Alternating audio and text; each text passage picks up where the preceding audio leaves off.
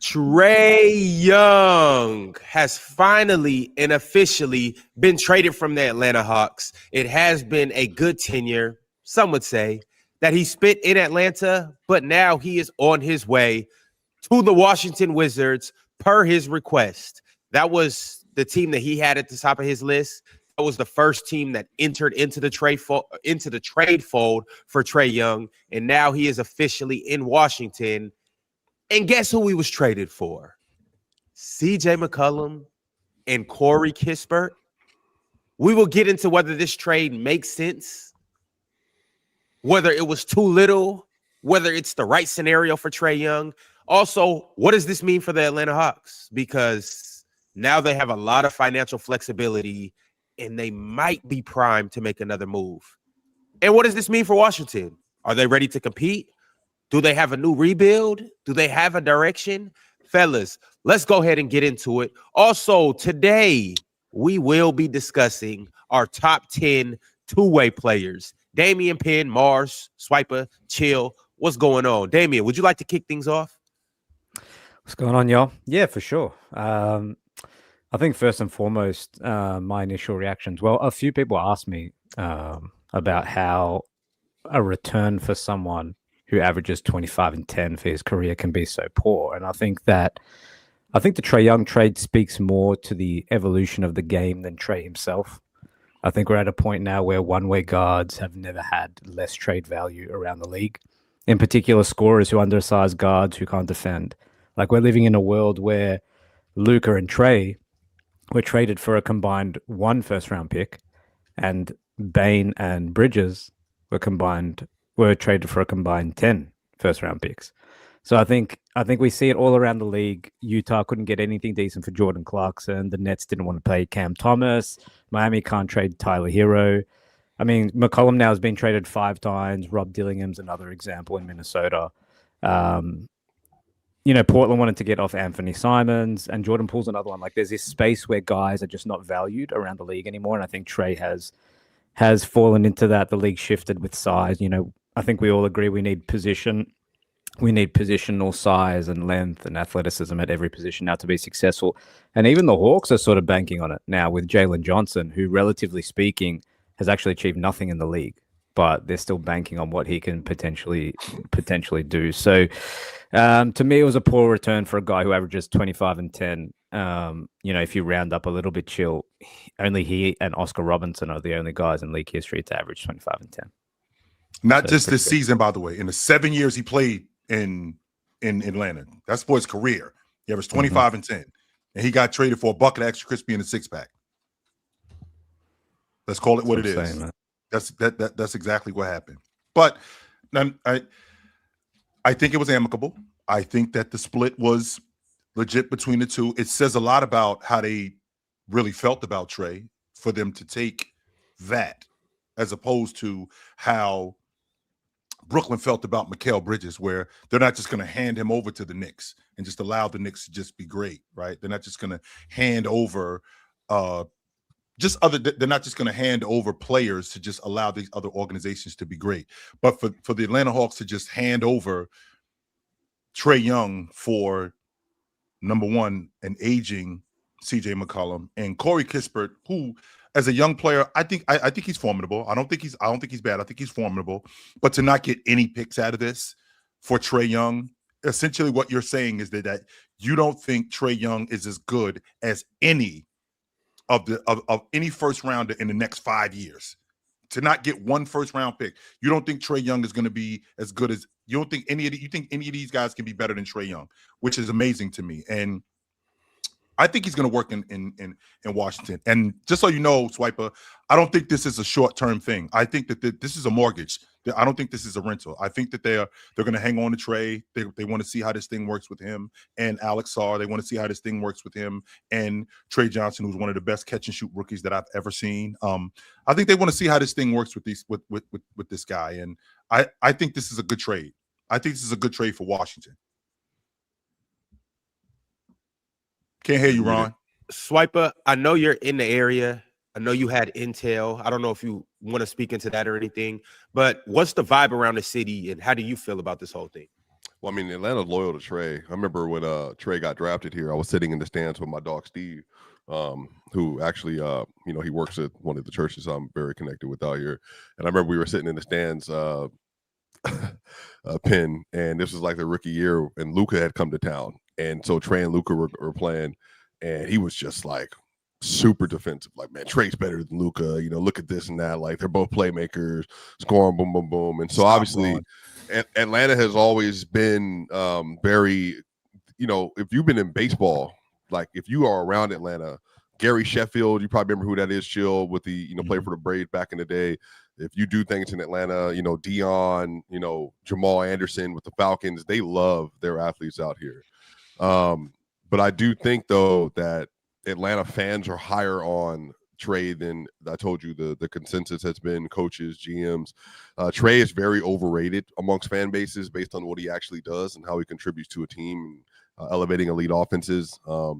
I will say that I do think that the next move for Atlanta is going to turn its attention to the original destination they're trying to get him to. And, we shared a little bit that they tried to get Trae Young in particular with Dallas. But then Dallas, like I said, did not want to take on Trae Young at all in his contract. They just didn't want the player. And so they made a move to make another move, I think, in which they're going to try to take their expirings and Zachary Richichet, maybe that Pelicans first round pick, and then move to see if they can get an actual superstar in the building next to Jalen Johnson going forward, which is very possible given his value that he currently has. I think Trae Young is just not, he just doesn't do, I think he's the, Mars makes jokes about, or previous Mars, pre-Atlanta Buddhist mission walk Mars. He would make jokes about PRA merchants. Trae Young is the definition of a PRA merchant. He doesn't actually enhance what you're trying to do offensively, and he's just not an efficient scorer. And again, it's the locker room, not locker room with the teammate stuff per se, but it's his fit with the leadership within Atlanta, him with the coaches, all that stuff. So, I just think it just had to happen. It was just time. This is not obviously what a lot of us were thinking a year ago that Trae would be going for, but I told y'all going into the season, they didn't sign him for a reason, and this is not a happy go situation. This is not even a wait and see. Hey, hope it does well, Trae. They were basically out on Trae by the summer, and they wanted to move on from him by the summer, but they just couldn't find a trade partner. And it just got to the point now where the deadline is literally right around the corner.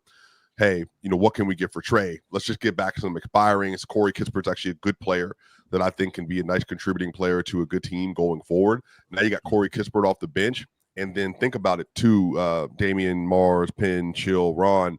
The next step of this is they now have Kristaps Porzingis, Zachary Richichet, Dyson Daniels, Corey Kispert, Krisic coming off the bench, Nikhil. They have a host of, if we want to make a move, we have available options, and we have enough players on the roster that when we do trade for a superstar, we still have bench players and role players on this team that can contribute at a high level. Muhammad Gouye, obviously one of Mars' favorite players. Onyeka Okongwu, who is very loved in Atlanta as well. They have a pathway to be able to acquire and still be a very competitive team. So they put themselves in a good position, I would say. Luke Kennard. Yeah, Luke Kennard's another one. What I'm trying to make sense of is what's this whole I hear so often now, like Trae Young sucks. That's what it sounds like, Ron. Like Trae Young sucks. And what's going on? Why do y'all? Why do you struggle? Let me ask you a basketball question though, Chill and Rod. Why is it so hard for you all to conceptualize? Remember, there was a large stretch of the year when we were talking. Trae was shooting sub 40% as a scorer. The kind of shots he takes, he's a great passer. But on the other end, Trae is a horrifically bad defender. He breaks your scheme integrity on every single possession you're in. Plus, Chill, the coaching issues they had with him, plus the other stuff with management. I guess for you, he's not an elite scorer. He's a very good passer, but he's not generating elite offense. And then he's a very bad defender. And also, this seems to be an organizational misfit in some way. So why is it so difficult, I think, to wrap your head around why his value would be so low? The reason why I'm having a difficult time with this is because outside of the efficiency of Trae Young, we've had players outside of the efficiency of Trae Young. Yes, Mars. We're also talking about defense too. We're not just talking about his ability to score the basketball. We're talking about defense, which also goes into efficiency. But outside of the efficiency of Trae Young, the other stuff like him being a coach killer and him being a problem in the locker room, we've actually dealt with guys like that in the past. But that goes away because of winning. And teams have a tendency to ignore that sort of stuff. Now with Trae, because his team hasn't won enough, it's less tolerable. But I don't think it goes. I don't think that it goes, and I don't think it goes hand in hand with him not being a damn good distributor. One of the best playmakers in the game. We said one that, of the best though. scoring. Give him. Can't That's a really good keep thing. I'm doing saying that, everything though. else though outside of that. You have to look at the full. That's what I'm picture. asking. Like, if, I am looking at the full picture. And No, you're can not. sure I am.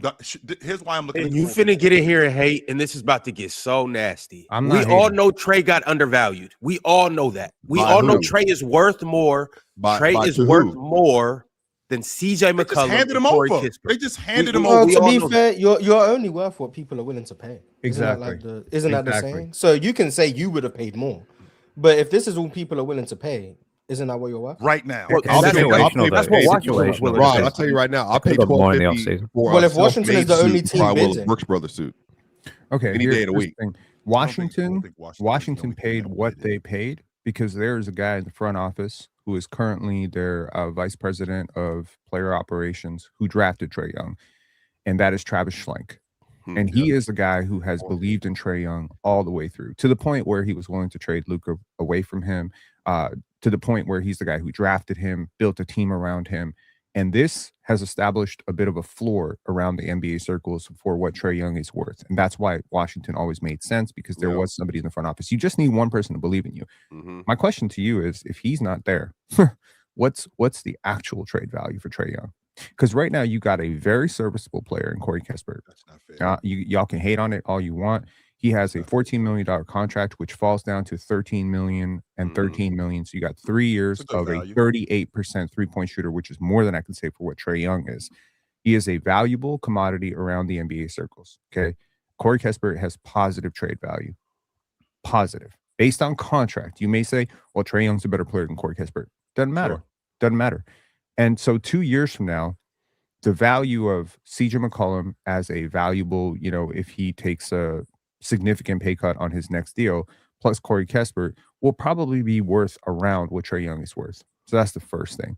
Second, Chill, the reason I say you're not looking at the full picture is here is Atlanta's defensive rating since Trae Young has been drafted. Are you ready for this? I'm listening. 27th in the NBA. 27th in the NBA. I'm going year by year. Okay. Sure. 27th, 21st. Go next year. We got 2021, 2022. They were 26th. Go one more year up. I'm going to save you some time. They've never been a good defense. 22nd. They ever had a in- top 5 offense since Trae's been there? 2020, 21? 21, 22. Those Yep. would be the years back when Trey was. What like, was the highest leading. they finished, man? If you can see it. Y'all don't think this is unfair? The reason I'm It's saying so this, unfair. Well, I want to see where he's defensively- going. I want to see where he's defensively, going. Yeah, I the wanna see highest it. they have finished with Trae Young was last year. They were 19th. Defense. 19th. They have never been a But- top half defense with this dude. To swipe his point, this is a single player who has had multiple roster builds around him. They have always known he's a weak defender, so they've always tried to put positive They were the defenders number around 2 him. defense and number 2 offense in 22. Swap. 22. Mm-hmm. Haters. That was the year But after they it- went. That was the year It's after not a they Yeah, haters, went. it's sorry, just a Pemba. context Swap question. it I on. didn't- This Sorry, year, Jack. and this year that he has not played, they are 16th in defensive rating. I am seeing a correlation between Trae Young playing basketball games and your defensive rating. And it's not to say that they have great defenders this year either. I mean, Kristaps Porzingis is their best defender. He's been in and out of the lineup. Jalen Johnson is nothing to write home about. Zachary Issei sucks. Luke Kennard is not a good defender. Nickeil Alexander-Walker has not been himself, but they have built a team that I think right now is better without Trae. And that's not to say that Trae's not going to be great in Washington. He's going to be awesome in Washington. And a lot of people like Ron are going to be like, see, I told you Trae is amazing. And that's a fact. He's gonna be great. They have made a good trade for themselves. I think that Washington is going to get the most out of Trae because they have the roster. You know what the best part about this to too complement is? him. Alex Sarr didn't want to go to the Hawks, but you're gonna play with Trae Young anyway. There you go. But that's not why he didn't want to go to the Hawks. Yeah, that's He a wanted lot to of play in Yeah. because he Is wanted it to, good for Washington, though? play the 5. It's fine for Washington as long as you don't over leverage yourself. And I mean, they're going to turn the keys to him. This deal allows Trae Young to still be the franchise player of a team. Mhm. Yeah, but for everything you what just other said, team? is that not a Answer bad this idea? question: what other team could he have been traded for and still maintain his franchise tag, other than Brooklyn or Washington? And even Brooklyn, I think you're fighting Michael Porter Jr. for that. No, but Trey even and if MPJ are close. So I would have loved to see that actually. Yeah, I didn't Trey think and about that. Trey and MPJ are close. So Yeah, like, that I would've been don't fun to think watch. Bro, draft for all the was reasons, labeled the franchise guy. I don't think they for all would the have cared. They would have been. for all the reasons Swiper and Penn said, though, why would it be in Washington's best interest to then acquire Trae Young? Low why risk. wouldn't it, or why would it be? Now, why would it be? Because Why he would it be? He organizes offense better than anyone on that team.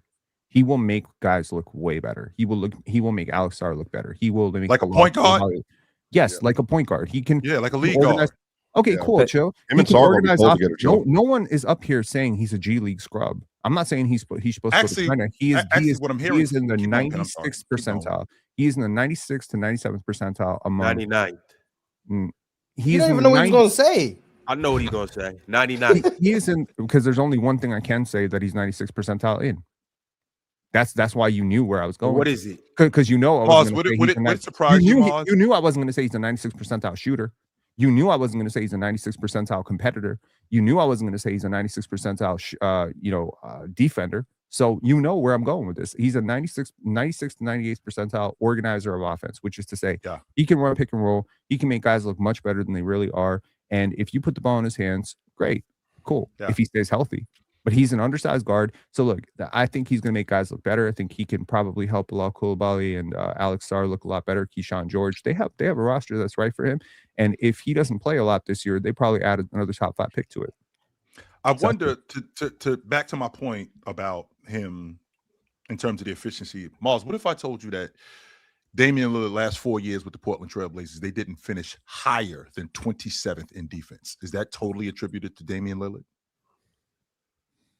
Because that's what Penn is selling us right now. But we know Dame was also one of the worst defenders in the league at the We time. do, He just was- like we know you we know Trae is one of the worst defenders in the league, if not the worst defender in the league. But the separator is that Damian Lillard is a bit more efficient on offense. Dame's as a better bucket offensive player than as a Trae. shooter, right? As a shooter, as a bucket getter. So I think that I think that people look at him a little bit differently. So when Penn brings up how bad this Atlanta team is with Trae on defense, I think it's unfair because I look at the same thing going on in Portland not only the last 4 years, I think half of his career, they've had a bottom 10 finish in defense, but that's not totally attributed to Damian Lillard. But in 2014, Just like- 2015, Portland was the 10th ranked defense. Yes, and the last 4 years but when Phil- Damian Lillard was having his best seasons, by the way, they were at the bottom of the league defensively. Well, that's because they Bottom. didn't have any more bigs. That's So because we had Anthony Simons and CJ McCollum, who are Yeah, completely well, balanced. well, the current Atlanta Hawks are starting a bunch of defenders who have. Hey, well, respect. also, Oh, yeah. Chill, I mean, they were the they may 8th have ranked Scottie defense. Pippen, but that doesn't change. They also No, had but the Chill's 8th ranked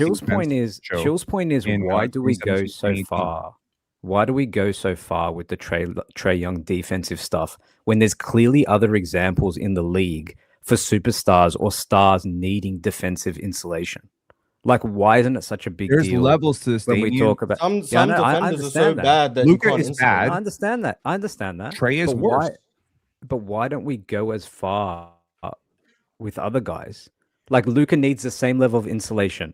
Tyrese No, he Maxey doesn't. needs the same level of insulation. No, he Jalen doesn't. Brunson, Because he's Gunnar, big. Darius No, Garland, they don't. Donovan Mitchell, all these guys. Jalen Brunson probably does, but Luka and Maxey don't. Is it But do because you he's know bigger? what's the difference between Trae Young, Luka, Maxey, Jalen Brunson, and all the Jokic as well? All these other guys They're all that are massively stars. different. Swiper, we don't got to do this right now. No, they're all all these other massively guys that are different. stars, What's the Yeah, difference? but I'm need saying defensive there's a huge insulation. difference, though. They Massive have difference. offensive help too. Trae Young has never had a sufficient two on his side. The one guy that he had, Jalen Johnson, this year, it's been a Well, half a year. I think we have a And bad. by that point, hold on, right quick, Swiper. By that point, the relationship was already severed.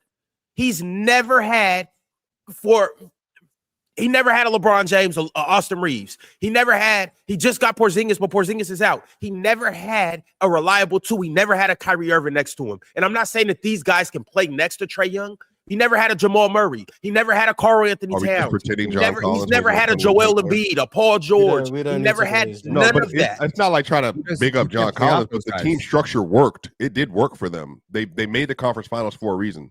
I Well, personally yeah, look because on, Philly imploded. But yeah, I agree, but I also want to say John Collins. John Collins is very good in the 21 playoffs, especially in that John 76. Collins. Yes, I that's what I'm saying, Ron. I'm trying to Outstanding, talk Ron. within the nuances of basketball. No, I agree with you. but That's not a high level. You're not answering my point though. I You said did not he's really ask the never question. had a player to that caliber. I didn't, but and you that can't wasn't. deny that. But Trae that Young has wasn't. never had a competent, high-level roster. That's We not. never yes, he came did. into a Well, he's season still and not said Yes, he going to. did. He's in Washington. So Yeah, but he's not. But But I'm Ron, saying I we think never the came thing- into a season like with Luka, like with Jokic, like with Jalen Ron, Brunson, like you- with Tyrese Maxey. But And Brunson said, had hey, four- this is Ron, a if you make contending 4 roster. points at once, it's hard to attack your individual points when you talk through Because he 4 has no different points. point. The 'Cause he has no first one was he's not his Luka, point was like pretty clear. Jokic, Brunson, or Luka, Brunson, Hallie, whoever else you wanted to say.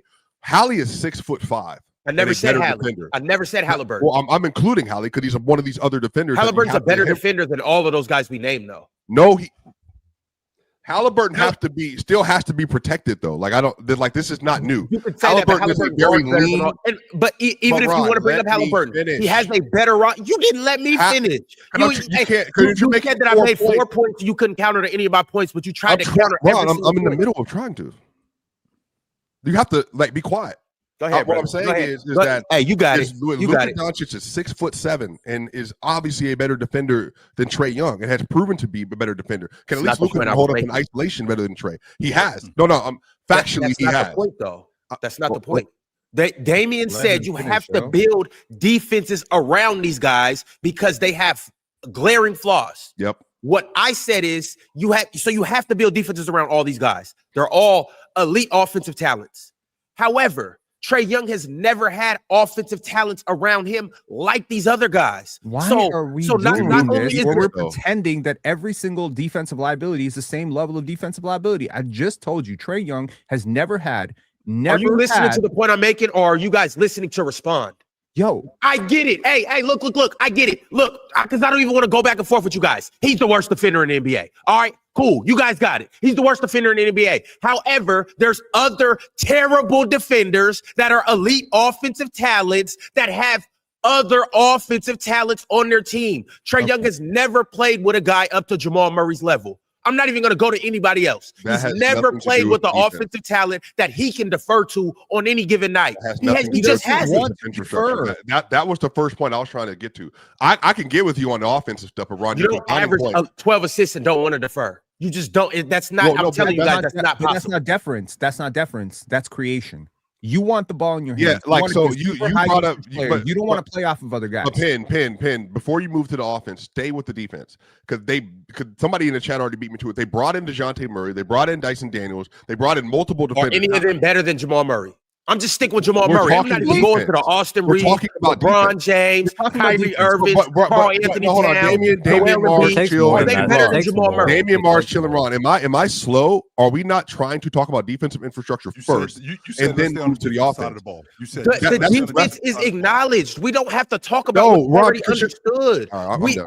we know that Trae Young is a defensive liability, and you have to build a defense around Okay, him. wait a second. That's understood. We Wait a know second. that. Wait a second, Ron, because what I just told you is that Trae Young, unlike Jalen Brunson, unlike Damian Lillard, unlike Tyrese Halliburton, has never participated in a top half defense. Every one of those other guys, you have had the proof in the pudding that they can be part of a top 10 defense. Damian Lillard has had top 10, top 9 defenses. Jalen Brunson, I'm looking at the numbers right now, 23-24. The Knicks were 10th in defense. All I want to know, and you keep saying these guys are defensive liabilities who are mega offensive stars. Here's the point you're missing. Number one, Damian Lillard in his prime, when the Portland Trailblazers were trying to build around him, was significantly better than Trae Young, offensively and defensively. Now, Trae may be a pylon, but Damian Lillard is Damian Lillard is a pylon, but there's levels to pylon. And what I'm saying is there is a level of defensive liability that you cannot be in the NBA. And guys like Anthony Simons and Trae Young are that level. And there is a difference, a significant difference between a 10th percentile defender where I can insulate you a little bit because at least you're doing something, and a first percentile defender where I cannot even play 5-on-5 basketball with you. And that is the Damian difference. Lillard in So Milwaukee. you can say Jokic is a remember bad Damian defender. Lillard in Murray's Milwaukee? a bad defender. This guy's a bad defender. Not the Those point I guys was can making. participate in But that top is 10 that, but defenses. I agree with you though, Pin. To a certain extent, I agree with you, but that's not the point I was making. The point Ron is Trae- making is that the level of talent offensively that He's not as Damian good as Lillard those has played guys. with, that Damian Lillard has played with, Trae Young has never had Escalate that the point. opportunity. Okay. Has You not mentioned that- Jamal Murray. Can we be honest? Jamal Murray prior to the season has never made an all-star team. In the same conference that Jamal Murray has never made an all-star team, DeJounte Murray has made an all-star team. So you might want to argue that Jamal Murray is a better player than DeJounte Murray. And I would agree with you. But let's not act like Trae Young has had all bums as teammates. Number one. Number two, you say about deference and you say he's willing to defer because he has 12 assists. I don't think it's the same thing. Deferring to somebody else, allowing somebody else to run offense while you are participating in their offensive possessions. That is not what Trae Young wants to do. Trae Young wants to have the ball, spread, pick and roll, create everything for everybody. That's his modus operandi. That's how you. And what I'm trying to say is, you're not Luka. You can never be Luka. You're not going to be as good as Luka. And when Luka is playing that way, and when Harden is playing that way, you can win. And when Trae Young is playing that way because he's not as good a shooter or not as good a finisher as those guys, you can't win. So you can't win with him playing how he wants to play on offense. You can't bring in a player who's better than him, so because he can't do what Steph Curry or Damian Lillard can do playing off of a guy. I'm sorry. It's an untenable solution. So the only thing you can do is literally do what the Washington Wizards are doing, which is to say we're going to be committing to the next 4 years of being a mediocre first-round exit. And Trae Young's going to sell some tickets and make us a lot more exciting to watch. That's it. Yo, Mars, you've had your hand raised.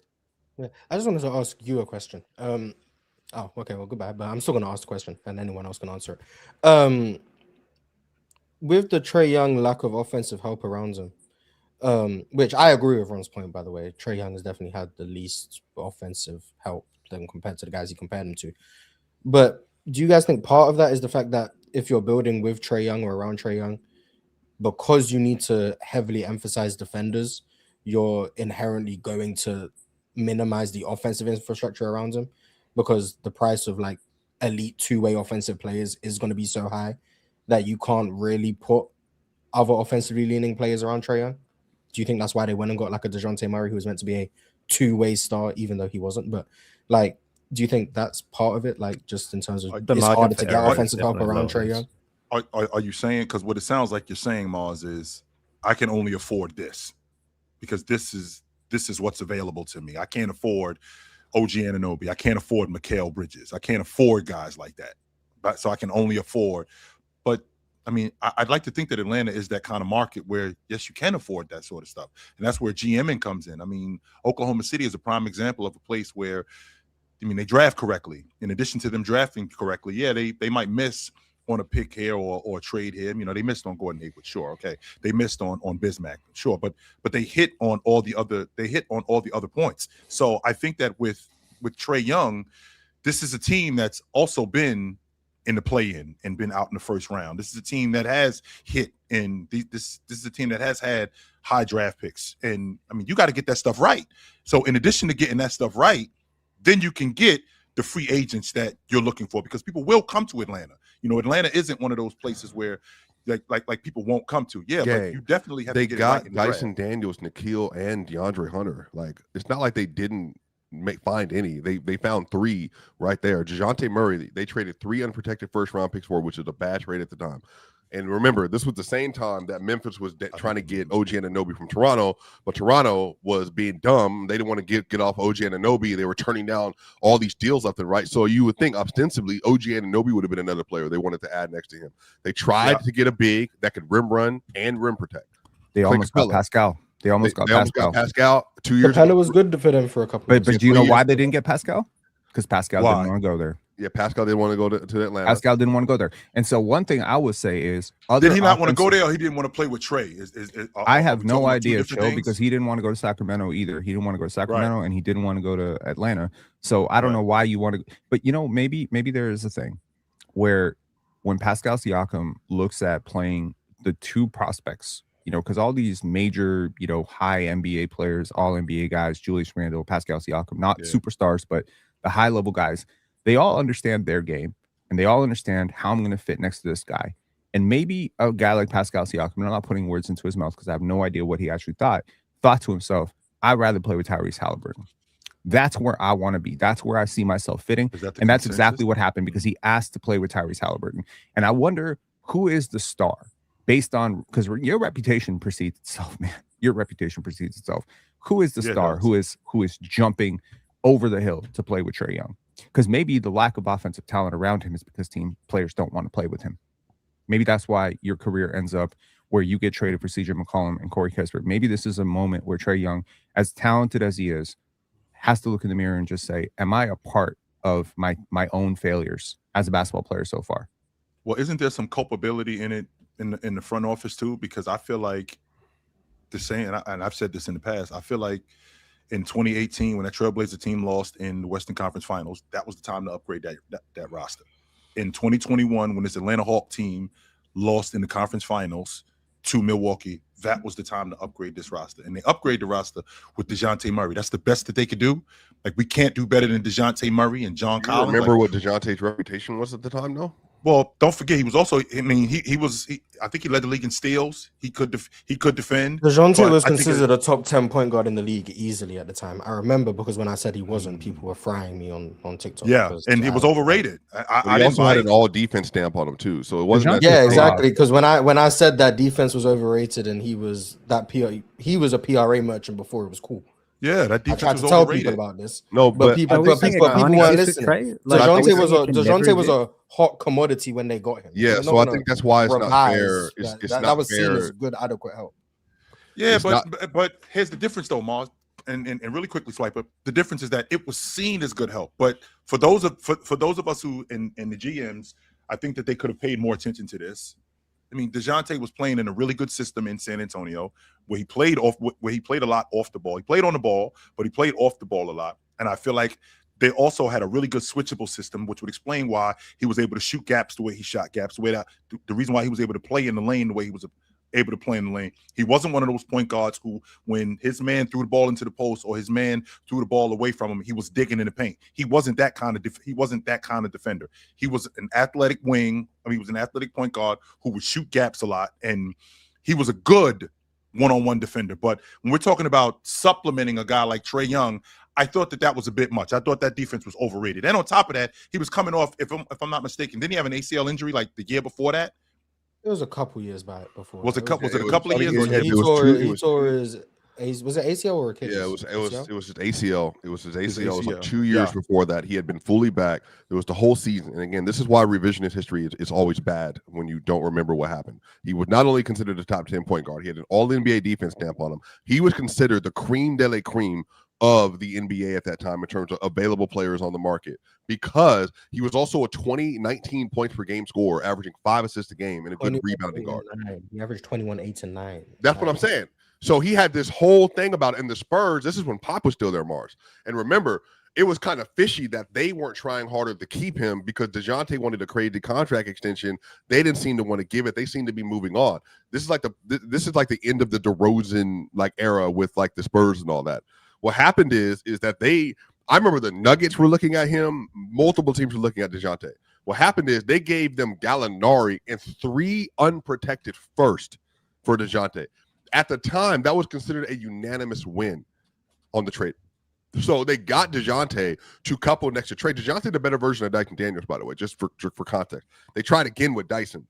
Dyson is the next division. He's a better defender, but a much worse offensive player than what he was at the time. So they tried twice.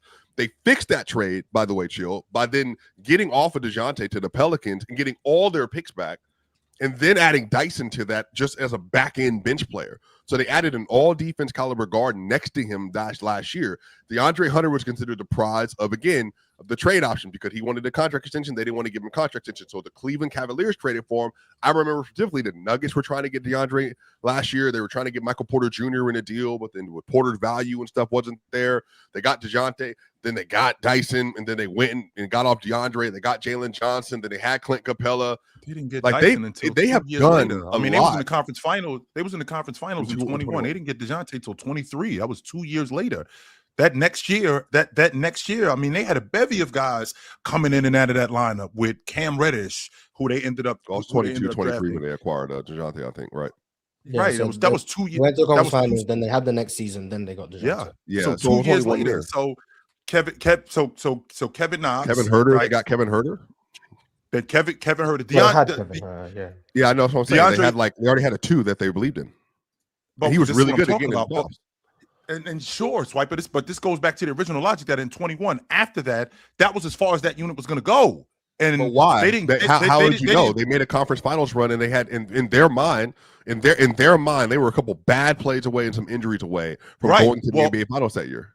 Well, how do I know that? Because the next year they brought back most of that unit, They did, and they got bounced in round When? one. Yeah, but that happens though, chill. Like that. Well, like, when no, Trae that- played terribly, to be fair. yeah, and yeah, he did. And then I'm saying that they gave it one more year, then they made another move, chill. Like so, they made the conference Yeah, finals, they played got together, Kevin Knox. and they made another move.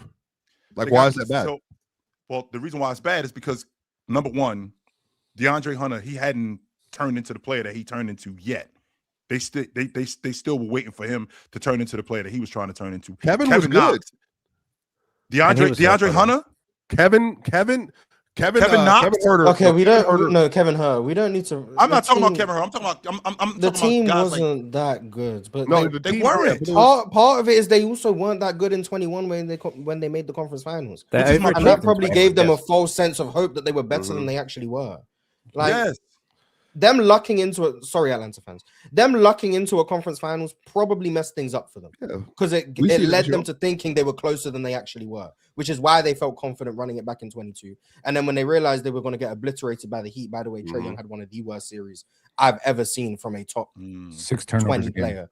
He averaged, just for reference, he averaged 15 points, 5 rebounds, 6 assists, and 6 turnovers a versus game, the Heat. shooting 32 Yeah, and 18% from 3. yeah, and that was It's when one of the watch that Heat series It and was horrible. watch how they just dismantled Trae Well, Young. The way they well, guarded him, it all was- the and length that was on him, Trae the way Young's fault, by the way. Butler that was had the him in blueprint for prison. Trae Young, though. You put the length, the athleticism on him, and you basically make And they it impossible trapped for him him to the make entire advanced series, reads. Joe. They trapped him the Yeah, entire he just series. got- Length on Yes, him. I Yeah, that's remember what He's how- been- he's just got. It's been downhill since then, really. If I remember correctly, that was the year that they beat Cleveland to go in the play-in. Yeah. And what Cleveland tried to do was Cleveland tried to blitz with Jared Allen, and that did not work with Trae Young. Now you fast forward to Miami, where Miami is now blitzing with Bam, and they shut the door on that. So now that goes out the window. But I want to rewind back to your point when you said that in 2021, when they were in the conference finals, okay, they did luck into that. I'm not going to argue that point, Mars. Philly had no business losing to them, no question about that. However, I feel like with that group, if they knew that was, I feel like they should have known that was it, and we have an opportunity to get better because the players that we have at this juncture, they're probably hot, and we can move off of some of these guys because in the 2021 season, they get DeJounte Murray in the 22-23 season. That's 2 seasons later, right? One season. It's one gap here. Yeah, it's one. Oh, gap. so a gap, but 2 year, with that being said, they don't get the next. The point I'm making, Swiper, is the next year after they lose in the conference But finals. how many teams is the do year that though? Like I'm asking, how many teams make it to the conference finals or the finals and didn't blow up a large chunk of their team? I didn't say blow it up. No. I said Indiana upgrade just the did it. roster. I did not. Who just did it? Indiana. Well, they lost their starting point guard. so They that's not fair. refused. Yeah, they Drago brought it up. They traded for Murray late June 22. They made a conference final in June 2021. Or Yeah, it right, was, it was 2021. one. There was one season it's- in between. Like that's what it was. It was one season in between. But the The question would have to be who was available for them to acquire in the summer of 21. What's that old statement? would have to be Don't get high on your own supply. Yeah, but chill. That's the same thing the Commanders did. Remember, they made the conference finals in NFC last year. They made all these crazy trades. They're not that good, but they were never that good. But some teams do that. They make the conference finals and they do too much. You get Bobby Wagner and all these other players, and you suck the next year. You're actually not that good. I think the Hawks did the opposite. They made the conference finals. Say, hey, let's see. Remember, Herter was young. Hunter was young. Clint was on that team. John Collins was progressively moving up in his career. And again, chill, you got to remember this too. They tried to trade John Collins multiple times. No, they didn't. I'm not. No, I never bought into chill. that. They No, I'm not factually trying to hear. did. Nobody didn't. wanted John Collins. That's No not one. true. Nobody wanted him for the price. He got Nobody salary wanted come him to for, Utah. Nobody John wanted. Collins, Nobody but wanted. at the time when they went to the No, conference I'm finals, not. John Collins was seen as a really good young player. John Collins, Yes. No, The no, no, problem no, was no, that no, no. yes, he was. Yeah, in 21. But and he was remember, shooting Mars, in 40% from 2000, three. He was a lob threat. Like he was in good. 2021, Yes. 22, And 23. Atlanta No, no. overvalued him. That was the No. problem. After he broke, no. after he broke his finger or his hands or something, and his 3-point Are percentage y'all went from kidding me in the 40%. chat? Like, it are went y'all down. dumb? They couldn't Like, move off. No, yes. we're speaking about different parts of the timeline. Yes. The time they went to the conference finals, when Very John Collins high was value. he was averaging 20 points per game, whatever. He was Yes. a great lob Yes. threat. Yes. He was shooting 40% from three. He was seen as a good young player next to Trae Young. People Yes. liked that duo. That was a good tandem. Then John Collins, I think in 22 or 23, he breaks his hands or his finger. Atlanta fans can correct me. It's something to do with his hands. And his 3-point percentage went from 40% to like 29%. And then Atlanta couldn't get off of John Collins. His Well, he trade also value couldn't had play defense. Like, that was the narrative Exactly, around and him. all of the flaws He couldn't started- defend. He couldn't create. He developed a 3-point shot later on, but he couldn't shoot for a period, and he didn't do anything outside of catch lob. He couldn't post efficiently. He didn't. So literally, they tried to move off because he was making $20 million a year. He wasn't even making no money. They tried to move off of him, but they could not find a trade package. When was So the- they, when was they the- traded when was him the time? to Utah for nothing? Right, I get that part. He did But get my moved for question nothing, is that when was the time to move off of him? Was the time to move off of him after they ended up in the conference finals when he was hot that summer and maybe upgrade? That wasn't the time. He damn near outplayed Embiid for parts of the series. No, that's the point though. why? Spiker. He's young. Chill. Why would I trade one of my best players? Because the idea is that well, obviously he wasn't. But what we're saying You here handed him is over for a that bucket of extra no, crispy. but what we're saying is that we all agree that the 21 team overachieved, and we all 100% agree, did. that the Atlanta front office thought that team was better than it was, which is why they largely ran it back. But we also have to accept then that was the best team Trae Young has been on.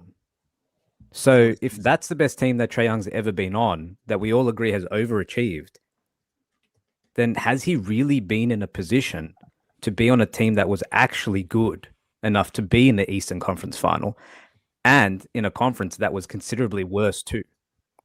Because Like, if we're is being that not honest, the point? Is that I'd not the actually point we're argue trying they to were make? probably better the next year, but you know.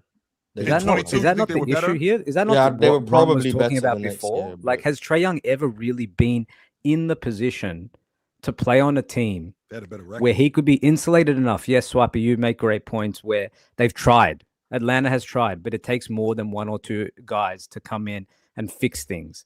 Like, it's one of the reasons why it took Portland a while. They had to bring in Wesley Matthews. They had to bring in other guys around Damian Lillard to get things done. And he had LaMarcus Aldridge too. Yeah, Damian, and I think that if we can't accept one without the other. I think that we have to accept that if Trae Young overachieved in 21 and that was the best team he's been on, we can all agree that team wasn't close to winning anything. So it takes a lot, and I can't sit here. And I agree with all your points. I think the defensive stuff is really bad. I think, yes, he's arguably the worst defender in the league. But I also can't sit here and feel like it can never exist. Like, we can't build a team around this guy that can never be successful. When I sit there every day and I watch Darius Garland on defense, who is listed at 6'1", but he really, like, I've stood next to him. He's sort of 5'10", 5'11", and there's an elite team that exists for him. So I find it hard to accept that there's not an elite team that also exists for Trae Young, despite all his flaws. The false equivalence is crazy here. Darius Garland has shown an ability to play off of players. Number one, Darius Garland is an elite shooter. That is the second. No, I'm with you on that. I'm with you. No, I'm with you on some Trae of Young that is stuff. not an elite Yeah, he's a shooter. very good shooter. Very, yeah. Elite, I'm with you on some of whatever. that. Yeah. But It also, depends how you characterize elite, but Garland can. He was a 50-40-90 player last year. I'm, Yeah. Yeah, I'm and with you I on that. don't even want to push back on that. My only point is, and we got to move on, though, fellas. Can't. And we'll circle back around to this. But my only point is, what would Trae Young look like if he had Donovan Mitchell next to him, Evan Mobley as a lob threat, Jared Allen as a lob threat, and a bunch of shooters with him too? So he got a good defense. I'd still be saying the backcourt is too Keep small to doing win. this. So, and Look, man. I will be right there with you, Mars. And Right. once again, and I'm not even necessarily saying they will be better than what they are right now, because there is a world where they're worse, and Trae Young wrecks that whole thing. Hey, chill. You could train her, you could also wreck her. Playing off of other But, players. however, I'm just saying, with those lob threats and the way Trae Young passes, Ben's defenses is able to get into the paint and make the right play. And on top of that, like, okay, Trae Young is streaky, but how does Trae Young look when he actually has time to catch and shoot? When he actually doesn't have the whole focal point of the defense bearing down on him, how Mars brought up with the whole Jimmy Butler thing. When a defense actually has to put their best defender on Donovan Mitchell. When a defense has to focus on a guy like Evan Mobley when he has it going. When a defense has to drop and help because I have lob threats under the hoop. A defense has to stay home because I have legit shooters. It's the Sam Merrills of this world. What's his name that played Max Strus? Guys like that. I'm just saying, I think it will look a little different, and I think we will respect Trae a little more. But, fellas, we have to actually – we'll get back to it because we're definitely not done talking about Trae Young. I got a ton of super chats, and we are going to get to these right after this. Y'all, we got a lot to talk about because I still want to talk about what's next for the Wizards or what's their path to glory, if there is a path. I want to talk about, Swiper, you have intel on, or you've mentioned the whole Anthony Davis thing. There's been a lot of tweets. There's been a lot of news that has dropped about Atlanta is now pivoting to Anthony Davis. I want to talk about what that could look like, not only them landing Anthony Davis, but what would it take for them to get to Anthony Davis? And on top of that, we put together a list of our top 10 two-way players. Can't wait to talk about who was left off of that list. However, as of right now, we have to talk about something better than all of that. And that is our NFL playoff survivor. Now, the thing about it is we have an NFL football guru up here by the name of Swiper, and he is going to carry us today as we make our quick picks on Splash Sports. But that's quick picks. We need to talk about the NFL player survivor and the potential prize pool of $6,750 that you can have in your pocket by simply picking one correct pick. That's all you have to do. Can you give me one? All you got to do is give me one. There's a ton of NFL games this weekend. It is wild card weekend. All you have to do is pick one team to survive this weekend, and then you make it to next weekend. However, it all lies in your preparation and who you believe with your ball knowledge will win this weekend. So you guys make sure to join. The deadline is January 10th. Make sure to join today. Don't wait to the 10th. Join today so you know that your spot is guaranteed and you know that you actually have an opportunity to win this $6,750. But in the meantime, fellas, we're going to get to these quick picks. Swiper, I want to make some NFL picks today for this weekend. And I want you to kind of navigate us through what you would put together if you had $100 and you wanted to make it work. Talk to us, man. Can you see these? Yeah, I can. Well, the first thing that I would say definitely needs to go on the board. It's going to take a bohemian style level of play from Josh Allen this weekend to beat the Jacksonville Jaguars, which means that he is going to be pressing a lot of different buttons this weekend. Right now, you can get more on his pass and rush attempts, pass and rush yards for 270.5. I'll take the more on that for Josh Allen. That's the first one. Next up, I'm over here looking at reception yards. Now, this one can be a little bit tricky, but kind of given how the last game went, let me actually check receptions and see what he's sitting at right now. Okay, they don't even have one for him because they know better. So I'm looking at Puka Nacua right now, Ron. And Puka Nacua currently has 91.5 reception yards. I don't got no Puka. I don't got Pukas on my end. It changes from state to state and it varies. Yeah, I got you. But for the people that do have it, talk about it though. Yeah, so Puka's at 91.5 receiving yards. That feels safe enough given how many opportunities that he's going to get in this game. So I might take the more on Puka Nacua. But if I'm over here looking at some other options that you're going to need in order to really get after it today, James Cook, man, that's tough. And then you also got Travis Etienne. Man, this is going to be a crazy weekend. Sorry, Ron, I'm a little bit on the spot here. Which running back do you believe is not going to perform well this week? I'm taking the under on Cook with Buffalo against that run defense and against that Jacksonville run defense. I'm taking the less. Definitely. All I right, can Chill. understand We're that. gonna take your word for it, then, Yeah, Chill. I'll take the less. Yeah, Jacksonville's rush defense has been James Cook about to be a first team All Pro this year too, so that's going to be a tough bid.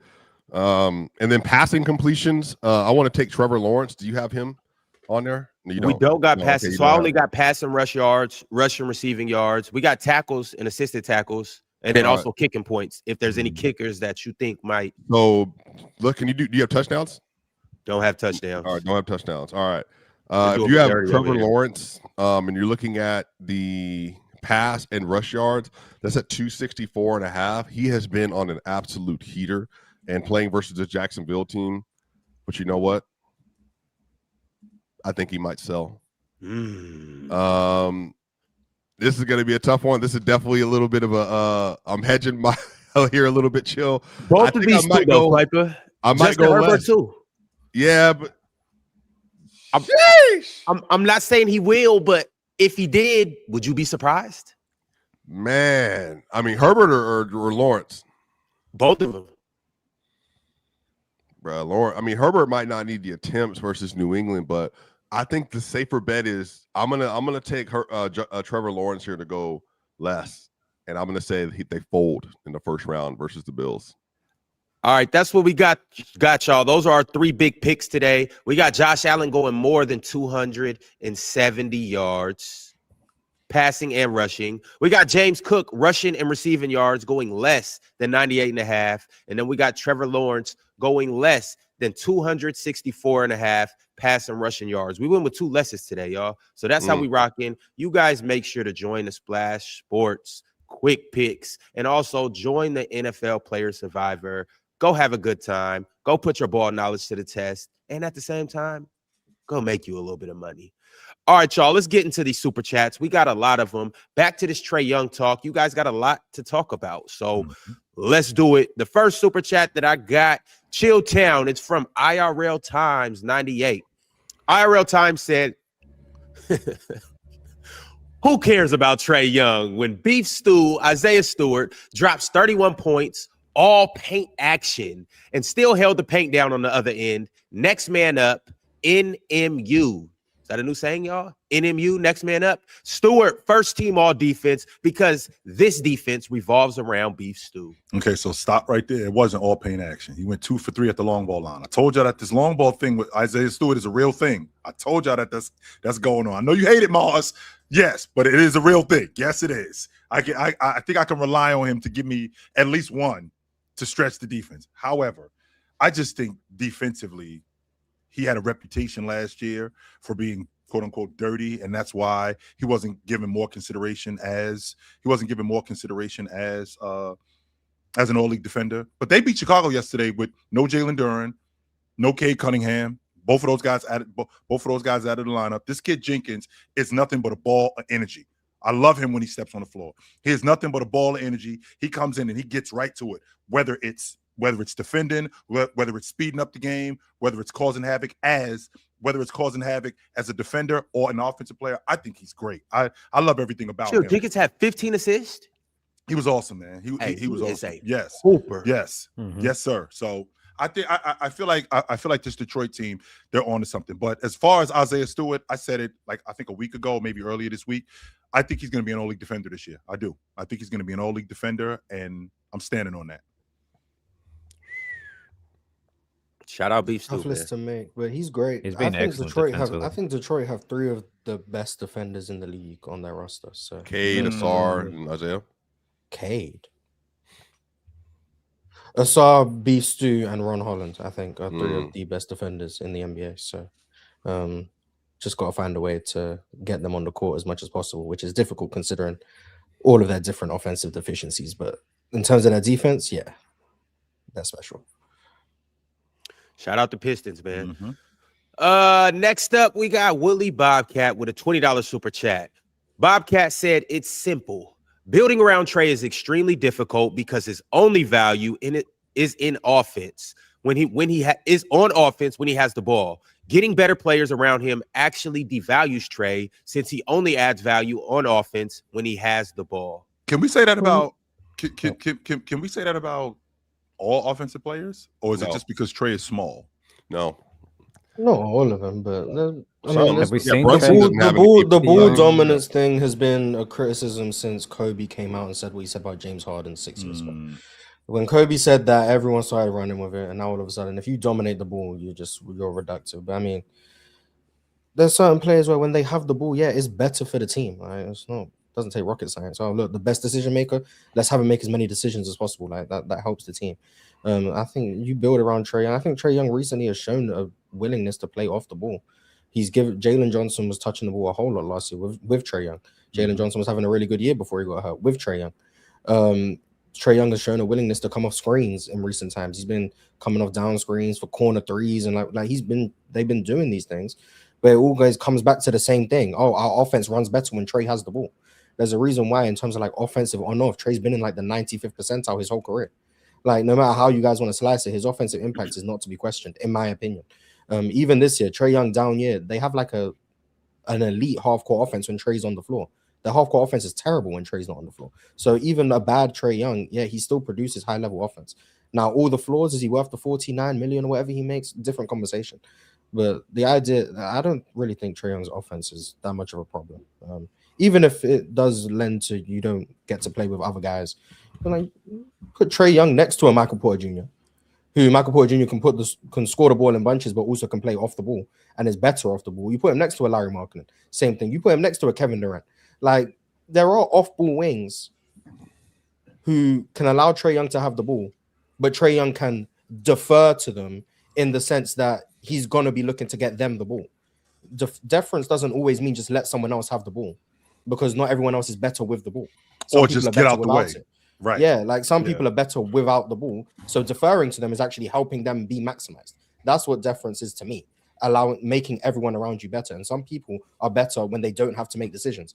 And that's what Trae Young has allowed so many of his teammates to do for so long. And the one teammate who he's had two, but DeJounte is a bit more shaky. But Jalen Johnson, the one teammate he's had who's actually really good at making decisions, Trae Young has shared the decision-making duties with Jalen Johnson. Yeah. So, whatever. It is what it is. Pen, would you say... And Mars, just even on top of that, I know you talked about a guy that's off ball and compliments him a little more.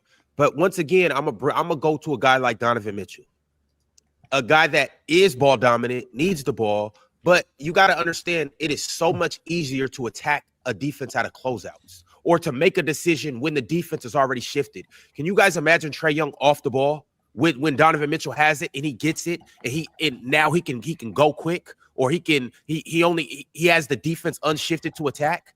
Like that's the point that I'm making. But also too, we've mentioned on-off numbers a ton on this show.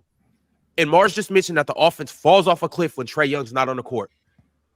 What would it look like with a co-star or somebody even better than Trae Young to carry the offense when he's not on the floor? That's really the biggest thing right there. It's not so much them on the court as much as the on-off as well. The offense is 7 points better with Trae on the floor this year. I agree with you. The defense is 16 points better with Trae off the floor. So what offense isn't awesome? They're going to have to make up for that. That's going to be the difference. What offense is awesome when your best distributor is off the floor and he's a plus for you when he's on the floor? Like, what offense isn't like that? I mean, I think the biggest problem that I have with the Trae Young backlash is we talk like Trae Young, even though he can turn the ball over from time to time. We don't talk about him like he's one of the better playmakers in the game. He is a smart player. We do. No, we don't. Penn, you don't in particular. Penn, you do not. I definitely do. No, I have. Not, Penn. When we did our passer, I think that alongside him being bad. No. When we did our passer rankings, where did I put him? I put him right at the top. Okay, it was him, Jokic, Halliburton. Those were my top passers in the NBA. I definitely think he's a great passer. But you got to do more than that. And he does. $49 million. And he does. I mean, again, I think that we're in a season where things have just happened, and this team they've grown apart. Yes, and we've gone back and forth in this debate for two straight shows on how good Trae Young is. So here's my question to you: what does he do other than pass at a star level? I think he's a damn good shot creator, to be honest with you. I think he creates a lot of space as a shot creator. I do think his floater is really good when he gets in the lane. I think the fact that you look at him as a small guy, I think that you take I don't think you take into account how good of a ball handler he is and how he can get by defenders and create that space as a small guy, particularly with his floater. I think that his shot selection can be bad, but I do think that he makes tough shots too. And I also think that he can make open shots. Also, I think that he's a really good transition point guard. I think that he's really smart and knows who. I think he's one of those know your personnel point guards. And I think that he gets the ball to the right people at the right time. I just feel like with this Atlanta team, I just feel like they've outgrown each other. And I feel like the idea was for him to be that on this team, only except it just didn't work that way. Yo, you guys know what potentially could have really been a problem for Trae Young? It was about to He be. didn't have the right diet. You see, the thing about it is, when you eat your vegetables, you grow. You tend to get taller, you tend to get bigger, you tend to get stronger. You guys know that good adage. Eat your vegetables and you will turn into a big, strong young man. Well, I don't want you guys to go through that same problem. And I don't want you guys to go through the hassle of having to actually sit in the kitchen for hours on end, cooking breakfast, cooking lunch, cooking dinner. You have the opportunity to live a much more easier and sophisticated life, because I know you got New Year's. I know it's a new year. And I know you got big goals, and you might not have all that much time to cook. Well, that's where Factor Meals comes in, and they make it easy with fully prepared meals that are designed and dietitian approved and crafted by chefs, and they are made specifically for the lifestyle that you want to live. So you can eat well without shopping and without cooking. How much more time do you get back? They have quality functional ingredients. They have lean proteins, colorful veggies, the ones that Trae Young missed out on when he was growing up. They have whole food ingredients, and they have healthy fats. No refined sugars, no artificial sweeteners, no refined seed oils. They have meals that fit your goals and your schedule, leading to a healthier lifestyle, healthier eating, and ultimately, you can have calorie management and more protein. So what are you guys waiting for? It's time to eat fresh and not eat out at McDonald's and Burger King and Taco Bell. Come on, you guys are better than that. So here's what you need to do. Head over to factormeals.com/playerschoice50 off and use code playerschoice50 off to get 50% off your first box plus a free breakfast for 1 year. Y'all heard me? A free breakfast for 1 year. The offer is only valid for new Factor Meals customers with the code and qualifying auto-renewing subscription purchase. But you can make healthier and better decisions by eating easy with Factor Meals. You guys see the code on the screen. Players Choice 50 off. Use it to get 50% off plus a free breakfast for 1 year. All right, fellas, we got more super chats, so let's get into it. Hoops Never Stops said it starts with stops. My saying, defense still wins championships. You can't beat a team if you can't stop them. I don't care how much offenses have improved statistically. Basketball is still basketball. Yeah, that's fair. Sure. Yeah, that's fair. Sure. Got to be able to score, though. Yeah. Could all of a sudden the Thunder are no longer a super team per their fans because they can't score outside of Shea. So which is I think Thunder fans were never calling themselves a no, they were. They were. They're I not. think They were saying they were on task with the Bulls and the Warriors. Yeah, That doesn't saying make them you a can beat super a team. team doesn't mean you're a super team. That doesn't make them a super team. And I never heard them. Maybe let me not use the word super team because that includes 3 or more All NBA players. They thought they were one of the 3 greatest teams of all time. There you go. Okay, yeah, I've definitely seen that. Definitely saw someone say that there wasn't a large gap between J-Dub and Kevin Durant. Definitely saw that. Yep. And that J-Dub and Scottie Pippen were the same. Well, everyone's Scottie Pippen these days. Jalen Johnson and J-Dub. Anyone could just be Scottie Pippen. So shout out to him. Cowboy Bob Solo sent through a super chat. The New York Knicks' biggest stand. He said, I told y'all Trae going to Washington was great. Chill, you got me on tape, LOL. I do have you on tape. Yes, I do. Also, reason I said that is because Trae going to Washington helps the Knicks. As long as Washington moves to the bottom, ... Used to the bottom. Are they not already there? Them in Indiana? Yeah. They're 4 games up on Indiana, so shout out to them. But Trae might get them a few extra wins. We'll see. We'll see when they shut him down. I don't think he's going to play a lot for them. Activate the tank. Yeah, they Hit the gonna tank button. maximize. They gonna Here we go. maximize their pick. I'm gonna be honest. If they get a guy like AJ, I would love to see AJ next to Trae. I think AJ next to Trae would be great. Cambuza not as much. Darren Peterson there, but AJ next to Trae, I think that would. I be like interesting. Darren, the way he shoots. Darren played defense too. Am I but, the only one that doesn't like Trae in Washington? I'm indifferent. I'm not. He gonna get to be Trae. He gonna get to do what he want. Like he gonna get to play his game. I mean, it'll be interesting. Trae Young, Trae Johnson, double Trae. Right. I think Trae's going to get. I think Trae Johnson's going to get maximized too, especially considering how good of a passer Trae Young is. Yeah, the catch and shoot guy is. Alex will be interesting too. Yes, Alex, I is like get that. busy. I like that. Yeah. I wouldn't be surprised, Ron, if they moved off that coach too. I wouldn't be surprised if they. You be hating on Brian Keefe, man. If they went in a different direction. I would not be surprised if they went in a different direction. I think Alex Starr. Mars, you think they're the worst team in the league for the last 3 years? I thought they were gonna give them prime Greg Popovich. They still gonna suck. Like I don't know about they're that. trying to suck. Like, why are they trying? At what point are we getting better though, Mars? Like if we're trying to, what are we when waiting they acquire the talent through the draft that they need to be a good team. So we got a marksman in Trae Young. We got our big and Alex. Yeah. We got our big and Alex Sarr. Yeah. We got our point guard in Trae Young. Yeah. We do have him. You got Keyshawn George, your two-way wing. Yes. Yeah. We got our okay. So and now all you're missing is your superstar franchise player, and that will be AJ, Darren Peterson, or Cambuza. You do realize there's a team that traded Denny Avdia, right? For nothing. Basically. I may be wrong. I'm pretty sure that they have different people in the front office now. They do. Okay, yeah, They do.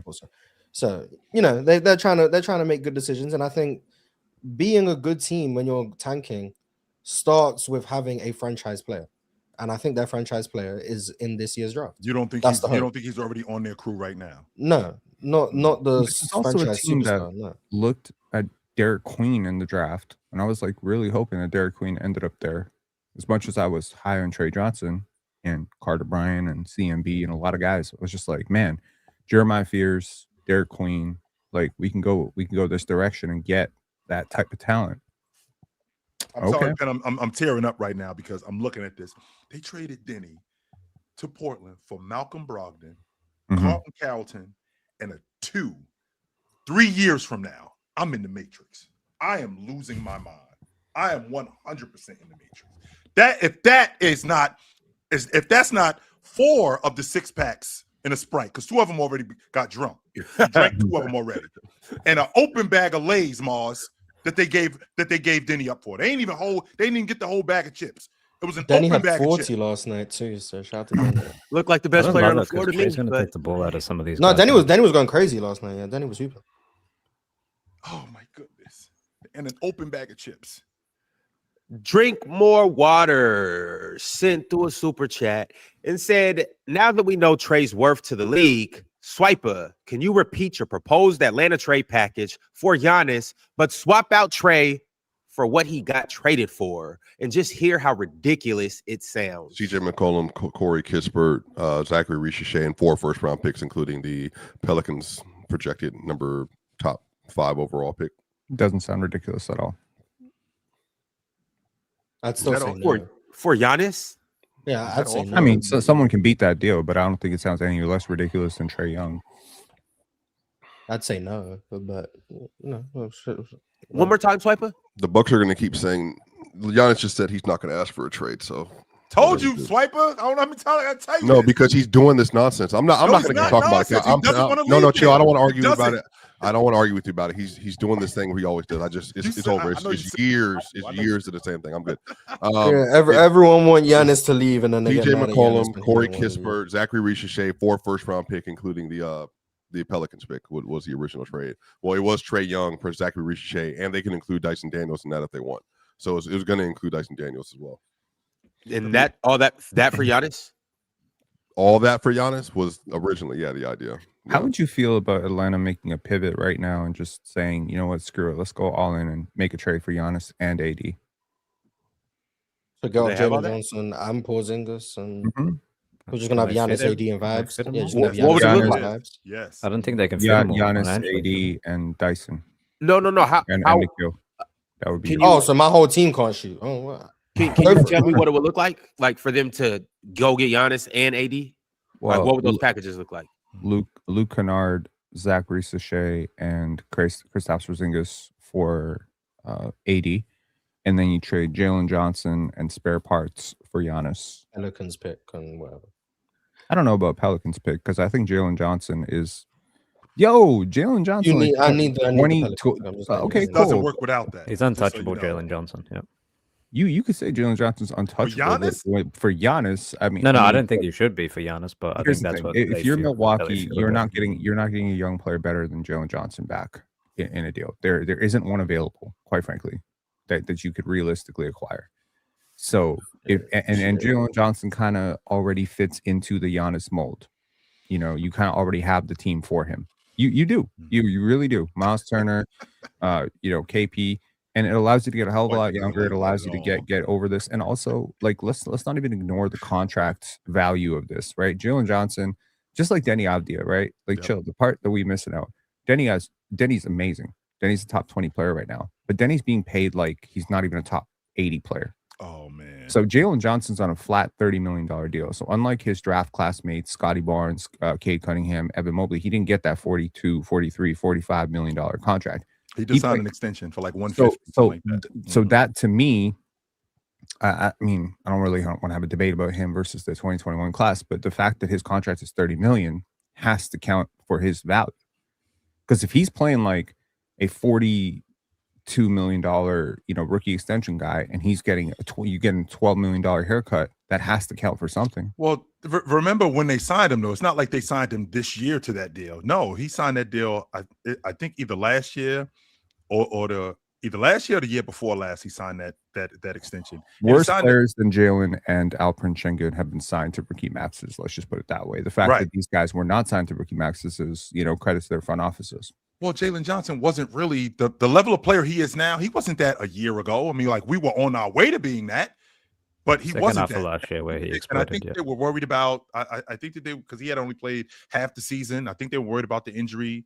I think they were worried about his injury. So, I mean, I thought that $150 million over was it 150 for 4 years, something like that. 5. He's making 30 million flat. Yeah, so 150 for 5 years. I mean, you would be selling high. And I think that I think he got an out after 3.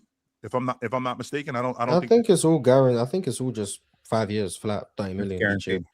Yeah, there's no player option, nothing. He's there for 5 years. Yeah, well, if the contract is good now, it's going to age very well because Jalen Johnson at 27 making 30 million with the way the cap keeps increasing, you're going to have Jalen Johnson. Sure. In 2029, 2030, he will be making 12.8% of the salary cap. Yeah, it's a guaranteed. That is insane. That is insane. Really good value. Yeah. Okay. Just the fact that it's flat, because I think a lot of people look at 30 million, they don't understand like the flat part of this. Yeah, it's not 32 million. It's not supposed to be incremental. Yeah, 30 million for the next 5 years. So these flat and descending contracts are worth a lot. And Atlanta now has 2 of the best contracts in the NBA in Jalen Johnson and also Corey Kispert.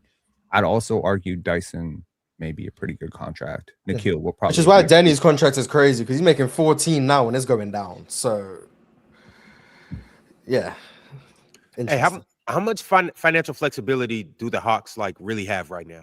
A lot. Well, Porzingis is off the books after, is it this year? This year. Porzingis is off the books after this year. CJ's off the books after this year. They just extended Dyson for 4 years, 100-ish, something like that, right? Mm-hmm. So you've got him tied down for a decent contract. Jalen Johnson, 30 million. Corey Kispert's there for the long term. Nikhil was there for multiple years. Mm-hmm. They could have about they're in a good circa spot, 50, yeah. circa 50 they're in a good spot this offseason. Right? Let's see where they're at. Onyeka's on a pretty okay contract as well at 15 million. Again, like you're talking when you're talking 15 million, forget 15 because I feel like Luke Kennard comes off after this year. That helps. There you go. But the cap, they're in a good spot. A lot of people were very excited about this whole cap situation with Atlanta. I think Swiper's point for the assets is more intriguing than the cap space. Like this cap space we always hear about, it's like a trendy thing, but like you need to use 90% of your cap. before the start of the season. So it's not like you can bank all your cap and then go and land a superstar. Like, it has to be spent in some ways, and depending on guys' tenures in the league and all these different things, it can impact how much you're giving people. So cap space doesn't mean much, in my opinion, for sort of non-contending teams. And depending on what the Hawks do, they might not be a contender. Isn't that part of the CBA that you have to use your so cap? That's right, a part yeah. of the reason why Houston gave Fred VanVleet so much. Yeah, you got to Yeah. use that money. They had You can't just Mohamed sit on that bread. Mohamed Gay and Vit Krejci are also incredible value contracts.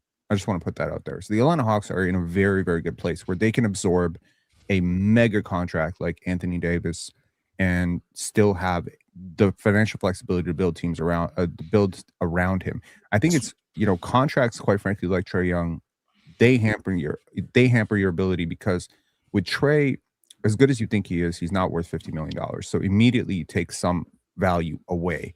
So you say, okay, well, if he's really good for us, maybe he can give us $35 million value. But that's $15 million of dead space, or $14 million of dead space you don't have to work with. With guys like Mohamed Gay and Vit Krejci, who are giving you all this value for basically $3 million combined this year. They're playing rotation minutes for $3 million. Swiper, which brings me to my next question, because I'm thinking about this Atlanta Hawks team. Was this move with Trae Young, was it more about dumping that money as opposed to them and his game that's not fitting? And the reason why I'm asking that is because you keep bringing up the logic of Anthony Davis possibly being traded to Atlanta. Well, we've just gotten off of Trae Young's money, and we've decided not to absorb that contract. But now we're going to bring in Anthony Davis and possibly have to extend him because he's looking for an extension. Anthony Davis is not way better than Trae. Even if he is, he's extremely expensive.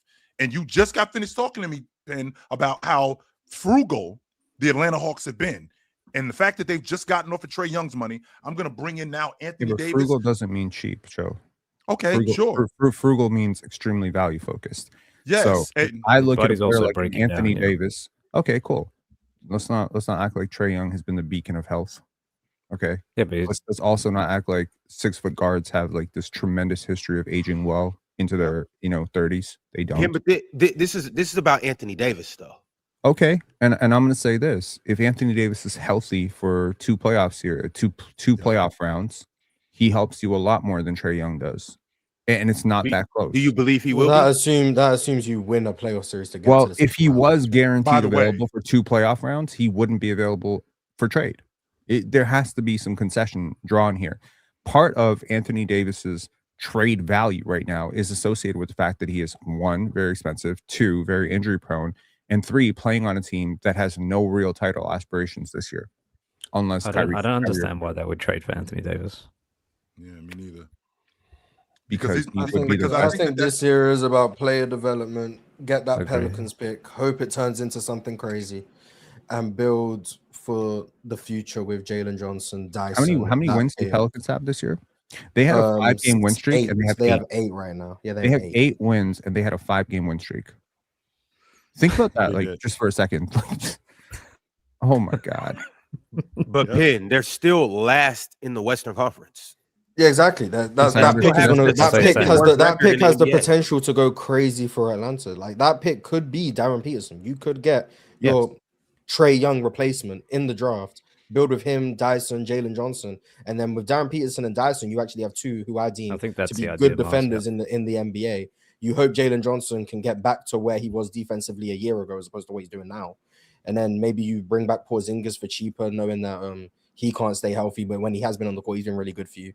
And then, in my opinion, you give Zachary Risachet like the first half of next season, because I'm getting tired. But he made 7 threes last night. He got busy last night. Yeah, so I like Zach moving forward. Yeah, you believe in Zach a lot more than I do. But like, what are you looking for from Zach though, Miles? I'm glad you brought Zach up, because I get the number 1 pick thing, right? I get the. I don't care that he's the number 1 pick. I knew he was a bad number 1 pick the moment they picked him. Right, but I expect you to be a good NBA player. Right now, he's not. Like that. That's it. I'm not asking you to be a superstar. I'm not asking you to make multiple All-Star teams. The moment people were saying Zachary Risachet pre-draft, oh, he might go number 1, I knew he was never going to be an All-Star. I knew that was never going to happen. I said he can be a good role player, and as a player, you provide a lengthy career, you make threes, you play well in transition, you can attack closeouts, you can do multiple things. That's valuable. That's a valuable career. Right now, he's bad at the things that people said he could do. He's not good at making movement threes. He's not great at making above the break threes. He can't dribble to save his life. His defense is a lot more in theory than in reality. Like he's just not good right now, which is fine. He's 20. I'm not saying his career is over, but I will say if Atlanta are trying to contend, you need your players to become good sooner rather than later. Like that's it. Like you can't just keep waiting forever. 64% free throw shooter, which is depressing. But Mars, to your point, and even kind of to Damian's point, He has it. They're so young with Jalen Johnson, Risha Shea, even Dyson Daniels, and then you have you're gonna have your first round pick next year and the Pelicans pick. Do they? Don't the Spurs have their pick? Do they? That was last year, I think, Mars. I think that was last year. I might be wrong. I don't keep up with this. I'm pretty sure they have 2 first round picks. However, even if it's just the Pelicans pick, you have that pick. I would not even consider trading for Anthony Davis, just even because I think if you get Anthony Davis, I still don't think that that's enough to move the needle. So and then I'm bringing in a guy who, as we all know, and I hate to have to continue to bring this up, but we know it's always a chance that something happens and Anthony Davis doesn't play. So now you got all that money that you're paying a guy that's not able to produce because he can't be on the floor, and his timeline just doesn't. You guys know I'm big on timelines. His timeline doesn't match up with these guys, and he doesn't expedite a championship process or even just make them a top tier contender in the East. I believe. I don't think Anthony's big on timelines, but our show always goes 40 minutes over. Got you. And that's me extending our timeline.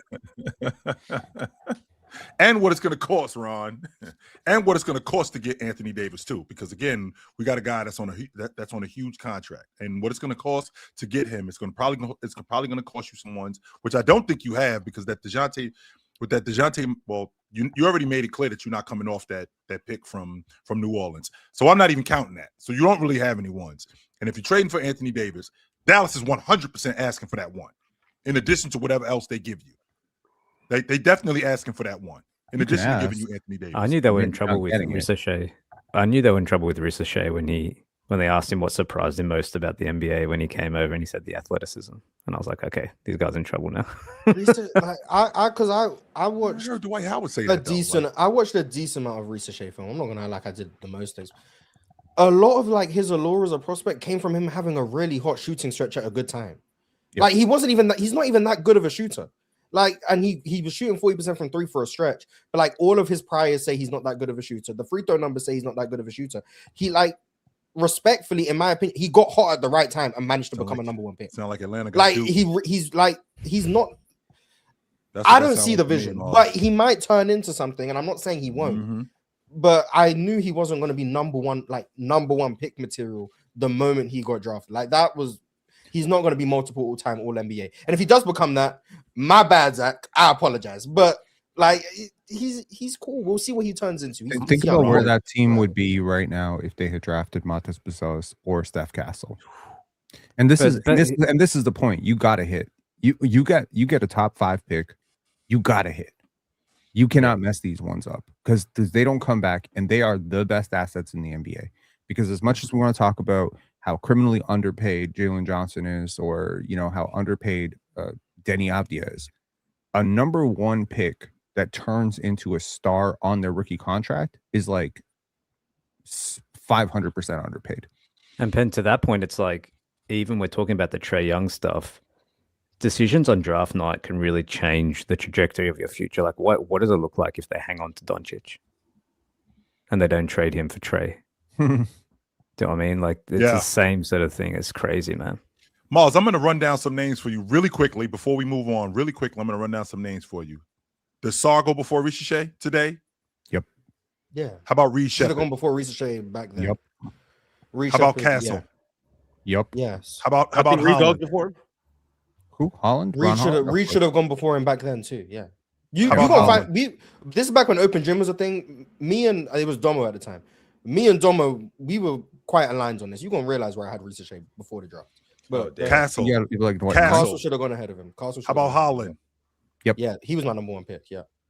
TJ Salon. No, hell no. How about Donovan Clingan? Yes.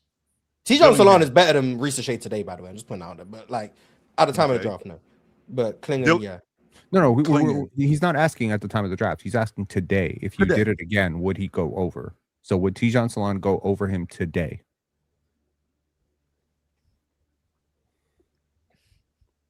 Salon's a prospect. Man. No way. Nah, Tijan, no, bro. no. I'm not taking Tijan Salon. Clinging. No. Yes, hell yes. Dillingham, No. Zach Edey, Yes, absolutely. Cody Williams, No. Hell no.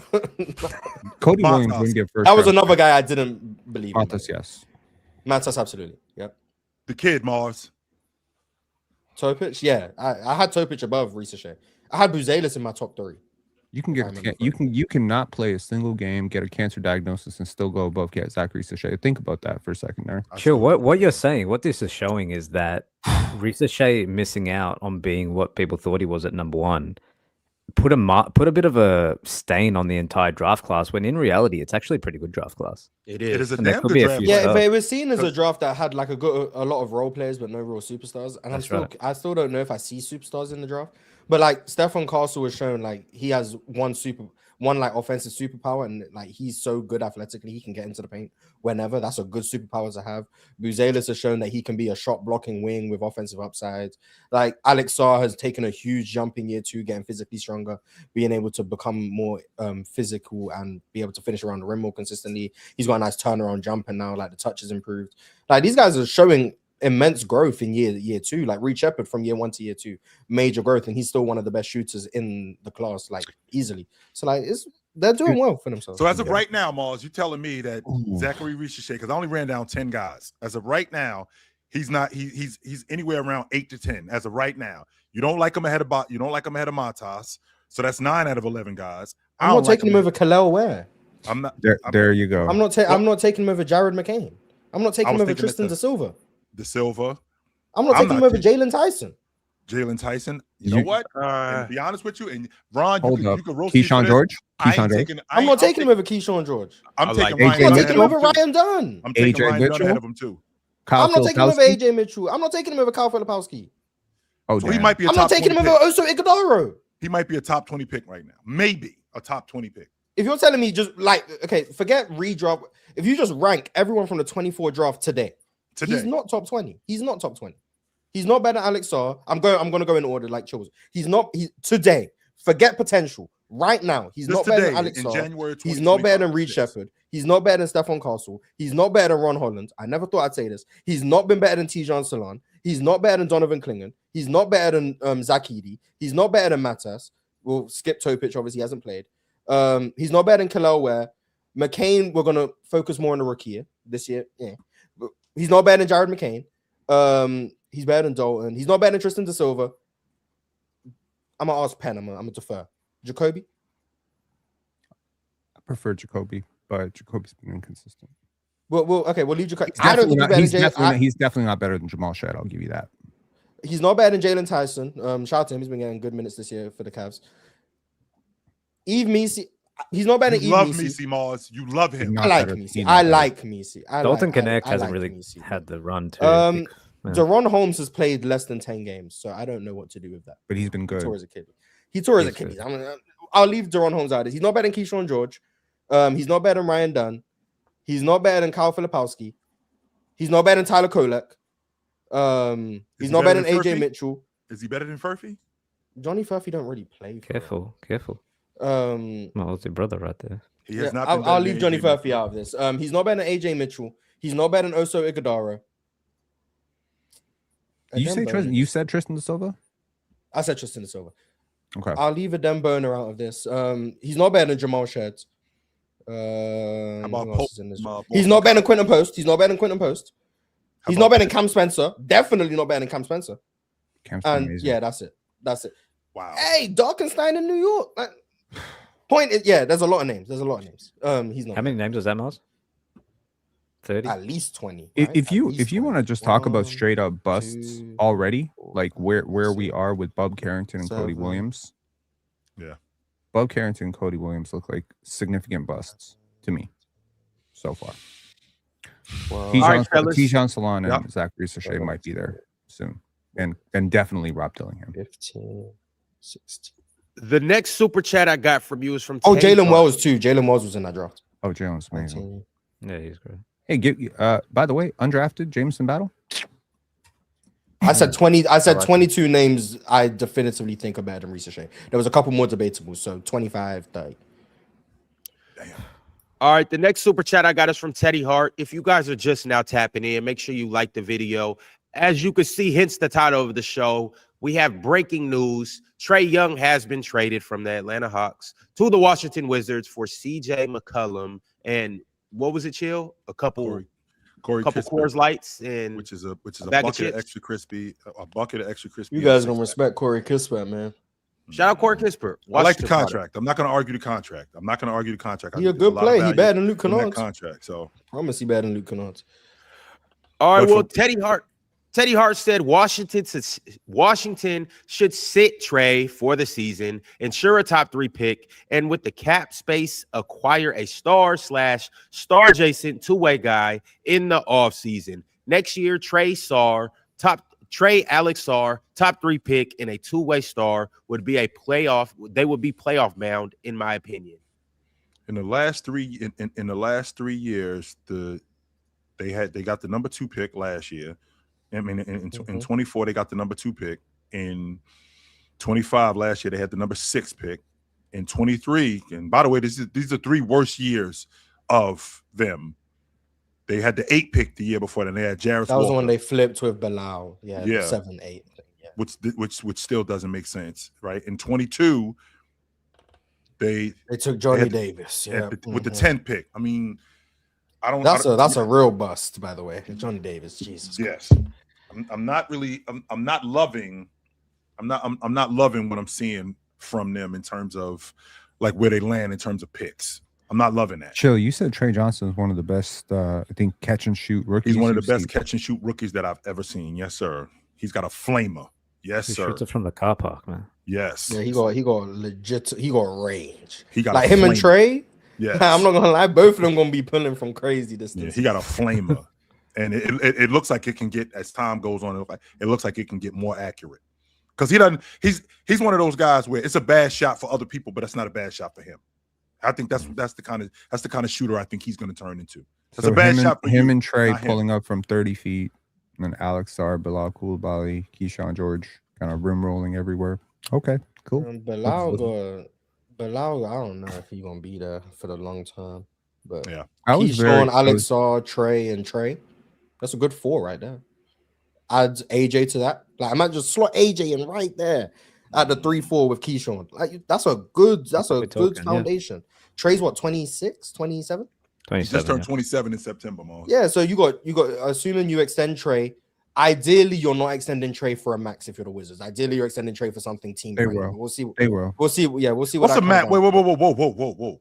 What's max? What are we talking about, Pin? In I don't terms know of a what number. I don't know what Swiper, Trey's eligible. because I know that you don't want to hear this, Swiper. Because I'm not going to 225 with Trey. I'm not going to 250 with Trey. I'm not doing that.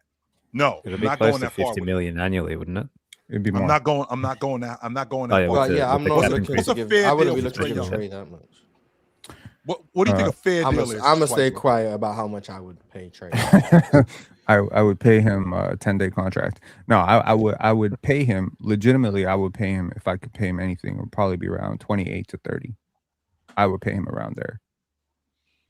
I ain't going Generously, 35 would be the max that I would go to. I'd What probably he's give going him to get, 3 years, however, 110. That's probably where I'd He's go. gonna get the I'd max go one, I 110. was going 4 160. That's as far as I'm going. Mons. Yeah, that's a. Four, I would go 3 110. That's probably where I would go. What's that, about 30? and I got to out. I got to out at the year 3. I like that. I would go 3 110. That's right. 3 Mhm. 110. Pay him till he's 30, and then we'll see where we are back then when we have our players. We'll see where everyone's at, and then we'll talk about another extension, whatever. But imagine that. So Trey, AJ, Keyshawn, Alex Sarr, and then you fill out your bench with your young guys, whoever, whatever. But that's a nice nucleus in my opinion. I don't hate All it. right, fellas, we about to jump into the fast breakdown. It's some games from last night that I want us to get into. Also, we still are going to talk about our top 10 two-way players. Before we do that, however, I have one more super chat that I want to read from Bob Solo. Bob Solo said 8 Knicks have a 40% chance of taking Washington top 8 protected pick. Last night, the Knicks played like the team I was telling you about, with the defense able to slow down Kawhi and Harden. 7 points or 7 Ps. Go New York, go. Definitely in They need Washington's it best like interest that. to tank then. If the Knicks have a pick that if it's 9th, it goes to them. I'm curious to see if the Knicks continue to lose in the playoffs, like whether that's in the finals or the conference finals, whatever, if they come to the same conclusion with Jalen Brunson. Well, there's a Why report wouldn't from they, the Mars? Athletic that came Just, out just I'm now. I'm just that curious. said that. I'm just curious because I mean, obviously they also have Cat, so like Cat is Yeah. also a bad I just, defender. But I'm curious to see if like the league is gonna come to this conclusion with these. If there's any place Impossible to hide that flips, defenders. if there's any place that No. flips quicker, I'd like to see it because New York is that place. Let the Knicks get back to the conference championship again this year and lose.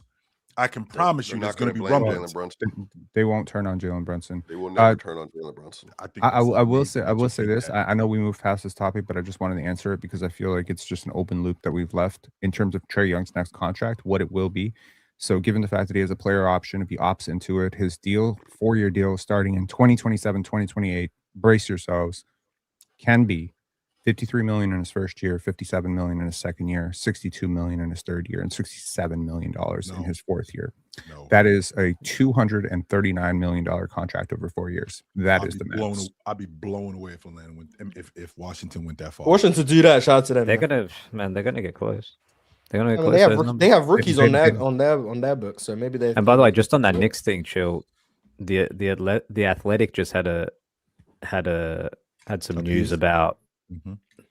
their recent losing skid. They reckon they could potentially make an impact trade at the trade deadline because they're not impressed with their recent run. So something to keep an eye on, maybe. Trade That for who wouldn't- though? All right, fellas. Some of these games we're not going to talk in depth about. I just want to mention them so the chat knows what happened, who got off, who lost, and who won. The first 3 game I'm going to games. start with, we're not going to talk too much about it. We already kind of talked briefly about the Atlanta Hawks. They beat the Pelicans 117-100. The Pelicans are now 8-31, still the last team in the Western Conference. And the Atlanta Hawks are 18-21. That is good for 10th right now in the Eastern Conference. Zachary Ricochet had 25 points. Zion had 22, 8 and 6. He continues to play very well. Moving on to the next game, the Phoenix Suns continue to win, put together a good win against the Memphis Grizzlies, 117-98. The Suns are 22-15. The Phoenix Suns are just outside of the playoff picture at number 7. They are in the play-in, 22-15. On the other end, you have the Grizzlies who are fighting to stay in the play-in. They are 16-21. They are the 10th seed in the Western Conference. Moving along, fellas, let's get into the nitty-gritty. We have, well, right quick, another game that we don't necessarily have to talk about. We spoke on it a little bit already. The Pistons beat the Chicago Bulls 108-93. Beef Stew went 14 for 17 from the field, had 31 points, and was their best player on the court last night. The Pistons are still at the top of the East, 28-9. And, well, the Bulls are 17-20, holding on to the 10th seed in the Eastern Conference. All right, let's get into it, fellas. The first game we're going to really talk about is the Raptors and the Hornets. In case you missed it, it was a good game. It went wire to wire. RJ Barrett had 28 points, 7 Look good. rebounds. Mhm. LaMelo Ball, 15, 7 and 7. But the story of the night, Pin, would you like to talk about the story of the night? Story of the night was RJ Barrett. You skipped over it. Mhm. RJ took over in the fourth quarter. Like Brandon Ingram goes out with a finger sprain in the second quarter. Scotty Barnes ends up in the locker room, end of third, start of the fourth. We're down 10 plus. Ugly scoring game. The Raptors missed 18 straight threes at one point. Everybody was negative. In fact, at the half, Scotty Barnes was 6 for 9. The rest of the team was 9 for 38. It was crazy. It was bad. And RJ was not shooting well. Emmanuel Quickley was not shooting well. And suddenly in the fourth quarter, it's like BI's out, Scotty's out. RJ just took over the game. And it was back to back to back to back against Colin Knippel. Sandro participated. 15 rebounds for Colin Murray Boyles, to me, is one of the biggest stories. If you look at players who played 600 plus minutes in the NBA, Colin Murray-Boyles is the 13th best offensive rebounder in the league. He's number one among all rookies. He is insane. Like, his offensive rebounding is truly special. Like, he's had multiple games now with 5, 6, 7 offensive rebounds. And he's going up against the best offensive rebounder in the NBA in Moussa Diabate on the other end. If you think about it, like, well, him That's and Mitchell Moscow. Robinson and Steven Adams. But anyways, yeah. But then at the end, Scotty comes back 2 minutes to get left in the game, sets a monster screen, which Scotty is not known for setting good screens, but he sets a good screen. And Emmanuel quickly gets wide open, and it's a 3. LaMelo Ball left 1.6 seconds on the clock for a game winner. I think that was a mistake. You're at home. Obviously. The score is 94-94. Look, chill. Revisionist history aside, the second he hit that shot, I'm like, that's a mistake. You're at home 94-94, and you have to take the final shot. I don't care what the score is. We all play basketball. We know you take the final shot, especially at home. You don't leave any space. If you leave space, it better be like 0.8 seconds for like a tip in. You don't leave 1.6 seconds for the other team to get a 3. Yeah. It's just crazy. So, shout outs to Emmanuel quickly. He ends up, hitting a shot after the game. He was asked, like, hey, did you call 5? Because he has a celebration. Call 5. He said, I had to call Jesus on that one. So, real quick side note, Ron, like that game that you talked about with Memphis and Phoenix, just so you know, Mars, Jaren Jackson, these many rebounds in the second half of that game. I just want to put that out there. But now back to Charlotte and Toronto. In Toronto, I got to give Charles Lee more credit. I think Charles Lee can coach, man. I do. I think Charles Lee is a really good. I think his action out of timeouts, I got to give him more credit for. Like he recognizes mismatches. I thought that switch onto Jamal Shed and getting LaMelo into the teeth of the defense and into the paint on Jamal Shed really worked. He did that more than once, by the way. That's not the first time he did that. He did that more than once. I think his rotations are good too. I just feel like the talent on that Charlotte team, if these guys could stay healthy, which they haven't, I think we'd be talking about a different Charlotte team. I do. Well, Penn, their record with RJ Barrett's sensational, isn't it, this year? It is. And he's changed his game so much, right? And I think that he deserves a ton of credit, because I have been very critical of him over his career, because this is a guy who averaged 28 points per game at Montverde. They were an incredible team. He was the number 1 player in the country and goes to Duke and suddenly, struggles with New York. And last night, the Charlotte Hornets broadcasters were like, this is the player that the Knicks thought they drafted, right? I don't think that's necessarily the case. I think Barrett has significant limitations as a shot creator, finisher, shooter. There's a lot. His shooting form does not translate well to pull-up jump shots. And that's something that maybe he can get away with earlier. He's still very left-hand dominant. He's still an under-the-rim finisher. He's not an explosive athlete. He's still a subpar defender. But he's put in effort defensively this year. He's totally limited his touch time in terms of like quick hitters. So I think he's taken a page out of like the Christian Brown playbook of offense. A lot of transition, a lot of quick hitters, catch and shoot. Don't do too much. And he's also a significantly improved passer from his days in New York. He has improved so much as a playmaker to the point where sometimes I've questioned, would I want him to be our point guard as opposed to Quickly, because he's better at it than Quickly is. He runs really well in pick and roll. And most importantly, like how he got going in the fourth quarter was he attacked a tilted floor. And that's something that he is exceptional. He's the best player on the Raptors at doing that. Like, there's a space between how do you attack it. Without him on the court, other teams were able to zone up against the Raptors very easily and nobody could attack it, because Scotty is a slow grind type of player. Ingram's a slow grind kind of player. We don't have a lot of shooters. RJ cuts through that like butter. Like, he just cuts through it like a butter knife, and he is just able to explode downhill. And the percentages don't matter. The fact that he is a guy who puts pressure on the rim is very important for us. So, shout outs to RJ Barrett. We've won 3 straight games now, and I don't dismiss the Hornets at all. I think they're a really good team, and I think they're going in the right direction. All right, well, shout out to the Raptors. As of right now, they are the 4th seed, and they're just 2 games. No, they're just a game behind Boston for the 3rd seed, a game and a half behind the New York Knicks for the 2nd Can you seed. tell us why they're only a game behind Boston, though? Why Did they only a Boston game? lose last night? Yeah, Yeah. lose last night. We about to get to that in a second, But Pin. really quickly, Penn, and I'm sure that at the trade deadline, that phone's going to be ringing because I just love Mambo Killisvili. I just feel like anytime you're on the floor, something good's going to happen. He's not I going to just, trade. I just love the fact he looks like the kind of player in terms of a rotation big. I feel like as a rotation big, he helps teams. Like I would love him back on San Antonio. I would love him back on San Antonio. You can't have him. Yeah, I know you can't. But all right, y'all. We gonna move to the next game. We got the shout out to the Charlotte Hornets too. They almost won their 14th game last night, but they're only 4 games out of the 10 seed. They might sneak into the play-in. You never know. But let's move on to the next game. We have the 76ers taking care of the Wizards handily by a score 131-110. Shout out to Trae Johnson. He got pretty busy last night. He had 20 points, 8 of 13 from the field. Bilal Coulibaly and Bub Carrington both had 18 points for the Wizards. But the story of the night was the big 3 for the Sixers, combining for 63 points. Tyrese Maxey, Joel Embiid, and Paul George all scored in the 20s. Obviously, they took care of the Wizards. The Sixers are now the 5th seed at 20-15, and the Wizards, as we highlighted earlier, are the 14th seed in the East, and they are 10-26. Fellas, we don't really got too much to talk about in this game. What? That game is what it is. Yes, But we do. chill. See I would Joel love Embiid to- last night.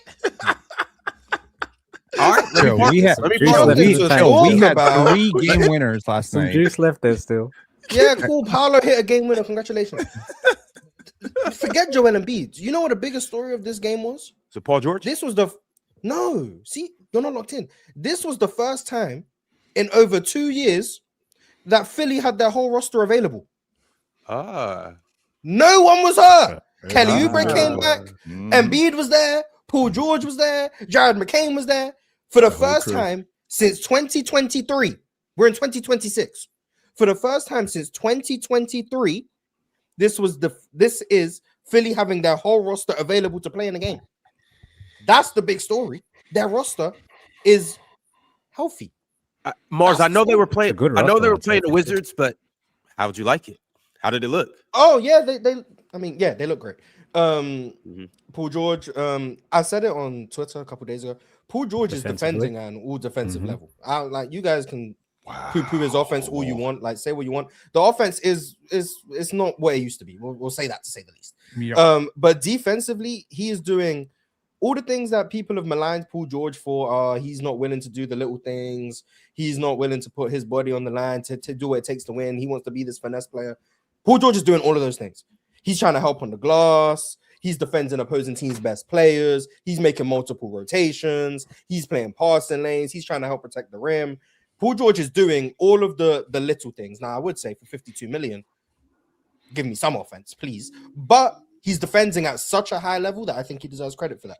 Does it also help too, Mars? Oh, go ahead. Now, I want you to keep going, Mars, but does it also help that they got some athletes out there to protect what Paul George used to be, so he doesn't look like a guy who's just out he's there? doing the protecting. I'm I'm say sure that you because you would. think he's old, but I I do would say think he's Paul old. George is moving his feet. Yes, Paul he George is. looking like he's got youthful exuberance on the defensive side of the ball. Him, VJ, they're getting after it. Kelly Oubre, we And his know what he offense has brings his when he's offense has out had there. to sacrifice a little bit for it, Mars, which is okay. Yeah, for sure. Offensively, it's not great. He's making threes at a really good clip. You like that? I'm of the belief that they're giving him way too much offensive responsibility. Like, if you just have Paul George as someone who is there to knock down threes, attack on the second side against slanted defenses, kind of the thing that Ron was alluding to of like if Trae Young played next to other like high-level players. Paul George is playing next to other high-level players. If you just stop putting the ball in his hands and asking him to create, but you give him, Tyrese Maxey, Joel Embiid pick and roll, we know the defense is going to have to overhelp on that side. You have Paul George on the weak side now attacking the closeout. Yeah. There, you're going to have a good Paul George who can give you 14 to 16 points while being all league defensive caliber on defense, alongside everything that VJ is doing. By the way, VJ, I think, had 5 steals last night. Then you have Maxey and Embiid as your two-man tandem. By the way, Joel Embiid is moving better on both sides of the ball. He looked great around the basket last night. He looked great around the He's looking basket a lot last night. better on both sides of the ball. Once again, another dunk. Yes, But he is trying to defend the uncontested, protect the but rim. all right, we'll take it. I mean, we're a ways away from dunking on people. Yeah. But Embiid's looking better and better as each game goes on. I keep extending the averages, but it's not even about how well he's playing or what he's putting up. It's about the fact that Joel Embiid has played 5 straight games. That's a big deal. Joel Embiid has played 5 straight games. He's looked good for the most part in all of them. There's been flaws, obviously, turnovers in the Denver game, missed shots against Memphis, whatever the case may be. But overall, in that 5-game stretch in which he hasn't missed a game, he is averaging 28 points per game. The energy on the glass is much improved. He is looking to protect the rim with more consistency. So we're building towards Joel Embiid being legitimately good. I think Joel Embiid is playing at an all-star level right now. Does that mean he makes the all-star game? Of course. I don't really care. I also don't think it's in Joel Embiid's best interest to be in 17, maybe 16. Joel should be an all-star though, Mars. I mean, he's playing at that level. Yeah, if Joel Embiid makes it, it will be deserved. Like, he's playing at an all-star level. I don't know if it's in Joel's best interest to be playing during All-Star weekend. Take the time off, enjoy your time. But he's playing at an All-Star level for sure. Like, he's playing at that level. Chill. I want to move on. I would love to stay here. But yeah, y'all know we could spend an hour talking about Philly, but you guys see Buddy down there in the bottom right corner. He's looking like a sad puppy because he got something that he has to talk about. Pin, you don't do that because Peyton Watson? We talked about your team, so let's talk about. What am I doing? Talk about the Denver Nuggets getting yet another win without Nikola Jokic. I think, if I'm not mistaken, they're 3-2 on the season without Jokic. And last night against a team that came into last night, the number 2 team in the Eastern Conference, the Boston Celtics, this was a major win for the Denver Nuggets, who are now 25-12. The Denver Nuggets are the 3rd seed in the Western Conference, and they beat the Boston Celtics by a score of 114-110. But it was a come-from-behind victory. Swiper, I'm going to kind of let you detail what exactly happened in this game. Did you watch it? I know you don't really catch too many games. Swipe, I got to be honest with you, brother. If I'm being honest with you about this crew, I got to be honest with you. Just watching them without Joker and a prelude to what it looks like with some of your guys healthy, getting Christian Brown back in the lineup, having Aaron Gordon in the lineup, there's a lot of promise there. I was watching that game last night thinking there's a lot of promise with this group. A lot. Yeah, I think everybody, like the chat's a glaze. I think, they've been glazing me the last 30 minutes now. I think in the off season, please don't do that, Ron. I'm not really in the mood to do that right now. Sorry, it's been a long, long day and a half. I'm not going to lie to you. It's been a pretty emotional time. But anyway, I do think that I was completely right about everything I said about this team. They were 12-3 before everybody got hurt. And it was just like, this was supposed to be the best team they've ever had. They should have been 14-1. They had 2 games they dropped versus Portland, and then they were up 17 versus the Warriors. They shouldn't have lost that game. Then AG gets hurt, Christian Brown gets hurt, everybody. So it's been a very tumultuous season. They lost 3 more players on the road trip. Lost Jokic versus Miami. They lost Spencer Jones yesterday versus in the Celtics game. They lost Jonas Valanciunas versus the Raptors. I feel like I've been kind of preaching this for a month. I think Mars is on board now. I think Jamal Murray can make an all-NBA team this year. I think he deserves it. I think he's been playing at that level. He's also he's been playing better than Jaylen Brown this year, but I think it's just a points per game thing. It's a big thing for people. Yeah, I just think if you just look at the way they play and how they impact the game, I think Jamal Murray legitimately has the ability to create and dribble if he's not scoring. And I think there's something to being an extremely high-level passer, an extremely high-level on-ball creator, an extremely high-level on-ball shooter, and an elite pick-and-roll player, an elite ISO player. And then I think the ways that you take advantage of Jaylen Brown is by trapping the life out of him. And they did that yesterday with size and length. And he had 7 turnovers, and particularly throwing the ball into the bench multiple times. Peyton Watson, y'all, everybody knows how I feel about Peyton. He's had 20 or more points in the last 5 straight games. He had 30 last night. His defense was really good. They were 8 of 18 when he was the primary defender yesterday. Deron Holmes, to Mars' point, got minutes yesterday, only 14, but he was phenomenal. He had really good defense yesterday. I just think this team is loaded. AG came off the bench. He had 12 points and 6 rebounds. Jalen Pickett got more time to close yesterday, a 2nd-round pick, and he closed over Bruce Brown because he's a really good shooter. Yeah, I mean, I don't know. Tell y'all when Jokic gets back, man. Like if they're healthy, I just think they're going to not run through the league as disrespectful, but I do think they're going to win the title. They're just so layered this year. They have so many ways they can beat you. They have so many wings. Christian Brown's not even playing well yet, and then you add a 6'6" elite athlete on the floor. It just changes the dynamic of how they're playing. And I really think this Peyton Watson thing is crazy, man. You know, we're having conversations on Locked On NBA, man, and they're like, you know, Locked On Nuggets, like, oh well, we don't want to jump the gun and Peyton and Brown and like, you know, if Peyton's better than Brown because of a hot month and all that. I'm just like, I don't know. I really don't know what else people have to see from him. Like he's playing crazy defense. He's scoring like a madman, like on good plays too, like creating self-created possessions.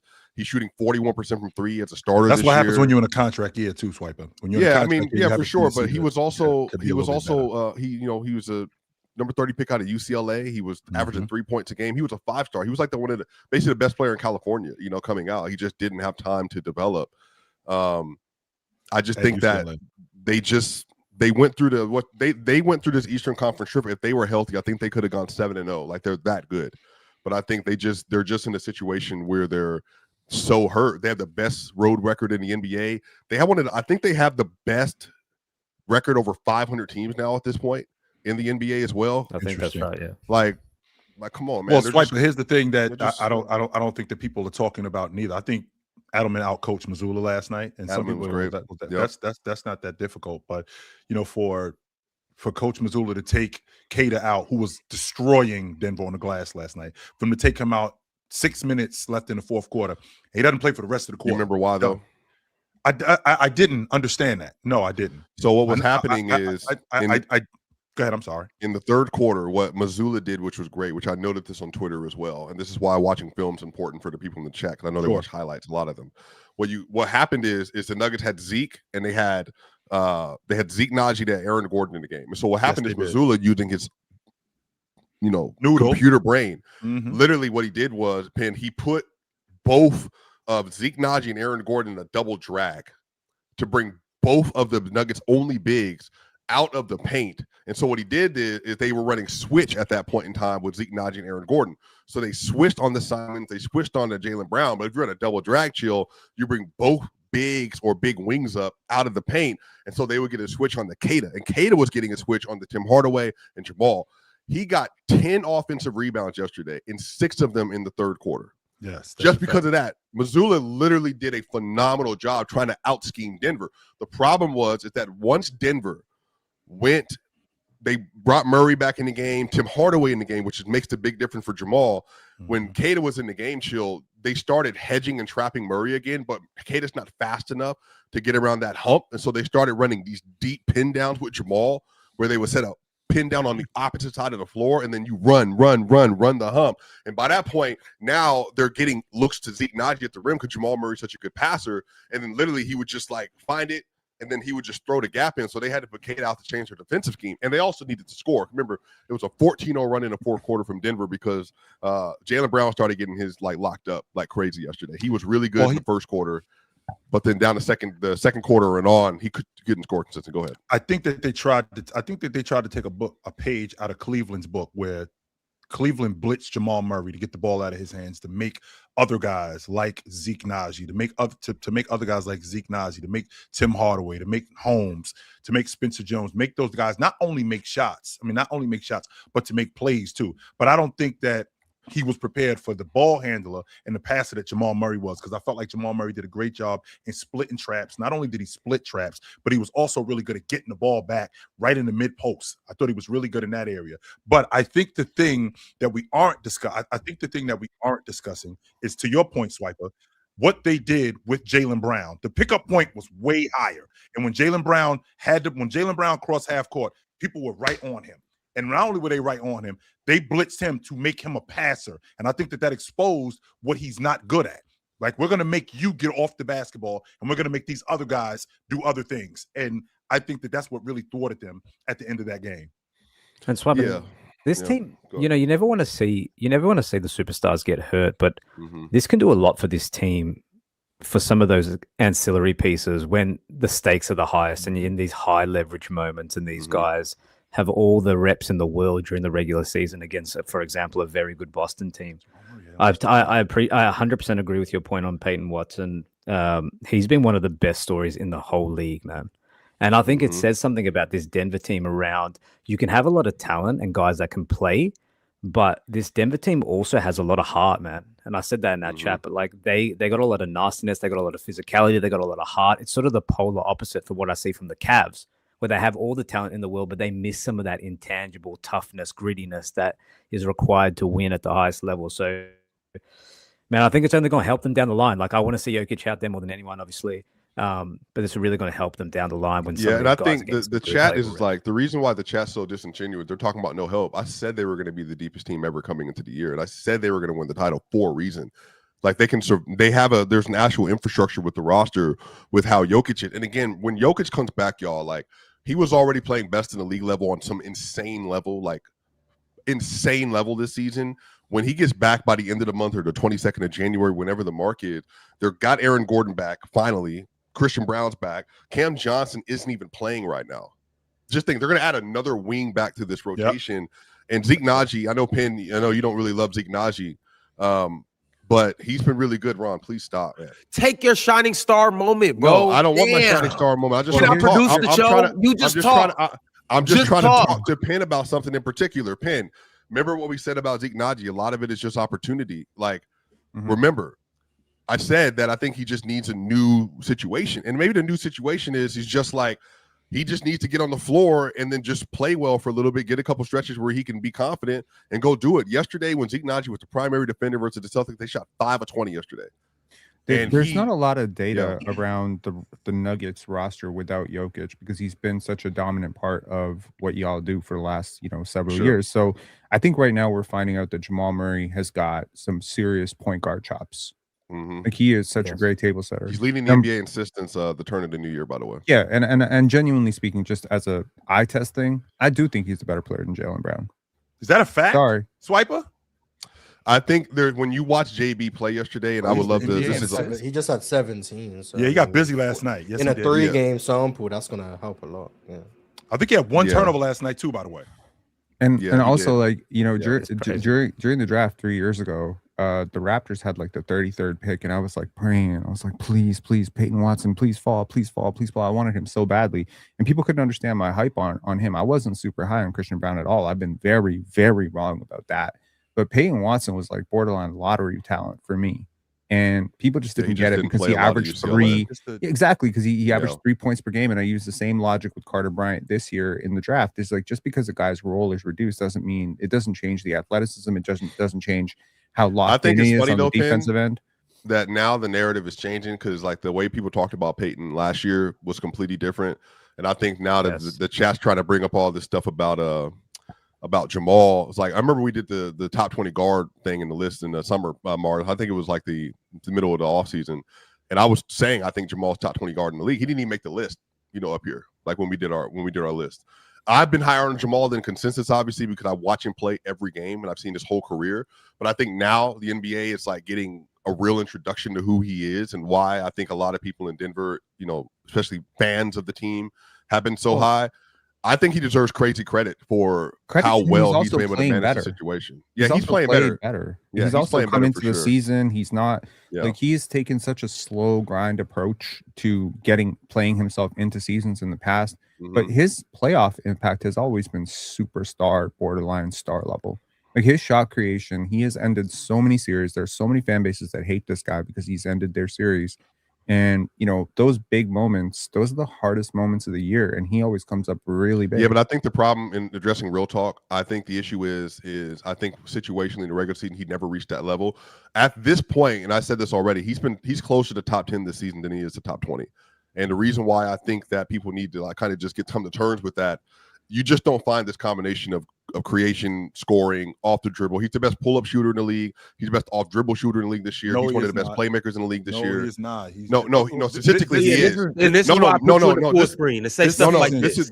Chill. He factually is. Statistically. No, but I think you have issues sometimes when hearing things are factual and hearing things that are opinion. You don't think based on opinion that you think he is. I'm saying he actually is, and on some of the highest. According to the numbers. According to the numbers. But he's also always been elite off the dribble. According to your eye test, is he the best pull-up shooter in the league? I just want to ask, like, Is he the best what? according to your understanding of basketball and according to eye test and what you understand about the game, do you think he's the best pull-up jump shooter in the league? That's not a lot of No. understanding, Pin. No, he best Who pull up is? three. And Who by the is? way, best pull up 3-point shooter in the league. Let me clarify that. Maybe that would Okay. help. Like, Got you. yeah, best pull up 3-point. Who shooter is the in best league. pull-up jump shooter in the league? I don't know. I Not- don't want to answer that question right now. I have no idea. I don't know. Is it Shea? I don't know. Is it Yes, Shea? it's I don't know. Shea. Curry died? No, he did not. Curry still What's happening? Kevin Durant. Well, no, I think Kevin this Durant. year Donovan Jamal. Mitchell. Fuck the numbers. Did Steph Curry die? No, it doesn't. he's Okay, still- that's he's what I'm still saying. here. Cool, Yeah, cool, he's Cool. still Sure. here. Man, what the hell? If it's Steph because you're saying like reputation, all this stuff, I'm good with that, or just like impact. But I'm saying Jamal Murray is shooting 48% from three, like off the dribble, like and pull up this year. That's all. That's crazy. I'm giving him credit for what he's Sure. doing. The same I way can we're doing appreciate The anything else. playmaking swap Yeah. has taken him to a different stratosphere, man. He's always I had never it. thought that. Yo, I No, never, and he's always had it. No, I'm a big believer, and he's always Yeah. had it. But seeing it on display, and it's not even with just the ball in his hands. Sometimes they're running some like curl action for him, and he's coming off screens Yeah. with the intention of playmaking. Like that's a different level of when you get into some of this playmaking stuff. But I just want to quickly touch on Chill. You made an interesting point around David Adelman. In a lot of ways, I think he might be the perfect coach for what they're doing because he feels Yeah. to me like he's sort of an egoless guy who if Jokic comes to him and says, "Hey, we're gonna run this now," he's open. He's like, "Yeah, we're gonna run it." Jokic is telling me we're gonna run it. If Jamal comes to me and suggests something, I'm going to consider it. I think that's a type of guy, and to go out there undermanned and go and trap Jaylen Brown the way they trapped him yesterday, for someone like Mitch Johnson in San Antonio to go out and trap Luka in the backcourt yesterday. Just to do things, to have the bravery for defensive schemes, to try and do some of this really inventive stuff, also gives this team another layer when it matters most, man. yeah. Because in a playoff series, when you have the talent, but you also have sort of the genius behind the talent and guys that can pull the strings and be a bit puppet master strategy-wise, I think this can take Denver even to another level. Because I've seen great teams with great talent have really poor coaching. And that can sometimes put a ceiling on this team, but I think they got all the right ingredients to go all the way. Especially with OKC looking as bad as they've looked, by the way. I'm sorry, we got to move on. I hate to have to cut the It's been segment. an hour and a half short on Trae or Young less, earlier. You know, But Well, he just got to talk about a breaking news trade.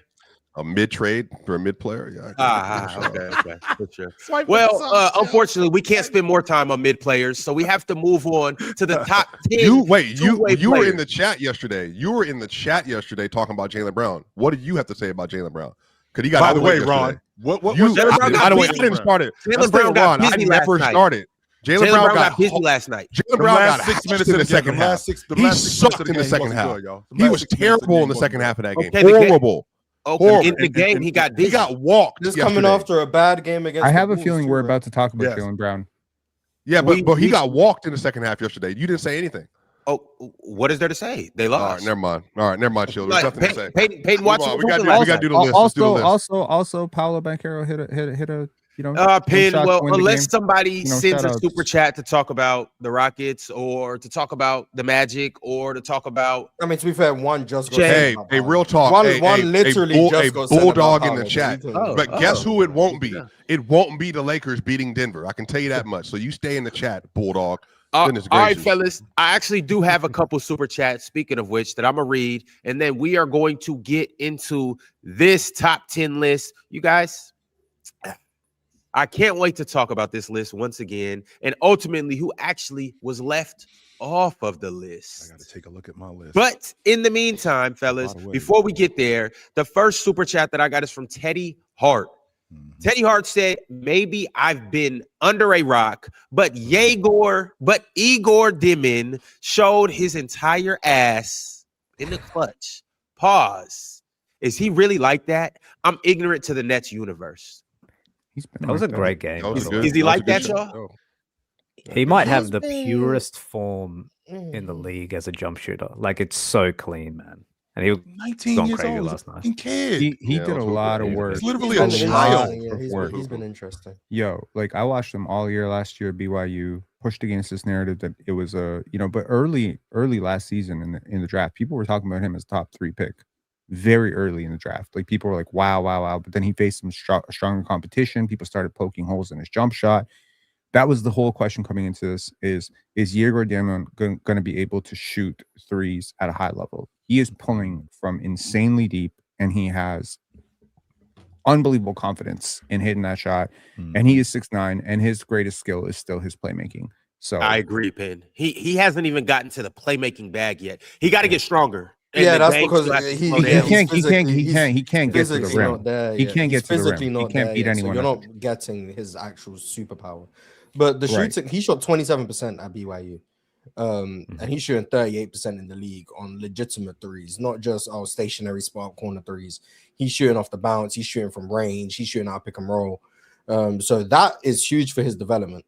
Now everything else is like, can he be a functional enough ball handler at his size to be a legitimate point guard? Can he physically develop to where he can deal with ball pressure and actually get downhill? Can he do all of those things? And then you'll start to see the playmaking develop. But starting from the starting point where he's shooting 84% from the line after shooting like in the 60s in college and shooting 38% from three on legitimate volume.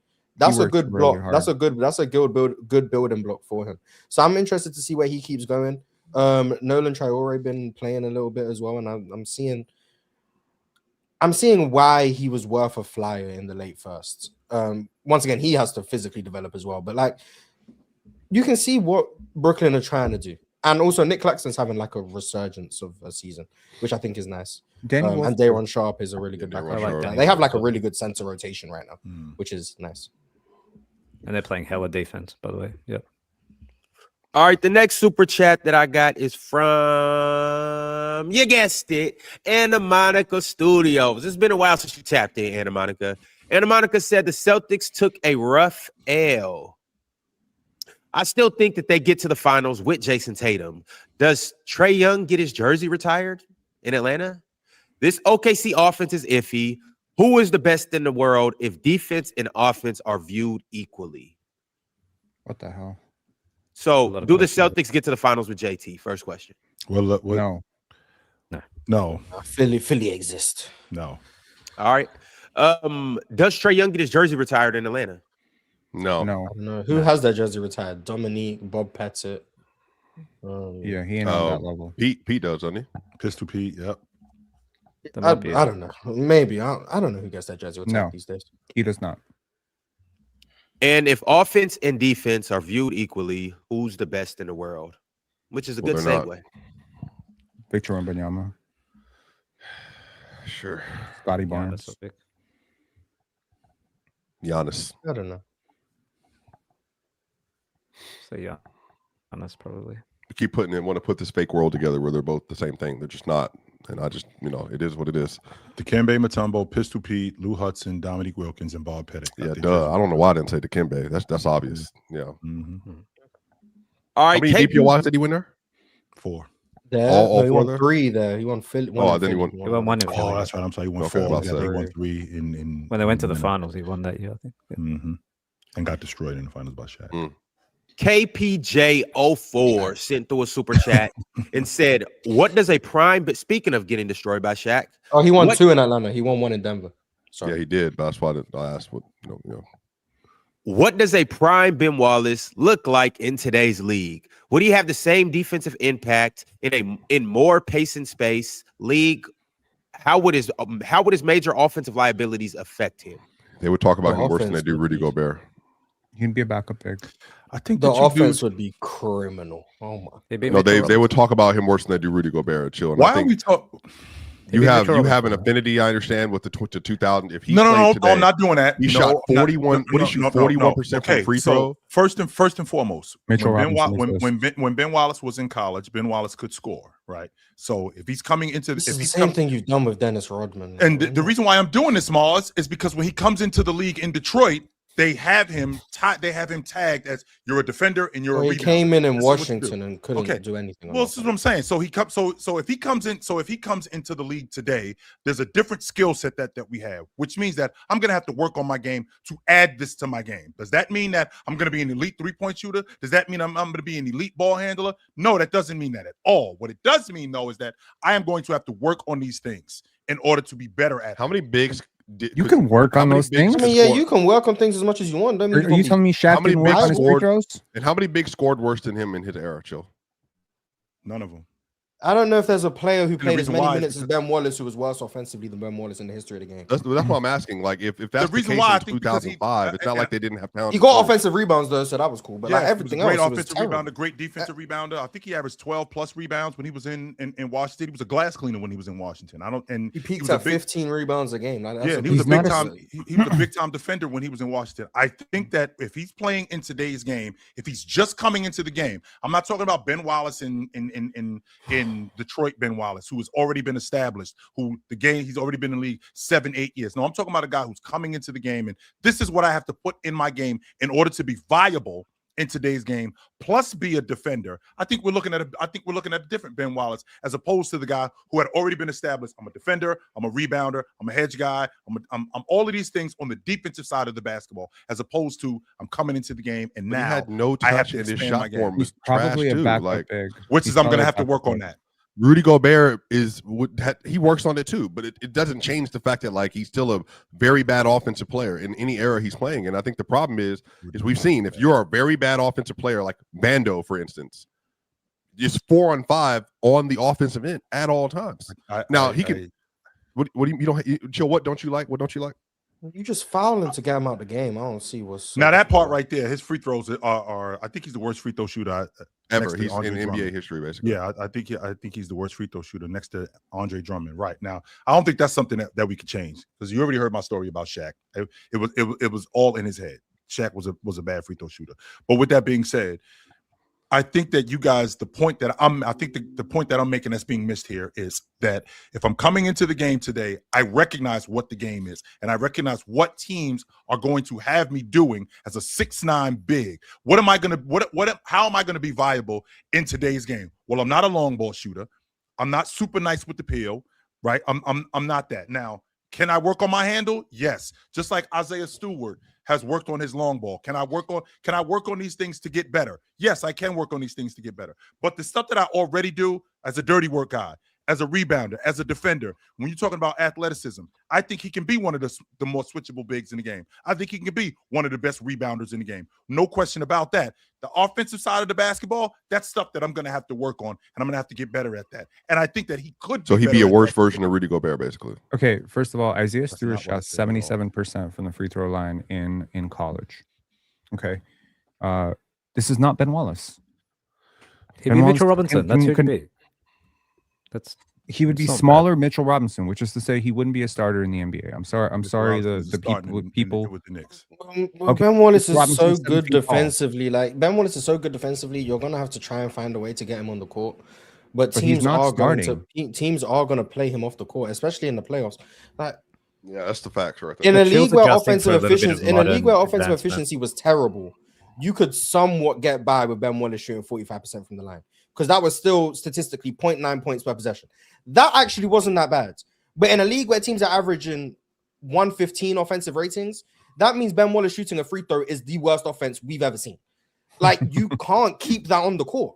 So when teams get to an intentionally fouling the guy, we could do it with Andre. You realize, we got to take him off the court, and then you're not getting the defensive value. What does Andre Drummond make, Joe? There's a reason for that. No, Andre Drummond has improved as a free throw shooter over like the last and 7 3-point years. shooter. He's like Andre Drummond. I want to say is like near 70% this year. Fellas, I gotta step in. Shout out to Ben Wallace. Yeah. The next super chat that I got is from Dub Ball Out Highlights.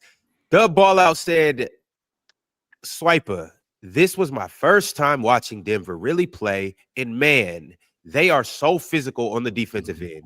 They should be the favorites coming out of the West once everyone is healthy." That's probably their biggest asset to me defensively. It's just how big and how physical they are across the board, like from 1 to 5. I think that's Jokic's best asset. Obviously, he has to play into that.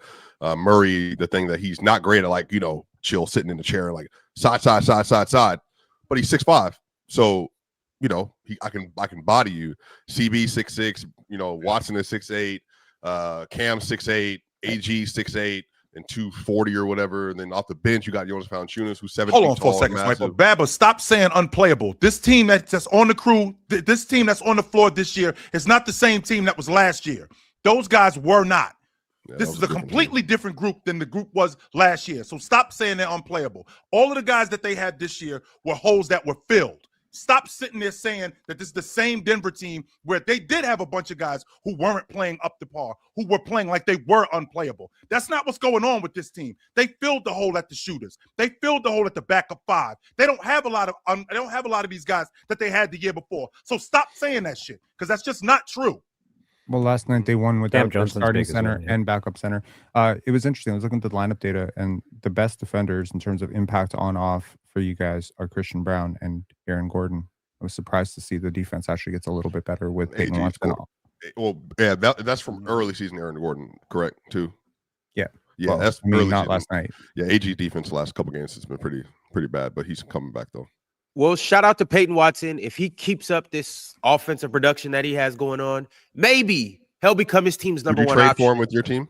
And maybe Peyton Watson? he'll join this top 10 list right here. Maybe Peyton Watson can get there, but as of right now, he's not quite there. Fellas, we have the NBA's top 10 two-way players right now that we are going to get into. Before we get into this list, though, fellas, I'm going to give you a few names of guys that got votes, but they didn't quite crack the top 10. So it's actually about 10 guys. So we're not going to spend too much time on it. Oh, no. Was Not everyone like 10 asked guys. for their top 7? Yes. Okay, that's interesting. I just want to All make sure I right, wasn't bugging out, Penn, because I was like, wait a minute, 10? Yeah, Okay. Ron couldn't be bothered to get all 10 lists and hear 19 names and have to sort through it. So he asked for 7. It really wasn't that. Thinking there would be It's 12 actually names. pretty and it made smart. it It's easy. pretty smart. It's pretty smart. I I would like do the that. same I thing. gave Ron. him 10. I can't remember. All right, y'all. The first person that got a vote but didn't make the list: Jimmy Butler, Franz Wagner, Cooper Flagg got a vote. Evan Mobley is interesting. I would think that maybe he might make this list, I wonder but he's who voted honorable for him. mention. Bam Adebayo did not make the list. He's honorable mention. Anthony Davis did not make the list. He's honorable mention. Cade Cunningham did not make the list. He's honorable mention. And last but not least, J-Dub did not make the list. He's honorable mention. Those are all valid names. I considered most of them. I considered Franz, Anthony Davis, obviously. I think those are actually good. The only one I honorable didn't, honorable mentions, yeah. The only one I didn't mention was Jaden McDaniels, maybe at the lower end of this. Yeah, I could see him getting a vote. I'm shocked with J-Dub. I Have you know seen this. him this year? I know this. But this was hasn't a been right the now best- list, right? Yes.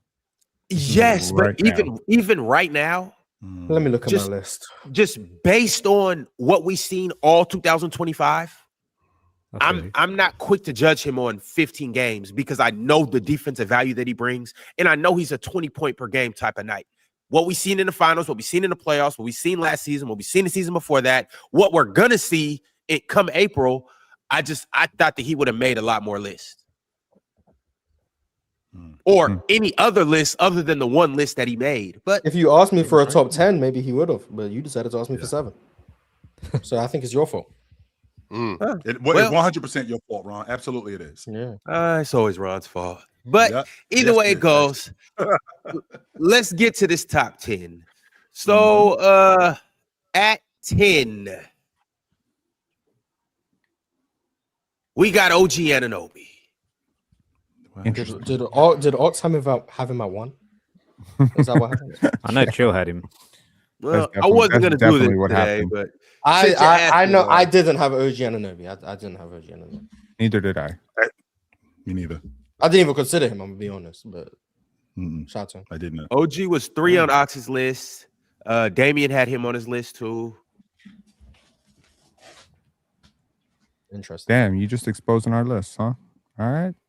I don't know. It's cool. It's cool. Let me actually just keep my list open so I can know where I had people.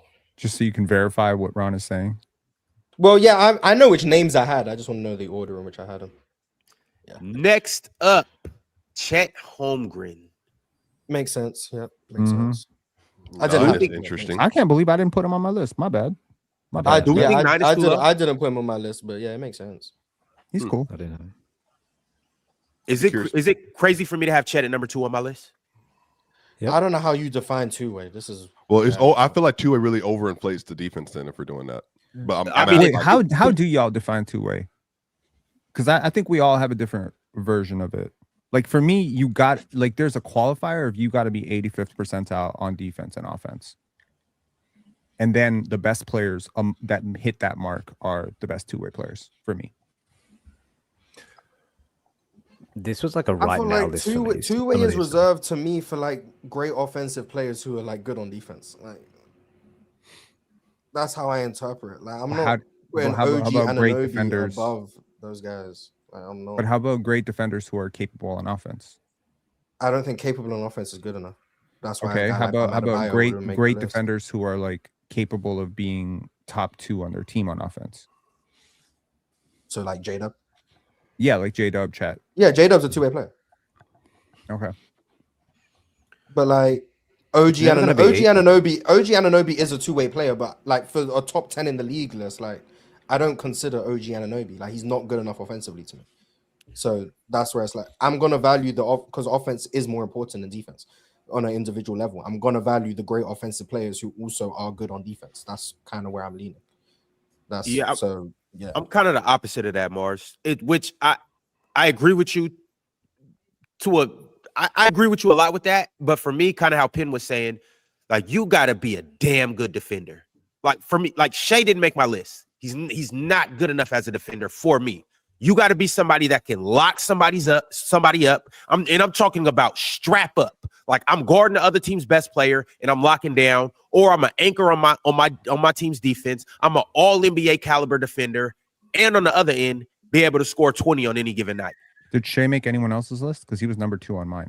What? He was number 1. He was number 1 on mine. Yeah. So there you go. Maybe Shea's on the list, but I think Chet. I had Chet number 2 on my list just because I think his defensive value is so ridiculous, and then the fact that he's the second best offensive player on an NBA team, on an NBA championship team, and the best defender on that. It just to me that's immense value as a two-way player. The way I think about two-way is because there's going to be variance between all these guys. Like some guys are better on offense than defense. Some guys are better defensively than offensively. I just think the baseline, you got to be elite on both. And I think that captures sort of all the criteria that Penn, you just said, by numbers, by eye test, by the ability to play one-on-one, by all those different things. I think has to be the baseline, right? Damian, Well, what's elite mean? Yeah. What's elite mean? Who's that's what I'm truly elite saying. at both? I'm saying I don't it's a think there's combination of anyone. everything. The closest you're gonna get to me is probably Giannis, not Giannis, Wemby. In terms of that's elite on the both thing I'm sides of the saying. ball. It's what you all said. Yeah, maybe Penn, Giannis too. It's Penn's numbers. It's Mars taking into account where they sit on both sides of the ball, and then Ron, it's the ability to guard your position, but also be able to guard multiple positions potentially. I think it's a combination of both the numbers and what our eyes tell us. All right. Well, at number 9, we had Chet. At number 8, there he is, Shai Gilgeous-Alexander. I'm probably the reason he's on the list then. It's me and you, man. Since I had him at number 1, I'm confused then. How? I mean, genuinely, like Mars. So I guess so. Is it just being a plus on both ends? Then would you say? Well, Shai. I think when you're that good offensively and you add value on defense, I don't know how. Well, how many players that qualifies for a lot of? I mean, I'm more. How does it qualify for a lot of players? My confusion. I'm saying it's my. When I'm talking about how many players are? When I'm talking about the level of offensive player that Shai is, I think there's maybe 3 players in the league at that. Well, that's what I was about to ask. And that's me being very gracious to say Giannis. 4, throw Luka in there. So, but like, there's 4 players. Luka and Jokic, respectfully, we know they're not. These are elite offensive players in your estimation. Like that level of like Shai to me is providing all-time offensive value while adding value on defense. I don't know how that's not the best two-way player in the sport. Giannis, spoiler alert, Giannis is my number 2 for the same reason. But I think Shai's better offensively than Giannis, so I went with Shai 1, Giannis 2. But that doesn't make much difference to me. 1 and 2, whatever. But that's why I said it's not a 50-50 split for me between offense and defense. It's looking at like total value and making sure you're adding value on both sides. And to me, this is the same. Shai's adding more value than pretty much anyone on my list, game to game, and is a positive on both sides. So I'm not going to throw Jokic on the list, who I think is maybe just as impactful as Shai, but 96% of his value is offensively. Mars, whereas Shai is still adding value on defense. I think you lean that's why more. he's my number 1. I think in your estimation, because I've heard you talk about Shea plenty of times as a defensive player, and I think you're leaning more toward how awesome he is as an offensive player and solid Yes, as a defensive absolutely. player. And Yes, that's what I said. Yeah. and These things are related. I can definitely appreciate that. But when I'm thinking, what I would rather, I could take a guy who's less than SGA as an offensive player, but better than him as a defensive player, but good offensively. That's what I'm thinking. Yeah, that just doesn't sit right with me. Because Shea is so much so it's better than OG that a guy. better the reason why, Miles, is because there's not a lot of guys in the league that are like Shea. That's the reason why. Because if there were more guys like Shea, then we would. If there were more guys like Shea, then I think that we would have a lot more two-way players. But we don't have a lot of Sheas and Giannis's and Lukas in the game offensively and Jokers. Yeah, in the they're game. the best. We got a handful of those guys. Yeah. But you know what we got? We got a They're the bunch of best. guys on the offensive side of the basketball that are good, and we got a bunch of guys on the defensive side of the basketball that are good too. It's not a lot of Jordans and Olajuwons in the league. No, it's not a lot of guys like that. Yeah, running there's a around. shortage. Yeah. No. Yeah, but when those guys do exist, and I'm not saying Shea is Michael Jordan on defense. Spoiler alert, he's not. But for me, it's more of like a total impact thing, where like if you're providing good value on, at least good value on both sides of the ball, Sure. but you're providing transcendent value on the offensive side of the ball, that to me is the most two-way value in the NBA. Like that I to could me get is with the that. most two-way value in the league. That I could get When with. you're And providing negative value on offense but transcendent offensive value, you're not a two-way player, in my opinion. So do you So think? that's So, the- that's the so case. what? So what? So what is Eliminated. the? When you're what is providing the- neutral value on trend? defense, but you're providing transcendent offense, that's not a two-way player to me. So, So I- the prerequisite, I guess, is yeah, provide positive value on both sides of the ball. yeah. I'm going to favor the person who provides transcendent offensive value if it comes close. That's Wouldn't So that be should Joker, Wem- Swiper? Wemby should was my Wemby- number. What doesn't make sense to me. Wemby was my is- number 3 because he's so far inferior offensively to the other two. Wouldn't that be Joker, So- Swiper? I just want to make Well, sure it that would I'm be not- given what they ask him to do. So Yes. but I'm saying I'm based not on about Mar- to. You're not about to convince based me. on Jokic provided good Mars's. defense value. But he's asking me a I'm not. question. But this is based on Mars. Yeah, I'm just making sure so no one. I can be don't like, think "Why can't SGA Jokic should on be this anywhere list?" on this list this year. I don't Yeah. think he's been good defensively this God. season either. Yeah, me neither. That's But why he like wasn't on mine. I like he hasn't actually been good defensively this Yeah. season. But I think that like that's why I'm saying I'm confused because Anthony Edwards has been I think a good bit better than Shea defensively this year. He's not And the is on same my level. list. And Yeah, is sure. on my I list. guess I'm trying to reevaluate what I'm. Does that make sense? Mark, there's I'm an- trying to there's an reevaluate. old- Any name you guys are gonna think that guy should probably be on the list based Yeah. on what I just said about the offensive defensive split, they're probably on my list. Every single one of them, probably. There's a Unless beautiful there's someone I'm proverb. forgetting. There's a beautiful proverb that says the child who is not embraced by the village will burn it down to feel its warmth. That's what we're happening. Well, that's what we're happening right now. That's Well, what's Who's I burning down the don't- village? I don't think Who's that the needs child to that's be- not loved up here? I don't understand why we can't have proper conversation about things without this becoming something about a Him? Japanese no, I hiking. just I Me? well, Definitely not you. well That no, doesn't I, make You're I, sense. asking Cade, about why is Cade. that- Yeah, why I is had that- Cade on my list. I Cade was number just 4. I don't think I had I don't Cade see on how my you list. can watch OKC play. Shea and has then not think been of good O- defensively this year. I mean, we can watch these games and say, yes, they are actively really taking hasn't. advantage He of him, hasn't. picking on him, and he's losing those battles. It's a You- different. you- Last year you're wasn't the case. selectively taking the fact that This teams year are is the going at case. him. We're not realizing teams are going at him specifically to drain him on the No, defensive he's end also so that he losing is- those battles. Like, no. Last year he won those isolation battles. This He's year been he's bad losing defensively those this year. It's battles. fine. The Yep. defense is the defense is. That's what I'm saying. I don't want The to. defensive skeleton of the OKC Thunder has been generally compromised by the fact that they've had a lot of guys in and out of the lineup. They did last year too, but and he was better okay. defensively. He was definitely better on defense last year. they were not missing But J. Mark, Dub I'm not trying to. this This is level. not trying to come from a. I'm trying to ask the. I don't know how you have an argument over Anthony. Could Ant has clearly been I better think Shea defensively. is Not so you. much better offensively. Yeah, Oh, yeah. sorry. I just. I told you the explanation. No, for I this, hear like, you. I'm not trying to. This is not me trying to Positive value on argue both with sides you. of the ball. Offense is more important than defense. Therefore, I valued offense more when it came to close calls. Like, So that's- swiping like Yeah, like, that's just. if- This is a new like kind of rethinking. I'm not saying But it's that's the why I wrong say one. the definition of two-way is different for different people. Ron just said he favors Right. defense more. Some people say it's just a 50-50 offense plus defensive value each of them equally, similar to that super chat that was sent earlier. If offense and defense were equal, who's the best player in the world? And that list would be the best two-way players because it's just splitting offense and defense evenly. Like, I don't think there is a universally accepted two-way definition other than be good on both sides of the ball. Well, no, but I'm And trying I'm- to come to. and I'm saying I'm trying to going come with- I around think to your everyone's good on position both sides as of the well. ball. And I'm favoring offense. That's it. No, I hear you, but Martha, I think you're mishearing maybe what I'm saying based on like the energy. I'm more trying to like understand your position to rethink it from my own vantage You point. just don't to, think like, Shea's been as good on defense as I think he's been. I think well, he's no, been I good. think it's a valuable thing to look at and say, like, hey, if you're providing offensive value, and I think people keep saying it, Cade Cunningham. Cade's on my list.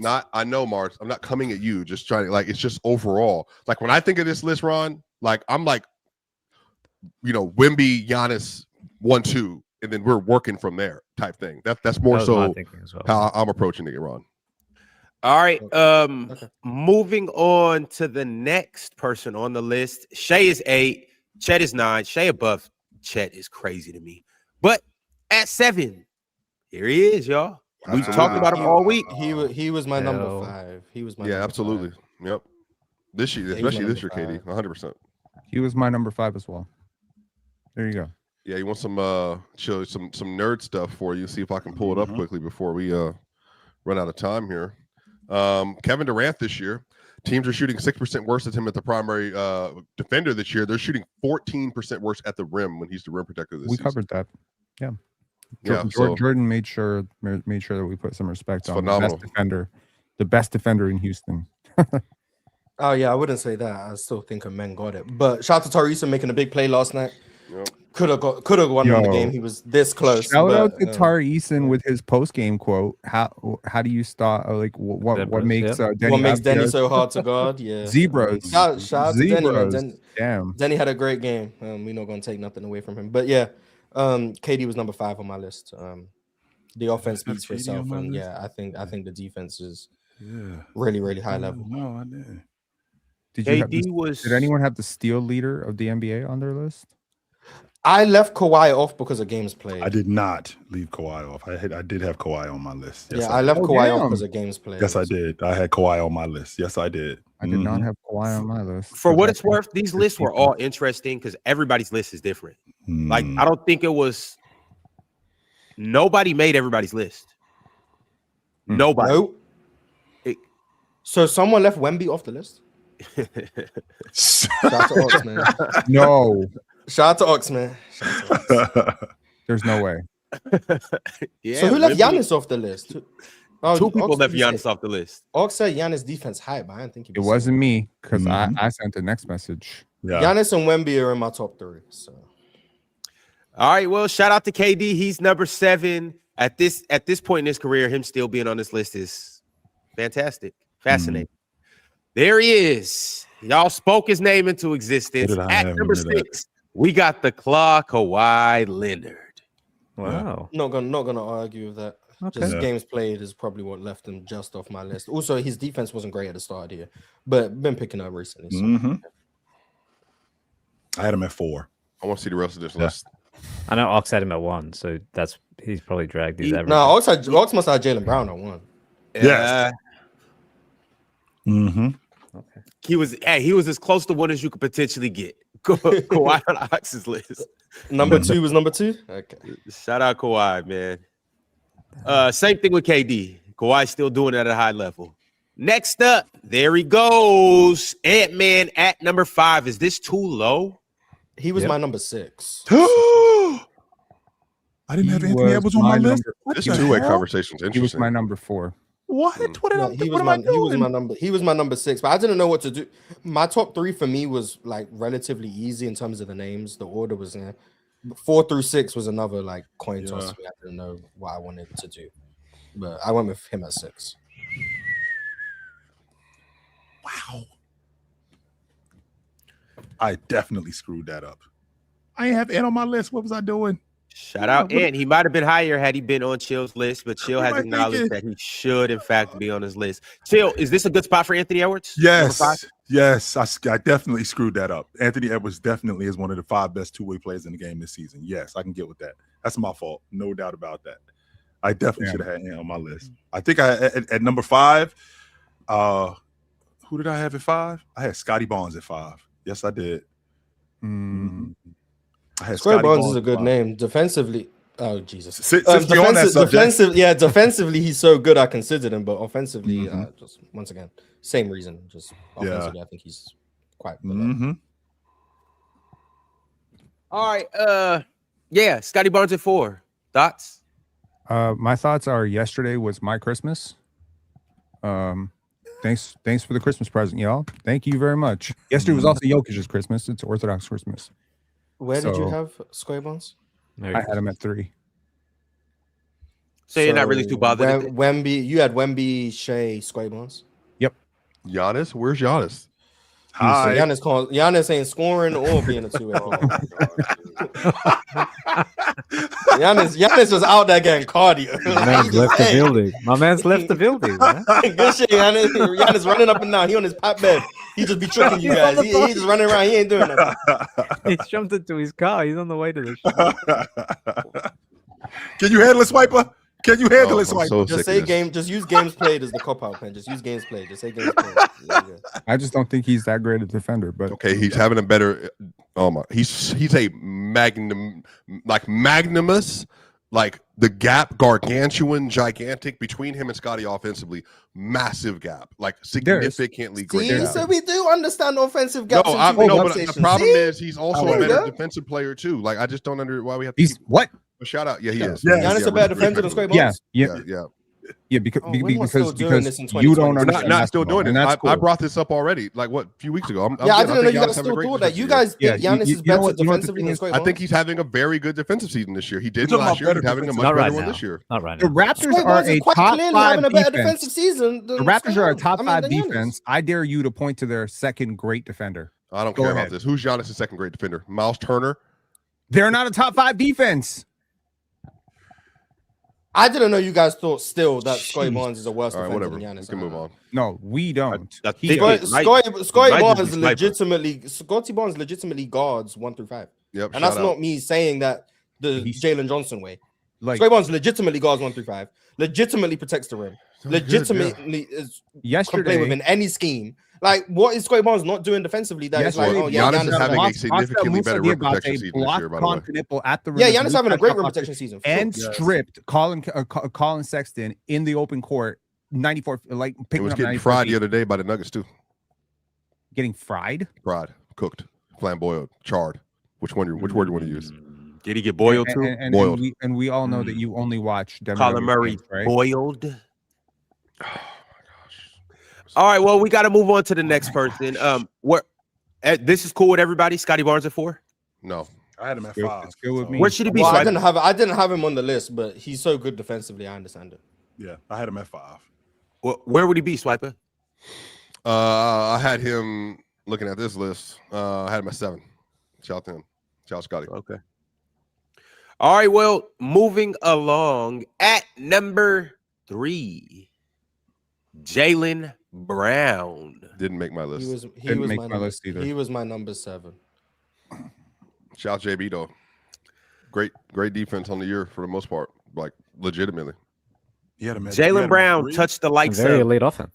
2 on I had him at 2. somebody's list, multiple lists, 2 on multiple lists. He also was 6 on a couple lists and 7 on one list, and also Jaylen Brown Was 3 he on missing? another list Was he and missing on a 1 list? on a list. What'd you say? Yeah, Was he he was missing- definitely missing on a was- list was- because you was made he a missing list. on a few Yeah, lists? you made a list. We know he went on yours. Yeah. You know who I almost put on my list? Jason Derek Tatum. White. Oh, Jason I was Tatum. gonna say- I almost put Jason Tatum on my list, and then I decided, nah, let me not be the person up there that people are gonna be like, oh, he didn't put Giannis on his list. So I took, so I So deleted. my Giannis was your message. number 7? No, Giannis was my number 6. Franz Wagner was my number 7. Oh, Franz was your vote. Okay. JB's on-ball defense been very good this year.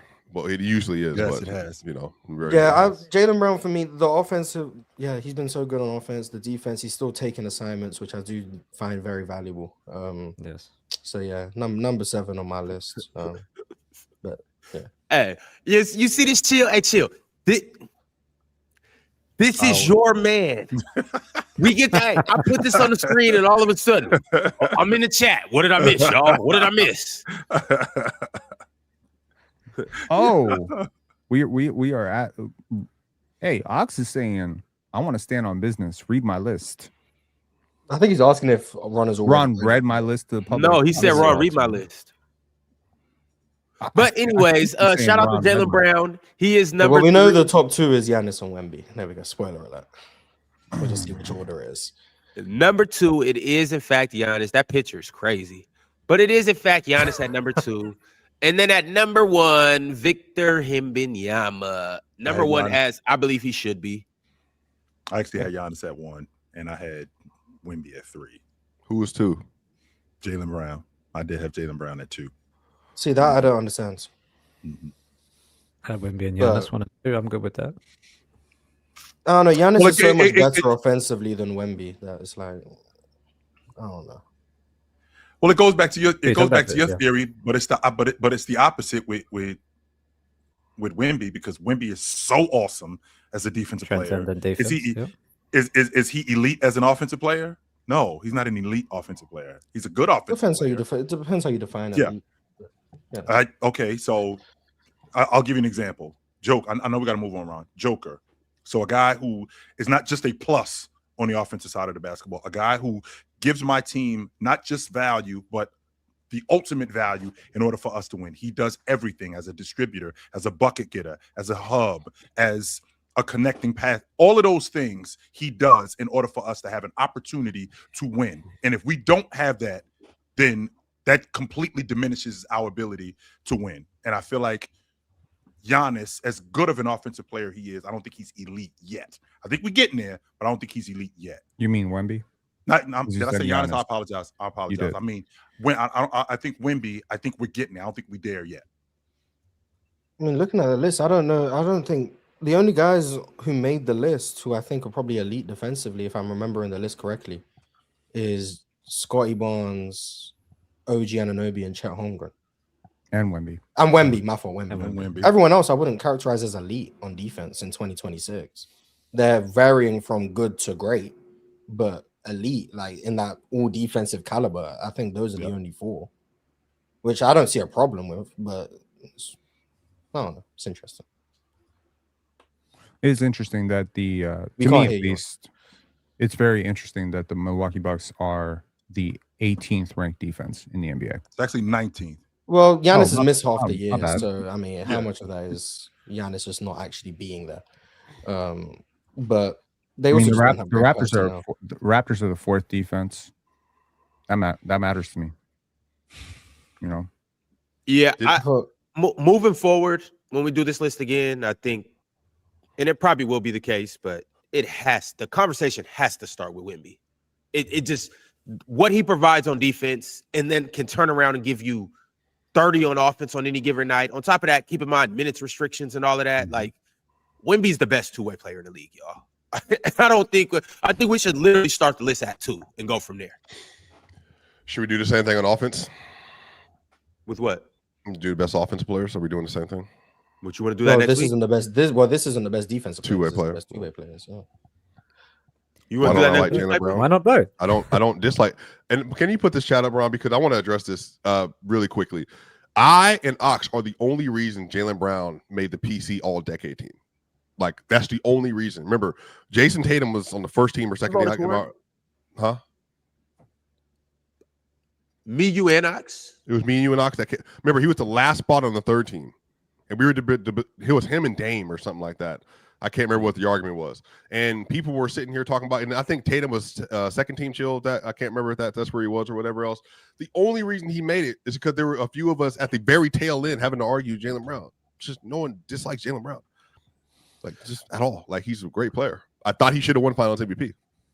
All right, fellas, we I know. got a laundry list of super chats that we got to run through. So let's go ahead and make this happen. Salute to everybody that's in here that sent through super chats. Now would be a good time also to shout out our Hall of Famers. That's Teddy Hart. He sent through a bunch of super chats. That's Spider Gang. Spider Gang, respond back to my DM. Would love to get you in the Hall of Fame group chat. That's Kingster, DNE MLV, Drago FC, Small Boxes.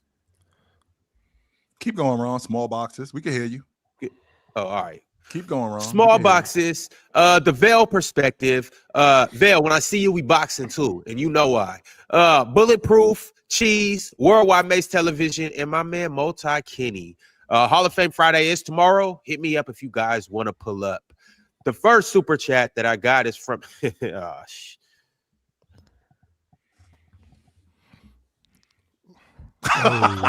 Hey. Hey, Ron, my dude just tiptoed into practice. Practice about to be over. He just tiptoed into practice. Ox, get your ass out of here, yo. Bounce, Good to Ox. see you, brother. I had a quick question. What Get up? your What ass up, out bro? of here. I just got to the house. I was just looking at some things. I caught the last 3. I was just wondering if OG made the list and if He's number Kawhi 10. made the list. He did. He was number 10. Kawhi make the list too?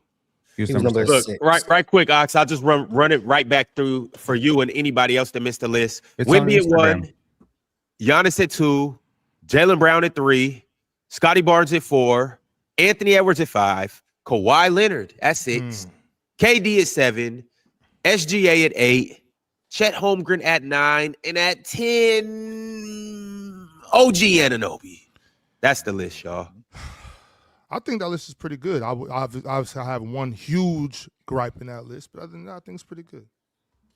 I have SGA. one huge issue with that list, but other than that, I think it was an amazing list. You guys, Scotty did. Barnes? No, it was No, SGA. it's not Scotty Barnes. Hell no, Scotty Barnes. How the hell is SGA? KD? No, KD is great on this list. I'm Are you not reading his facial reactions? He nearly I'm just threw up when he concerned. saw SGA on the list. I did throw up. I did throw up.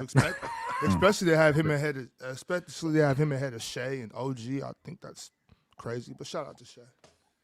All right, Big Ox. Well, you can leave now. Or were you planning on staying for? Oh, all right, my man. I didn't know. I thought you just had. All right. I thought I was a part of the squad. I didn't know you was gonna pick me out.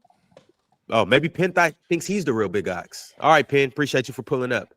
Hunter TV said Jokic and Murray have combined for 6 15-plus assist games this year. The rest of the league only has 11 total. By far the best duo, and it's not even funny. Is this the best duo in the league this year, y'all? I mean, so for some other people, they're not because for whatever reason. But yeah, I think they clearly Yes, are. absolutely, yes. It is? Yeah, I think can get that's with more that. than I fair. don't hate that. I don't hate it, to be honest with you, Ron. If you think about the other duos in the league, what other duo in the league is better than these two guys? We got to do our duos list. Yeah. I don't know. A two-way duo, man. Give me De'Aaron and Wemby. Give me De'Aaron and Wemby. Two-way duo. Give me Ant and Rudy. Yeah. I don't know if Mars is trolling, but I don't hate that. Defense matters. Jamal and Jokic, 2 bad defenders. Give me Two a two-way terrible duo. defenders, but they're But still he lead good on offense. basketball players. Talk about your boy JB Ox since you're doing all No, that. I didn't watch that game. I know you didn't watch the game. Otherwise, you would have came up here with late negative energy. I know. Why would I have negative energy? Good basketball. Shout out to Hey, Payne Mo. Watson. Ox, what are you doing here with your negative energy, Ox? Get out of practice don't- with your negative energy. I came here in a good mood. I just showed Jamal and Jokic some love. I mean, Ah, shout out to let's make Peyton. sure. Shout out to Don't come Peyton here with the Watson. Bullshit, Ox. We ain't interested in your bullshit today, Ox. Jokic. Shout out Peyton Watson. Swiper. No, I don't want no shouts from you. Same OG said P5 has been good the last 7 games, but people forget every time P5 goes out, Franz still has Suggs in a full roster. P5 comes back and Franz, Suggs, TDS, Tristan Da Silva, plus others are out. Same last year. Franz and Mo back this week. Is that true? Didn't Suggs go out when Franz was playing without Paolo, or am I misremembering? I'll take your word for it. Off but numbers, good stuff. They've been hurt. They've been hurt for a while. I don't know. Do we know when Suggs is coming back? That boy always see. hurt. Always, right? All 3 of them. He been out the lineup almost a month, yo. Yeah. Yeah, it says he's day. It says he's day today. And then he said Franz and Mo back to be expected back soon. So we'll see. They'll be healthy soon. I'm shocked that Jalen Suggs gets hurt as much as he does, you know, especially just being like a multi-sport athlete and stuff like that. I expect him to be a little more durable. Than Well, the injuries have only been like because he was healthy in like a couple years back. Last year he got hurt, and then this year again. But he's been Plays hard as shit, that's why. okay, I guess. Yeah. I don't want to throw anything off, Ron, because I would never do that. But I just wanted to say something to you because I've seen a lot of people talking about why would Trae want to go to Washington, and I had a thought on that, and I think Trae wants to go to Washington because he wants to duck accountability and he wants to go somewhere where there's no expectations. Imagine that. Imagine going somewhere ball where we're the worst team in the Ball league. that up. Yeah. Imagine we're the worst team in the league, and we actually build up to be one of the better teams in the league. and he's a part of that. Imagine that being the case. He's, 'Cause that is he's actually- ducking. He's ducking what accountability exactly? Accountable for what? Just to he doesn't want to be on a team where he can go there and they get worse. They can't get any worse. You know what I mean? I think he wants to make sure he's going somewhere where he can just get paid and just run around and shoot the ball. You know what I'm saying? And throw He doesn't turnovers, huh? He does. I don't think he wants to go somewhere where there's going to be high expectations. You know what?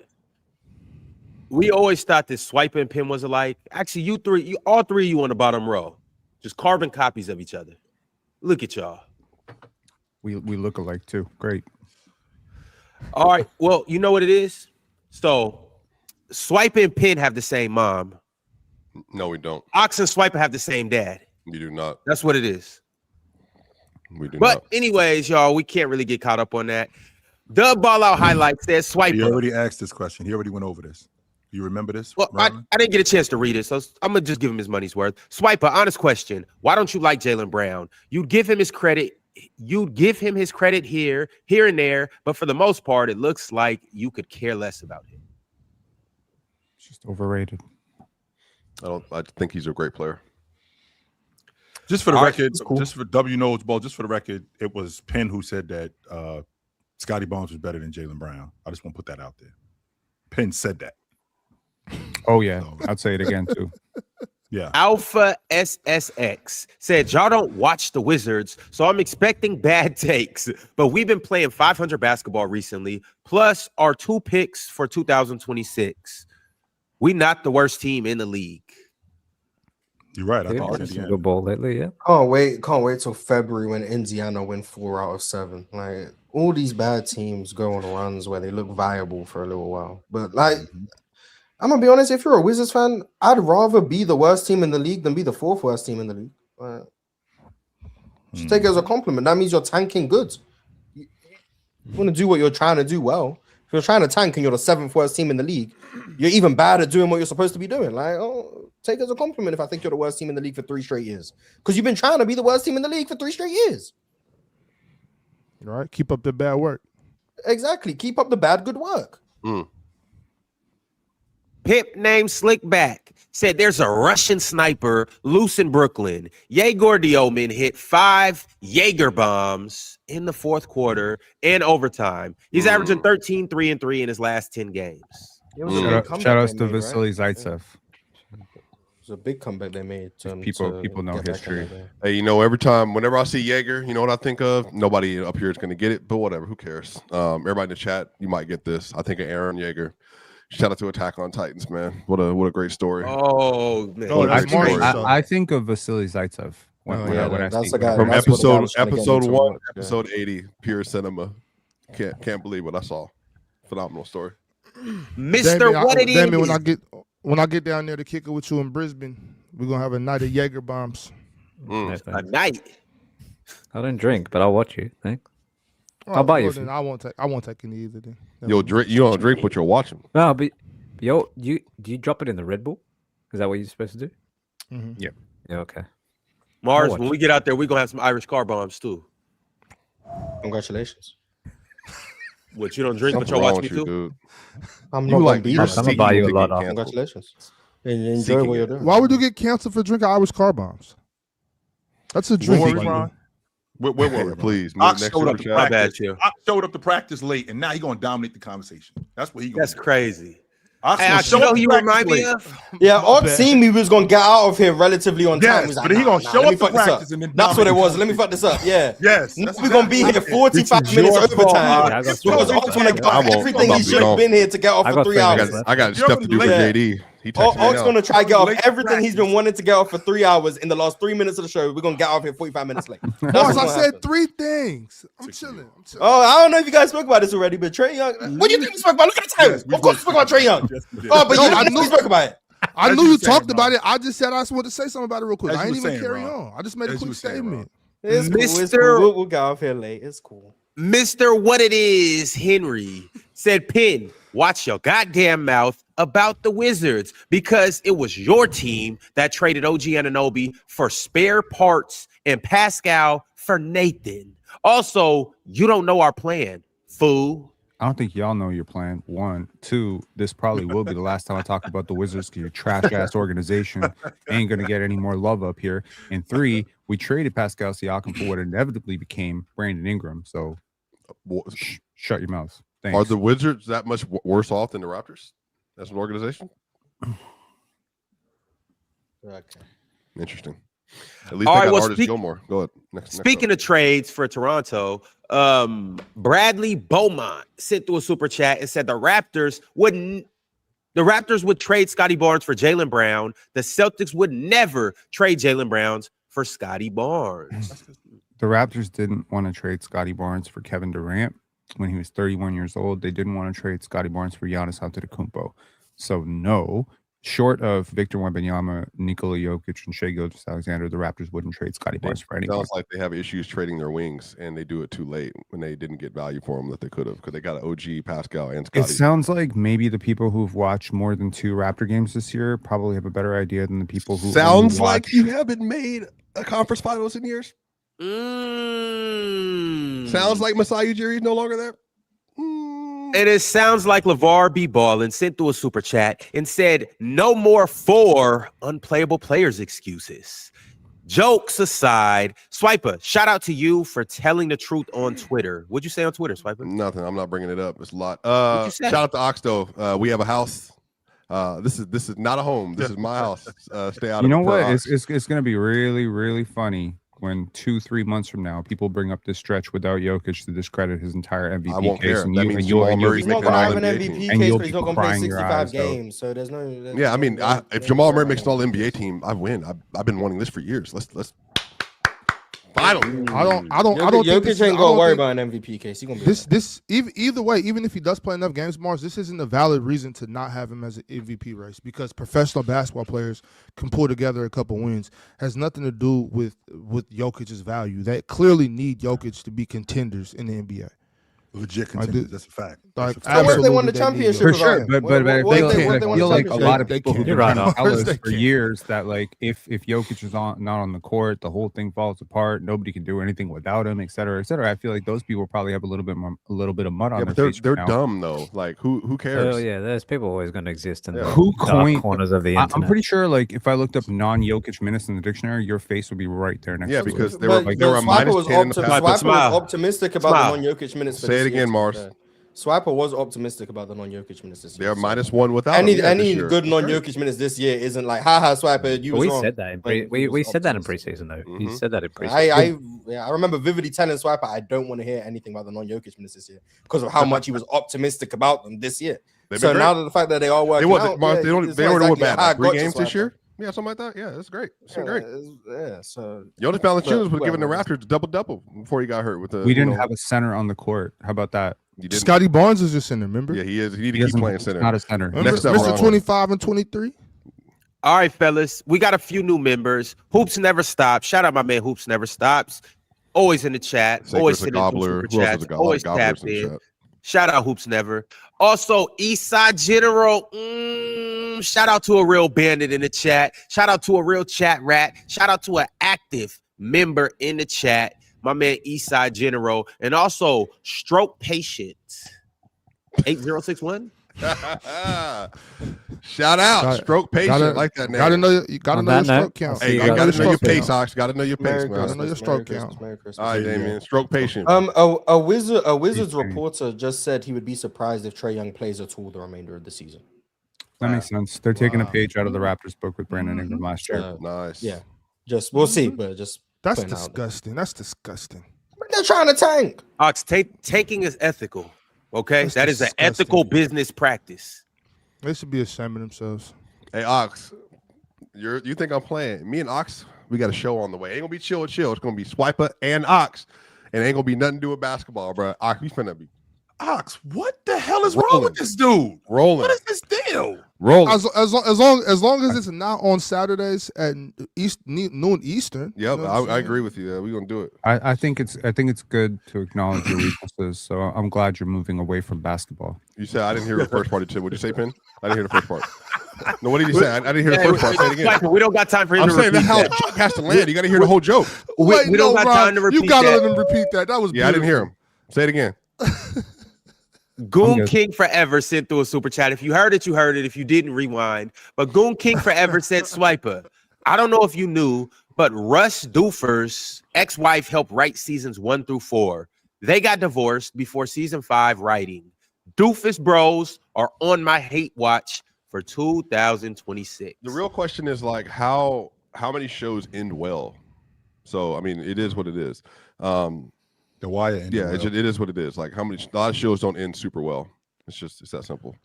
The Sopranos did not end well. I personally made up a whole scenario in my head.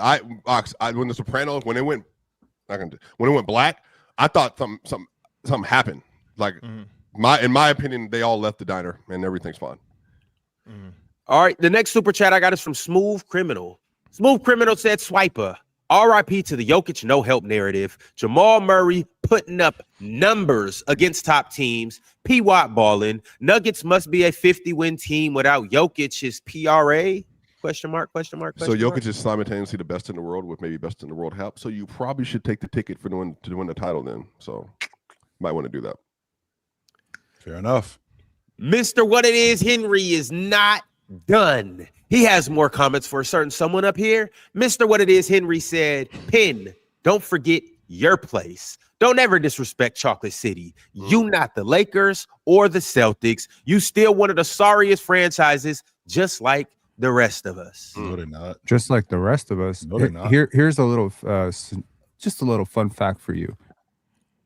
Here's let me count on my fingers the number of 50-win seasons that the Washington Wizards have had since 1983.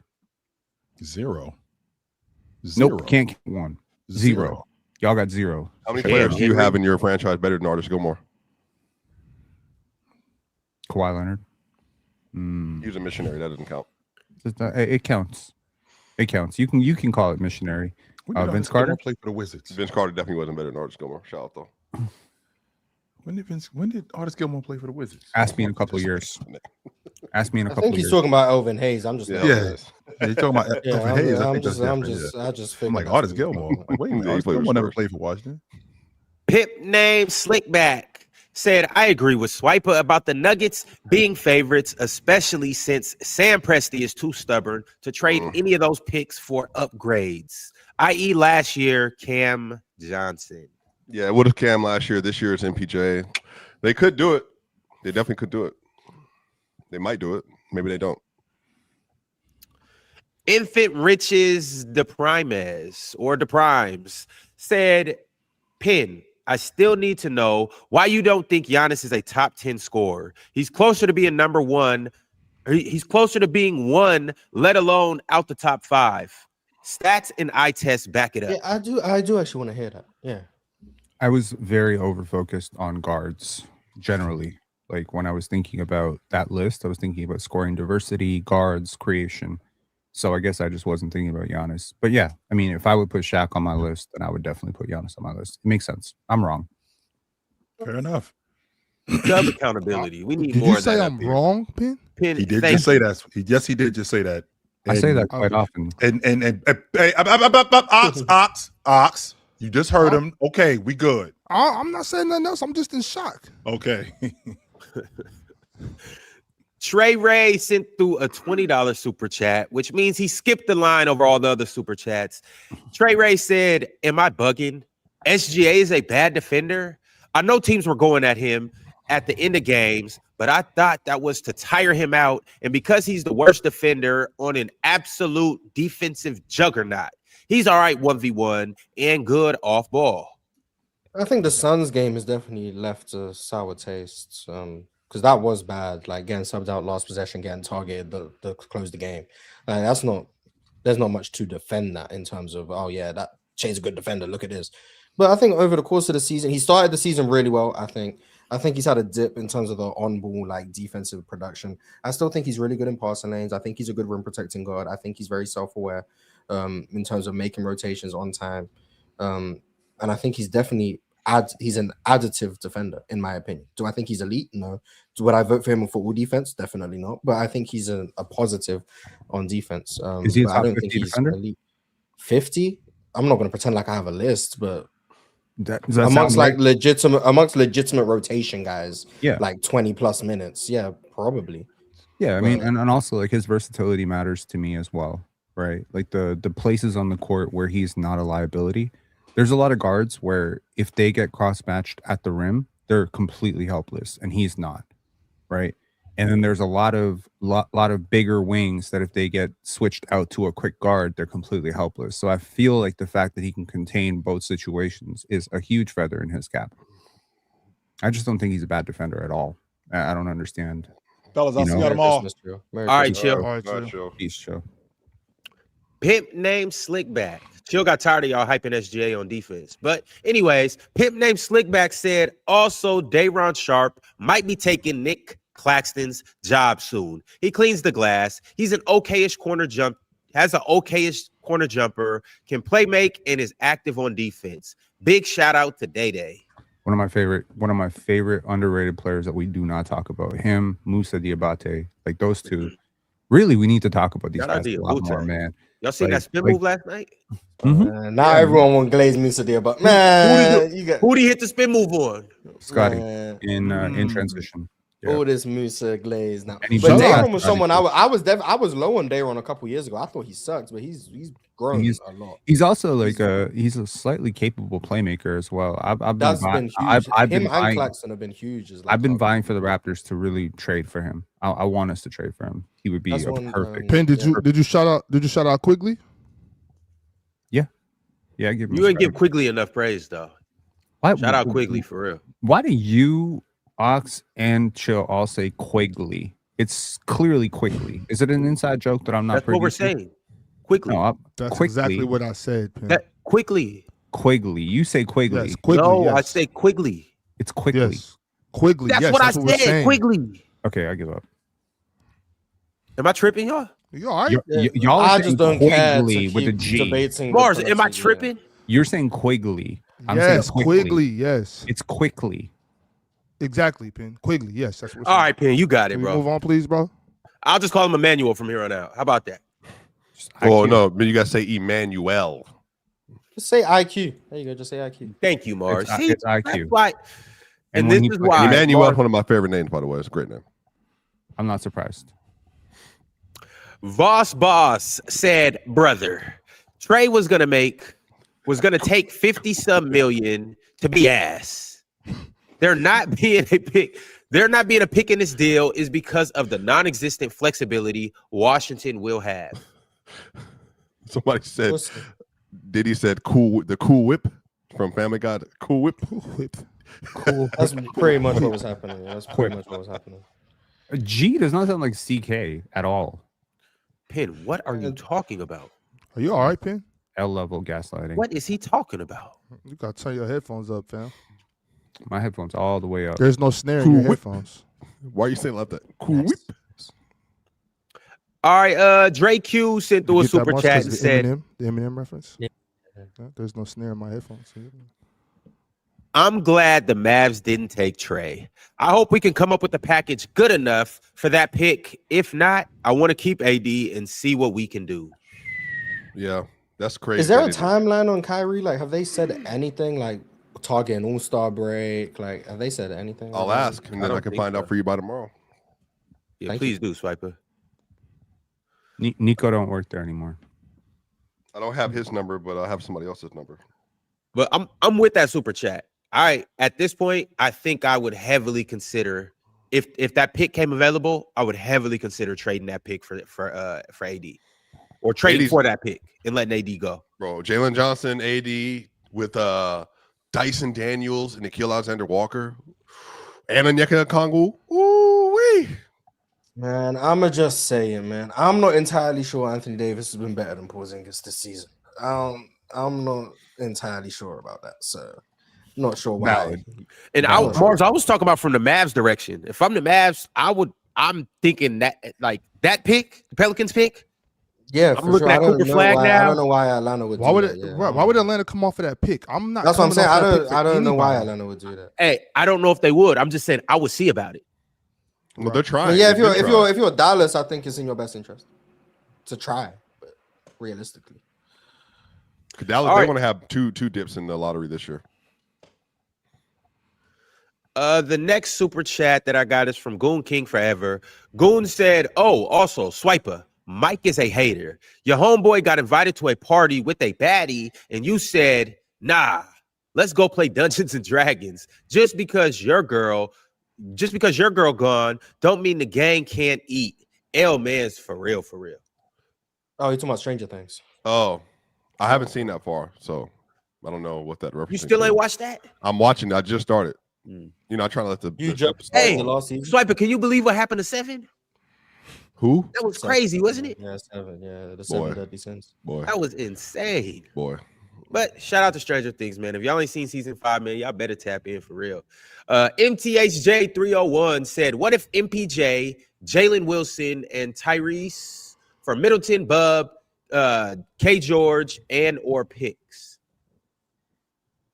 Why would the Nets do that? For Keyshawn? Is that what it is? Because like And, Bob yeah, is Keyshawn. Bob is no, and Chris Middleton, shout out to him, but no, I wouldn't give up MPJ. I'm building practically around MPJ at this point. Like, not as in he's my franchise player, but like I want MPJ to be on my team for the long term. So I'm building with him in mind, basically. If I'm the Nets. I would love that for MPJ if he had an opportunity to do that. It'd be good for him. Well deserved. He's been amazing this year. Grande Jones said Jaren Jackson Jr. and Mitchell Robinson are the only 2018 draftees not to be traded. That's wild to really think about that. There's no way. Let's look at that draft. Yeah, That's really not wild, though. That's So almost Ayton got traded to Portland. Marvin Bagley, yeah, okay. Luka, crazy. Okay, no. Trae, Mo, Wendell went to Orlando. Colin Sexton, Kevin Love, Mikal, Shea. Oh my God. Oh yeah, Where's Miles Wendell got Bridges drafted traded? by Chicago. Does Miles Bridges being traded on draft night count? Yeah, Is that what of course it does. No, it That's shouldn't. got- Come on, man. Miles you Bridges have- ain't you been have- traded, man. Hell no. Miles Bridges Yeah, ain't been you have traded. you That have one to don't count. count. You have to count it for the super chat sake, for the sake of the super chat. Mhm, Miles mhm, Bridges, Miles Bridges has not been traded. That He does got not drafted by count. the Clippers, right? mhm. There's no way that counts. Of Miles course it Bridges has counts. Been on the Hornets Kobe his got whole traded. career. Kobe Kobe played got for traded. Scottie Kobe got Pippen got traded. traded. Scotty got traded. y'all, but that's not crazy though. Like for an NBA player, I think the average if you play 5 or more years is that you play on 3 to 4 teams. So like that's not like you got to understand. The NBA players are Ish journeymen. Smith is dragging the average. That's why. It's Ish Smith's fault. It's Smith and Dennis Schroeder. And Dennis Like, Schroeder, those That's two. it. Yeah, exactly. They're dragging the average down. It's really like 2 teams, but those guys have played for every franchise. So it's And then guys like Vince Carter playing so long, he played. Yeah, for, but a lot of teams, guys you know? play on 3 different teams in their NBA career. Whether you're traded or whether as a free agent you resign, like that's a part of being an NBA player that you can literally play in another city overnight. Miles The Bridges next ain't super been chat. traded. I don't care. The next super chat is from JMO Fit. JMO said, "Can y'all stop disrespecting Cade's defense? He is literally a two-way player. He is arguably a better defender than Shea. Best star point guard defender." I don't think I he's a had better defender than Cade Shea. on my list. Yeah, I had Cade on my list. So Is he a better defender than Shea? I don't think so. I think they're in the same realm. Defensively, I think they're in the same realm. But once again, Shea is so much better offensively. So, that's why they're in different tiers on my list. But I think Cade is a really good defender. Well, a good defender. Ron, I got to go do some stuff for JD. You got any that last super chat anymore for me? There's another one, $20 just got sent. King Black, man, you ain't got nothing to do for JD. Why you I got lying? too much to do. I know what you got to do. No, you We don't. all got things to do, Ron. Like, we got to speak to No someone. doubt, We all no got doubt. things to do, Hey, don't blame me. Blame Ox for coming and derailing the show. But Cage Black said, "Swiper, do you do anime takes or debates about it on certain debates about it on certain characters? I would love to see you or any one of the panel debate about it." I've definitely been in conversations where people start some film stuff. I even talked to Penn about this. I think this for sure will be happening in the summer at some point. It just depends on how we're going to get there, timing and all that stuff and everything else. Swiper, you and J-Rob got to link up for that. Yeah, J-Rob, I know he likes that stuff too. I've talked to J-Rob about it too. Y'all know we used to have an anime show. I You know know. Yeah, I remember. I remember that.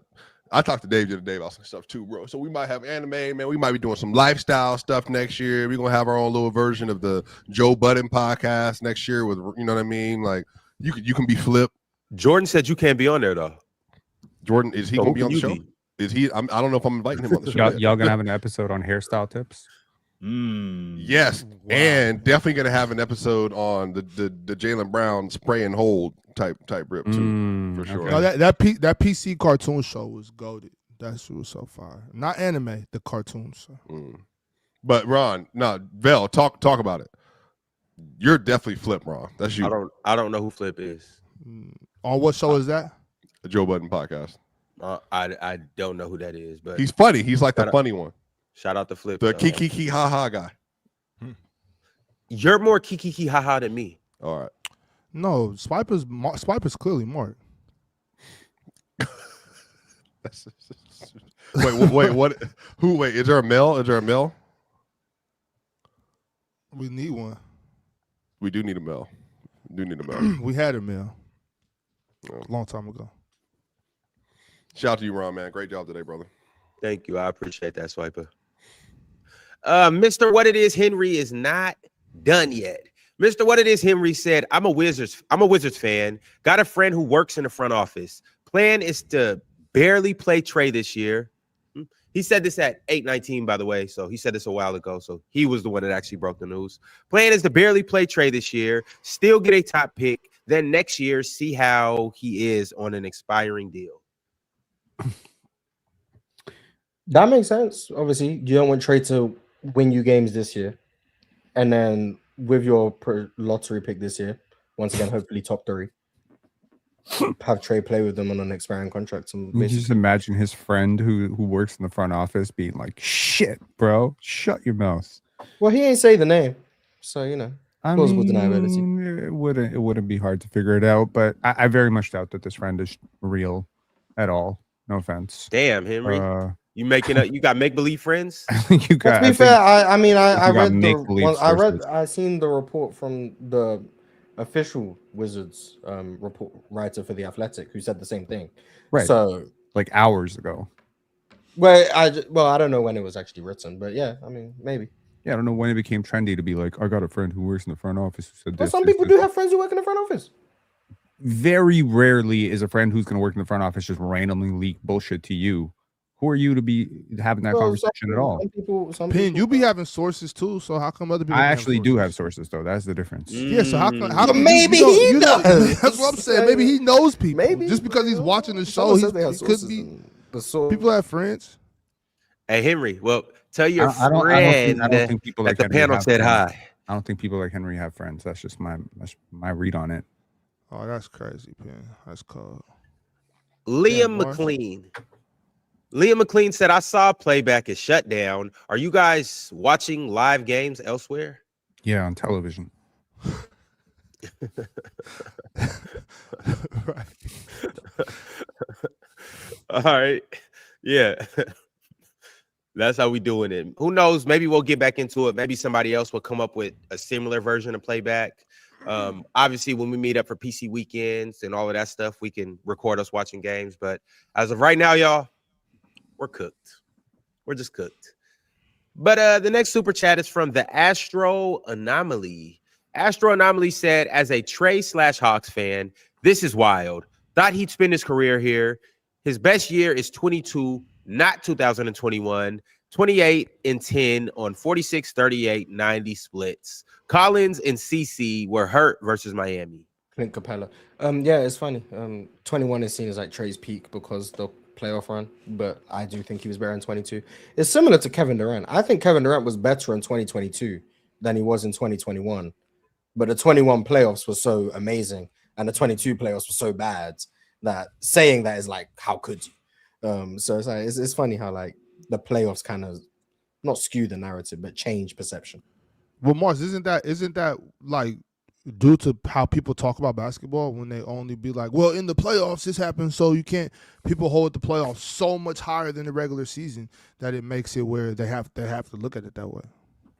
Yeah, it's just weird because like I think it's the playoffs are so matchup dependent and the samples are so small. Like KD against Boston, Boston were a bad matchup for the Nets for obvious reasons, as I outlined. Go back and watch the episodes. I said the Boston Celtics were going to beat them in 5. I was wrong. It was 4. But they were a bad matchup. So, like, no matter how good Kevin Durant was in the regular season that year, he ran up on a team that was able to nullify his strengths, maximize his weaknesses. Whereas in 21, he came up against what I would deem a Boston team that wasn't built to stop that Nets team, and a Bucks team that played into his strengths. So he dominated. And then the next year he didn't. Same thing with Miami against Trae Young. He didn't play that type of team in 21. He played that team in 22.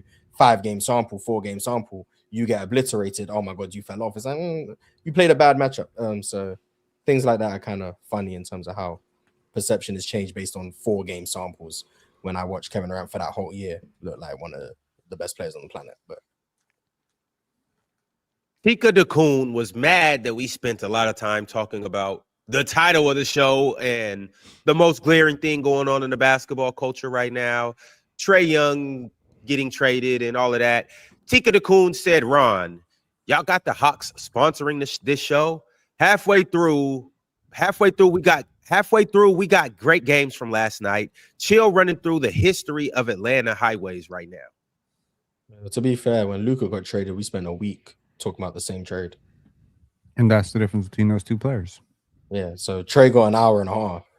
Luka got 16 hours. Shit, he got more than that. Plus the rest of the season. Like, yeah, we spoke about that the whole season.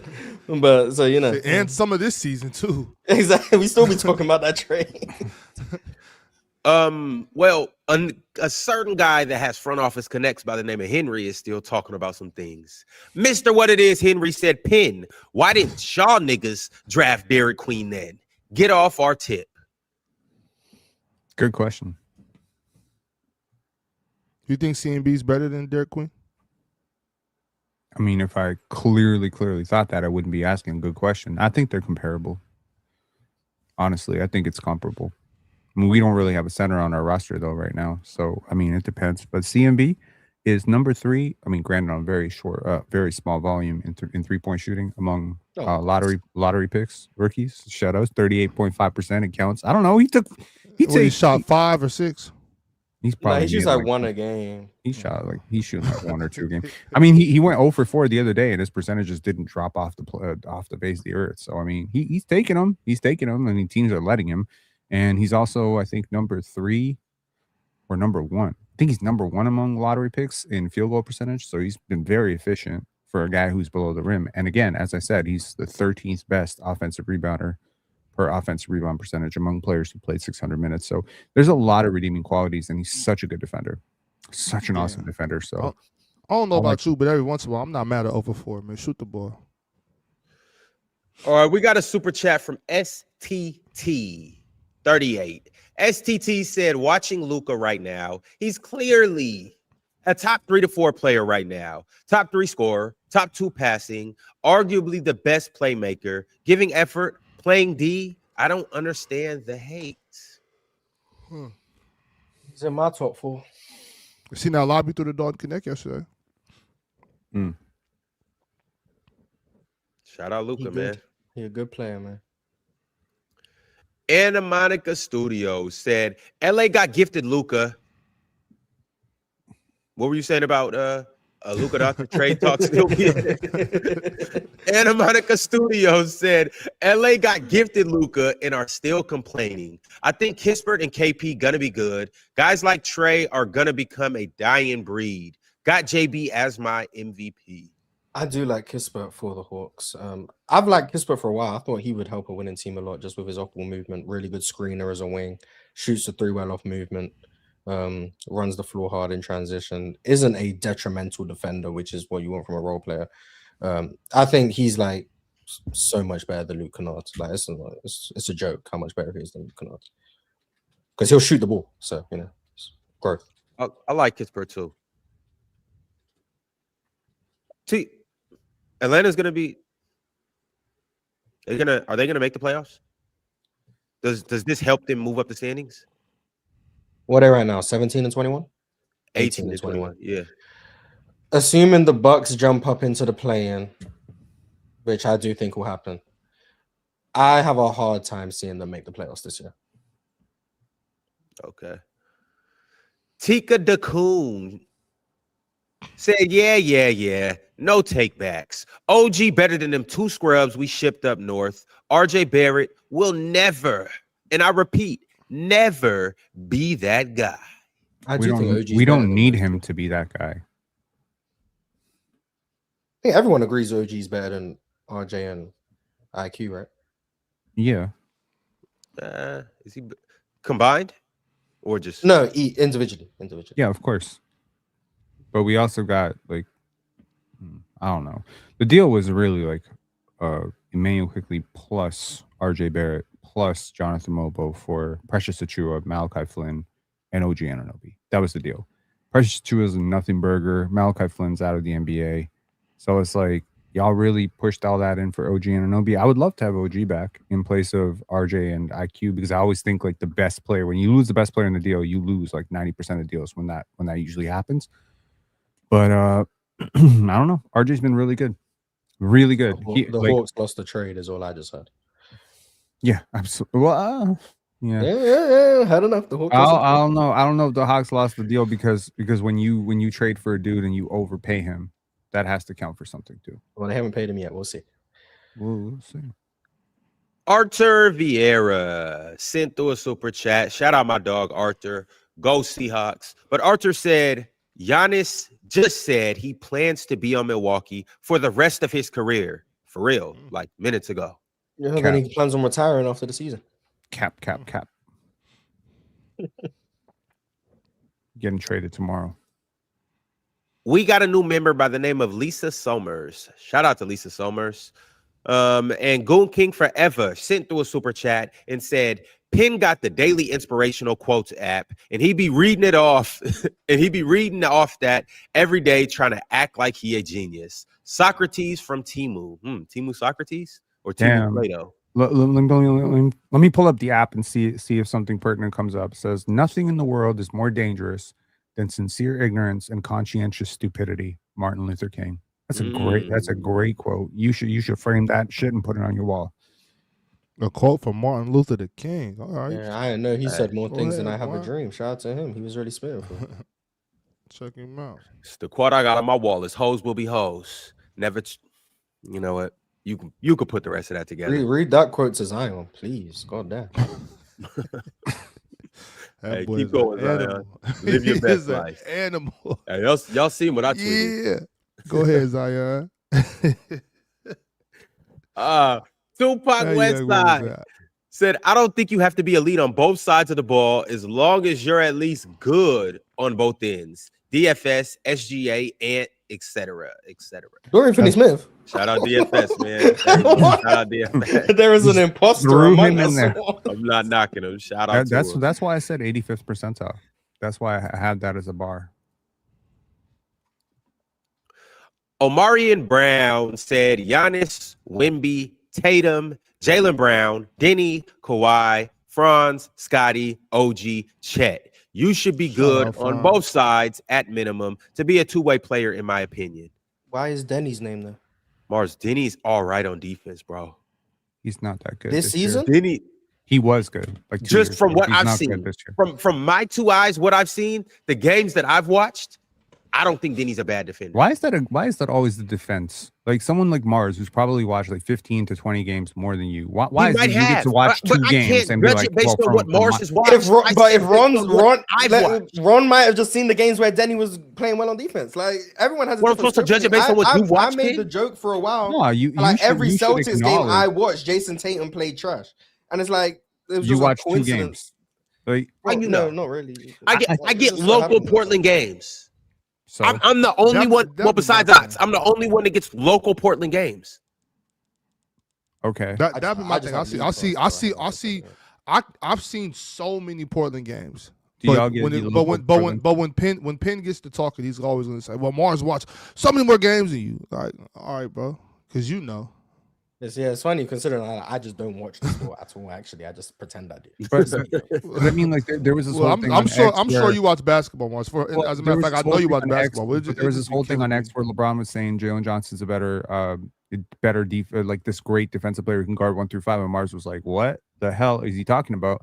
And then people were trying to cook Mars on saying like, "How do you know more than an NBA player? You think you watch more than an NBA player?"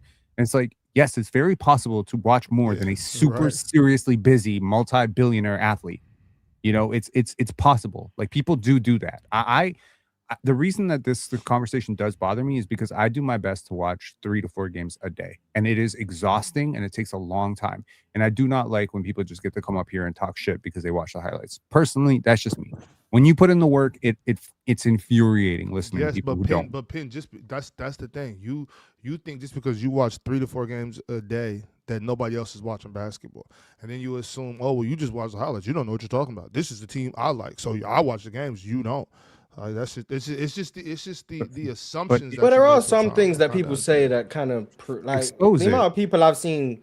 Like Swipe is saying that Cade is the third best defender, and maybe that's. I assumed he was. I assumed he was joking when he said that, just for my sanity. But maybe he's not. I don't think he was joking. I think he was serious. But like when I the clip of me saying Jimmy Butler's better than Jalen Johnson, right? Not saying people if you think Jimmy Butler's better than Jalen Johnson. I'm not saying if you think Jalen Johnson's better than Jimmy Butler, you don't know ball.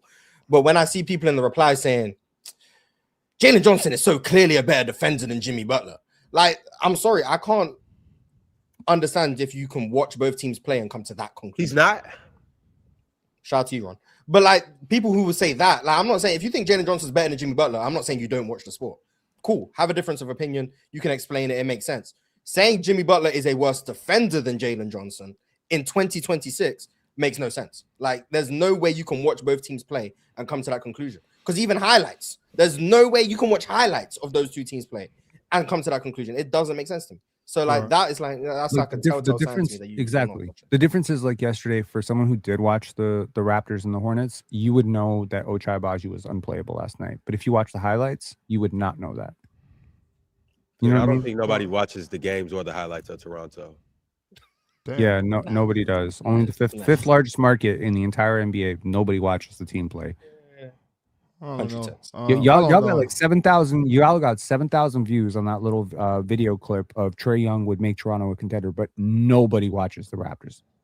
You got it, man. Well, I don't know. I think I mean because like, you got to think about it. Like, okay, see, with Trae Young. But it's about Raptor fans in the comments telling you, no, we don't want him on our team. Raptors fans are very vocal. I'll say there's a lot of us. Because in the beginning of the season, when I said the Raptors, small market, I got a lot of messages. Say that a lot of messages. Okay, she's a small market, and a lot of people watch them. I don't know. I don't think we could just. I don't know if a lot of people watch them based on what I see them say about them. Right, but that's my point. That's what I was saying about what y'all said about Swiper. So I'm pretty sure Swiper watches enough Cade Cunningham to have an opinion, and just because his opinion is different than yours does not mean that he's not watching the game. See, that's what I'm saying. It comes from a level of ignorance where you think that everybody sees not ignorance. I'm sorry, arrogance. I apologize. Arrogance. Both. No, not ignorance. Definitely not ignorance. BOFF. No, definitely not ignorance. That's not you the know word what I'm going to say. Hold on, Pin. I want to say first, I apologize for misusing my words. I did not mean to say ignorance. I meant to say arrogance. That's cool. But I'm just saying, like, and you know that comes from people putting in a lot of work. You know what I'm saying? It's like the Kobe Bryant thing. Kobe Bryant in the gym so long that he thinks nobody else is working. You know what I mean? But he's right. Compared to him, nobody is working. Well, a difference of opinion isn't proof that someone else doesn't watch. But if a difference of like, who outworked Kobe Bryant? If someone said Trae Young is a good defender, and I said Trae Young is a bad defender, that there's no way you watch the games and come to the conclusion that Trae Young is a good defender. There's no way. Yeah, that's but like a difference of opinion of like Cade is a better defender than Ron Holland. SGA. Sure, SGA, sure. Like you can watch the games and come to that conclusion the same way you can watch the games and say SGA is a better defender than Cade. That makes sense. Like even if I disagree with one side more than the other, but saying, oh yeah, Jalen Brunson is actually a good defender, there's no way you watch the games and come to that conclusion. Like, and if you are, then I'll say the good old quote: the problem with the eye test is stupid people have eyes too. Like, even then, it's like you maybe you do watch the games, you don't know what you're watching. I'll just say that you don't know what you're watching. And that's my thing. The problem with the numbers is that non-hoopers get a hold of those as well. My thing, or non-hoop knowers get a hold of those as well. My only reason for just bringing that up though, Penn, is just because, like, once again, watching 4 or 5 games doesn't mean that if Swiper watches 2 or 3, doesn't mean he's not watching ball. That's all I'm saying. So, for instance, yesterday I watched 30 minutes of basketball. I was in the gym. I didn't get a chance to watch so much basketball yesterday. This is about you, okay? No, He's not at using all. himself as Because an example. I'm using myself as an example because I'm just saying, like, I didn't watch We had basketball this yesterday. I only conversation watched 30 many minutes. times. We had this conversation on Playback too about how many games we watch every single year, and I'm just saying, like, you know, you definitely watch more Asia Wilson than I do. So if I have an opinion And about Angel Asia Reese. Wilson, Oh yeah. sure. The good old days. You know, like to have an opinion about a player based on 8, 10, 15 games. I mean, you could have an opinion, certainly, but you're not going to have as informed an opinion, especially when two parties are both relatively equal at viewing the game or similar in viewing the game as someone who watches every single game. So when I listen to someone who watches every single Atlanta Hawks game, yeah, I'm going to defer to them on their opinion on Jalen Johnson because I've only watched him in like 8 games this year. So why ain't you defer to me today? You don't watch every Atlanta game. I know you. Why ain't you defer to me today? Because you don't watch a single game all year. All right. I'm quite convinced that you have not watched a single game from point A to point Z all year. Yeah. My lawyer just texted me and said, plead the fifth. So we're going to move to the next super chat from Exactly. Christopher Drake. Christopher Drake said, Pin, would the Raptors trade Scotty for K? Now you come up here and lie and act like you watched every single game. No, they wouldn't. Hey, Mars, what about stupid lips? I mean, look, man, like I could agree that Kate is having a better year. What? You know, like 100%, I could agree that Kate had a better year last year, better year this year. But yo, Scotty's a franchise player in Toronto. They're building everything around him, and our top 5 defense does not exist without that dude. So, you know, All right. Would the Pistons trade Cade for Scotty? they wouldn't. Okay. Mr. What It is back at it again. Henry said, Pin, Toronto can't touch DC. We got Go-Go and Mumbo Sauce. The hell is Mumbo Sauce? We got Go-Go and Mumbo Sauce. Y'all got dudes with fake abs and that weird ass accent. A dude with fake abs. Levels to this. Well, there's Shout out Mumbo there's a Sauce. there's a Toronto slang that says "nice that," which means shut your mouth, basically. Say it one more time for Hey, man. Nice that. That. Hey, So- shout out Mumbo Sauce, man. You learn a little bit of Toronto Ox with lingo. Mumbo Sauce. Plus You know what it something is? we got You ain't the never had Mumbo weekend. Sauce? Nah, what's that? Oh, you got to get cultured, bro. You got to get cultured. Shout out DC. All right, hey, I need to touch down in DC? I need to go see about that Hell Mumbo yeah. Sauce? Hell yeah. Henry's not done. Mr. What It Is, Henry said, can the Warriors please just trade Jonathan Kuminga plus Moody and Filler and like 2 picks to get Michael What? Porter Jr.? Get Curry some help, man. Y'all been playing games for the last few years. Why would the Nets do that? Okay. Why would the Nets? The Nets have made it pretty clear for a while they don't want Jonathan Kuminga. I don't know why the Warriors keep thinking Jonathan Kuminga is going to get them something from the Nets. But Would you make that trade? If you were Jonathan Kuminga- if you were the Warriors, you would give up that much to get what was Michael it? Jonathan Porter. Kuminga, Moses Moody, and some picks. 2 first-round picks. Absolutely. I would do that. I would do that last Hell Thursday. no. Absolutely. Because you Yeah, have Steph I Curry. would- I would- you I would you do have that. to be competitive. You have to be I'm not worried competitive about. I'm against not. Steph If I'm the Warriors, I'm not worried about the future. If I'm being Right. honest, like Not at I'm all. If they were worried about the future, they would have made moves already, and they're not. So it's Well, kind of like, yes, It's let's- the same. let's go It's do that. the same question we asked about the Trae Young thing to Dallas or whatever. It's like, to what end? I don't think Michael Porter Jr. plus Jimmy Butler plus Steph Curry gets you a championship. I just do not see how that team is winning a championship. Gives you a better chance. It gives you a better chance. And now you've lost Jonathan 2 Kuminga. first-round picks that will no doubt be really high lottery picks once Steph Curry retires. Are they the Warriors' own picks? I didn't know the Warriors had their own picks. I thought they just had other things. But I don't keep up the Warriors draft pick situation. I don't keep up with any team's draft pick situation. So I'm probably the wrong person to ask when it comes to picks. Sitting Spin said, what's Giannis's rim protecting numbers? They were amazing. Let me find them. Giannis this year. All right, Well, while he you is- doing that, D9 the It's one negative said- 12.5%. Negative 12.5% on 6 rim contests per 100 possessions, which is really good in terms of the effectiveness. Shout out Big Giannis.